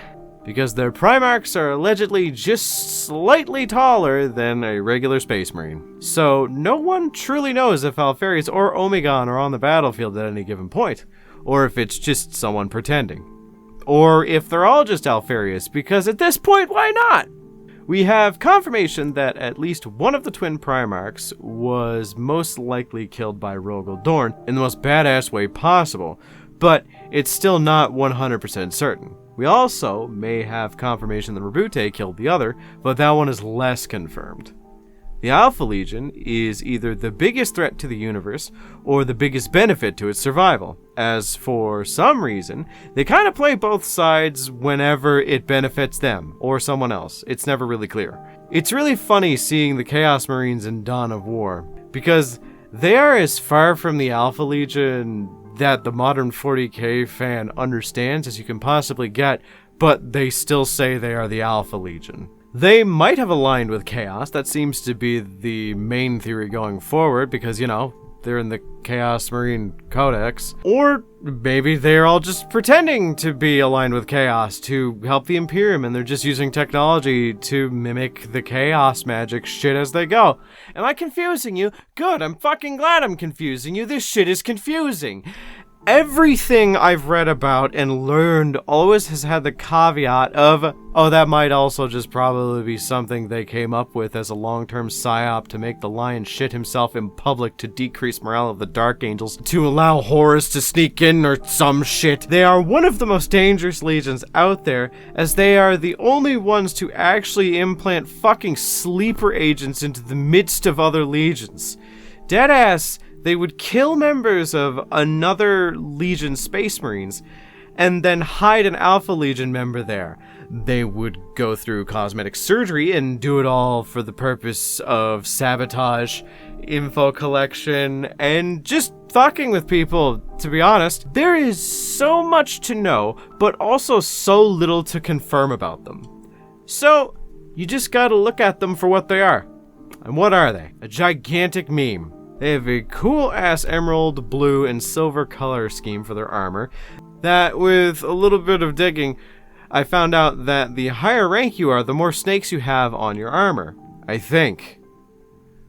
Listen, it's not going to get easier from here, so I'm just going to say this, but you need to understand, there were entire books about Alfarius' origins that ended with, or maybe we made it all up. It's so fucking weird. They allegedly sided with Horus during the heresy, but their actions ended up with the Loyalists being a bit more resolved to fight against Horus, almost as if they intended to do so from the beginning. Then you have the fact they didn't fight in the Battle of Terra with the traitors. They fucked off, and if memory serves me correctly, unlike every other traitor, they didn't fuck off to the Eye of Terror, which is insane. Now, they did splinter into smaller warbands like most of the traitor legions at the end of the heresy, but they had a bit better of a time surviving, I think. They always seem to pop up in the spot where the end result conflicts with what their actions were trying to accomplish. Good example. The Alpha Legion tried to convince the White Scars to join the traitors' cause during the Horus heresy, making the White Scars immediately double their resolve to fight back against them. Which would make sense if it were any other legion, but for the Alpha Legion, whose entire thing is information collection and espionage, it feels like they should have been able to manipulate things, so the chance of failure was around 0%. So I love this idea that they are secretly playing double agent against Chaos while pretending to be Chaos. They use tech to hide as other Marines. They have tech and experimental techniques no other Legion has, and we don't even know what they are. The Alpha Legion are one of the hardest to understand legions out there, so it's very fitting to understand that they are the last legion to be discussed. Okay, lightning round of facts that we know about them for better or for worse. First one, Alfarius and Omegon were either the first or the last Primarchs to be discovered, or both. Alfarius was either raised on Terra by the Emperor, raised by sadist aliens, or neither. And we don't know. It could be a psyop. They have interesting characters that could be a figment of our imagination, and to be honest, as frustrating as it is to have major lore tidbits end with, and it might have just been a psyop, it's entertaining to know that they at least have that kind of flavor, because at the end of the day, that's what this series was about. The different flavors of the Marines. I'm happy that you all stuck with it up to this point. I have some fun plans in the future, but before I get too lost in the weeds, do you like espionage? Do you like spy thrillers? And assassination? Do you like the idea that you could just play as a regular Space Marine, Chaos Space Marine, and maybe Necron, and people will just accept it if they're painted like Alpha Legion? Then play the Alpha Legion. They are confusing, but fun.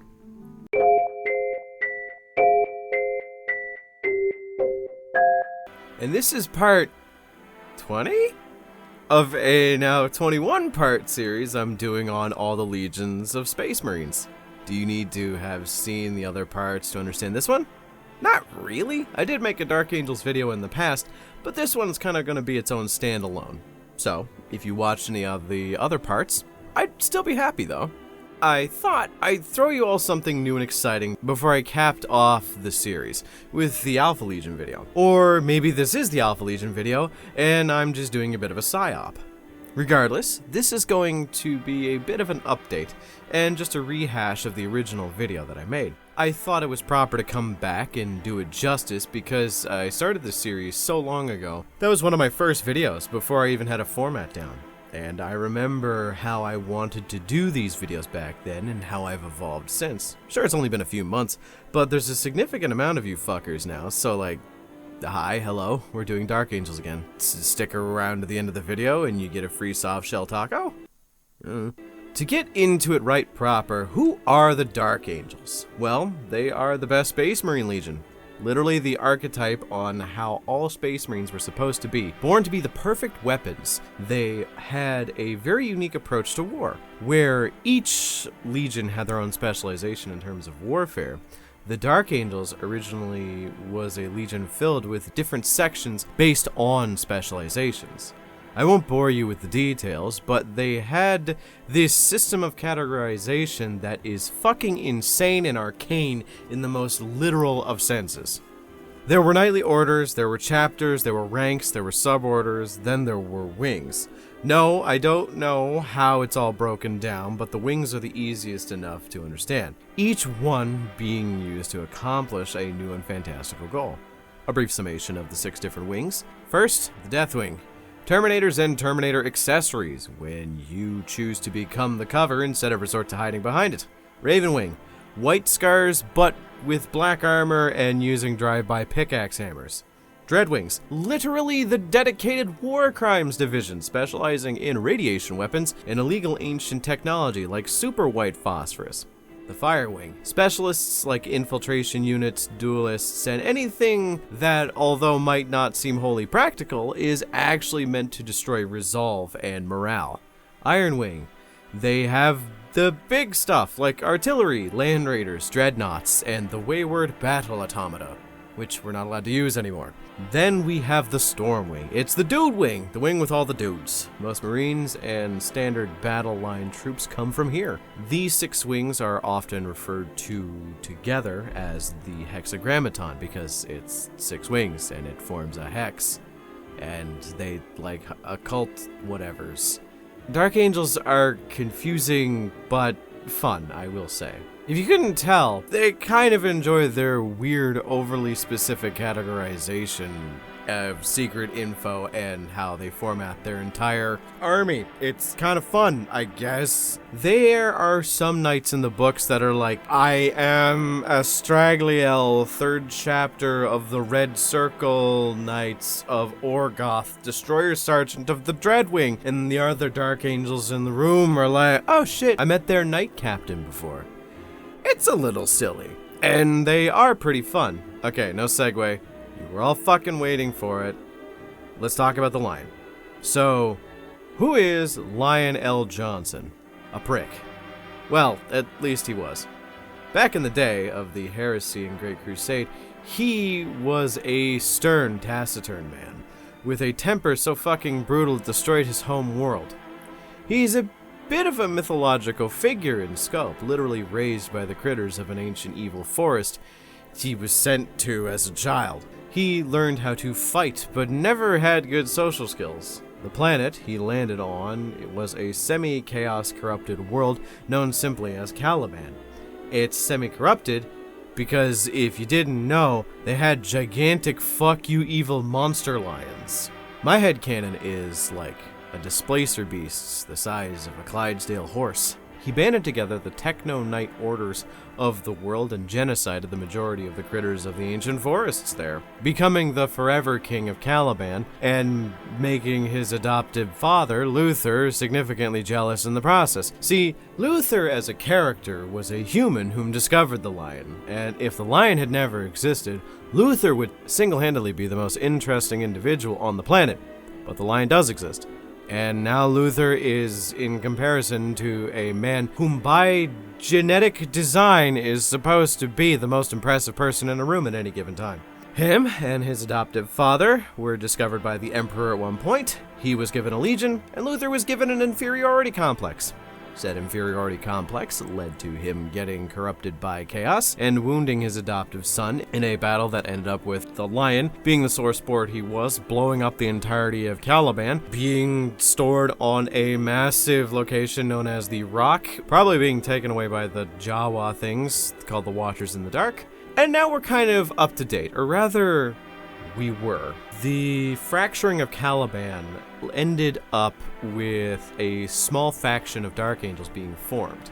Now, this smaller faction is a bit complicated to cover, and it always has been. It's gotten a little clearer in the modern day of the setting, but to put it in simplest terms, Luther was in charge of recruiting new Space Marines. Because he was in charge of that, there were a lot of Space Marines that were under him. When the Lion came back to exact his bloody revenge for their betrayal, Luther ordered an entire army to fight the Lion because the Lion had betrayed them. The Lion had not. So there was this big miscommunication of both of them pointing at each other and saying, "You're the traitor, no, you're the traitor." So when the planet blew up, there were a lot of Space Marines on both sides that were confused as to what actually happened and who was the real traitor. And on Luther's side, there were some who didn't even know that Luther was the guy who fired the first shot. So these Marines disappeared, clad in their black Space Marine armor, and casually were referred to as the Fallen Dark Angels, which became the major obsession of the current day Dark Angels. They kind of have this vibe that we are uncorruptible, we are the last bastion of the Space Marines, we can never fall to chaos. So to have a large section of their Marines allegedly fall to chaos, they want to keep that secret. So there's entire divisions of the Dark Angels dedicated to hunting down and killing any fallen they find, as well as torturing them until they give any kind of information. In the modern day, the Lion has reappeared in a weird way. His personality is different, and if you read Son of the Forest, he has this new ability to enter an ethereal forest and pop out wherever there is greenery. But for some reason, each time he does pop out, the planet he appears on always has a fallen Dark Angel on it. It usually ends with him offering them redemption by working with him towards the betterment of the Imperium of mankind, as well as the possibilities to redeem themselves, and so on and so forth. A new faction of Dark Angels has risen from this called the Risen. He also apparently received a magic sword from the woods that he comes from called Fealty, which has very Arthurian vibes to it. Wait a sec. Teleports via forest, green armor, unexplained magic, sword, Arthurian myth. Oh, for fuck's sake! My steadily growing aneurysm aside, I find his legion interesting, and his utter contempt towards Guilliman hilarious. See, where most legions were told to break up into smaller chapters, this did not happen for the Dark Angels, for the most part. They made new chapters, of course, following the same level of organization that Guilliman asked for, but there is a Supreme Grand Master, who is in charge of all of them, essentially a Legion Master, so if push comes to shove, all of the Dark Angels' successor chapters will come back and essentially be a Legion again. He isn't a diplomat. He was a soldier, a hunter of men on the battlefield, but for some reason, whatever the Forest did to him to bring him back made him kind, more willing to concede points. Also, unlike Guilliman being put into stasis, he actually had to age apparently the 10,000 years between his stabbing, and he just got older. Still a fucking Primarch, I mind you, but he has slowed down a bit because of it. So in the modern era, the Dark Angels are a force to be reckoned with. They are still shifty bastards, and they now have a Primarch that can just teleport at will to the Forest God's dimension, which is unsettling to think of. There is a lot of good new lore I'm still reading about, but as it stands, they were a Legion divided, and now they are slowly becoming a Legion united once more. I think the majority of the main chapter still wants to torture the living fuck out of the Fallen, but the Lion is in command now, baby! So, I don't think they're gonna get the chance, or the choice to. So do you like having perfectly specialized tools for every job under the sun? Do you like having a fucking Primarch at your back you can call in and hit with strength fucking 12? Oh hey look, a 3-up invuln too. I missed you. Then play the Dark Angels. Or their new successor, the Risen, because they're really cool. And after reading more about them in the lore and their new stuff from Arcs of Omen and Son of the Forest, I feel the pull to start yet another Space Marine army. This is not good for me. And that was the 20 Legions divided into 21 parts. I hope you enjoyed it. And once I finish Meet the Chapters, which is the Season 2 of this video, if you aren't familiar with that, there is a playlist that's slowly developing in the background. But once I finish that, I'm probably going to do the same thing and release it all as one big video and give you all something else to kind of sit on and marathon. Tell me what you think of this in the comments. I might be just listening to a vocal minority about how they like longer videos and whatnot. So if you want to see more of these kinds of videos, just let me know. Alongside that, remember to like and subscribe for more content like this. And thanks to my channel members for supporting me in these dark times. If you want to see my content early, see exclusive content, or just want to support me, then become a channel member today. Thank you for watching. Until next time.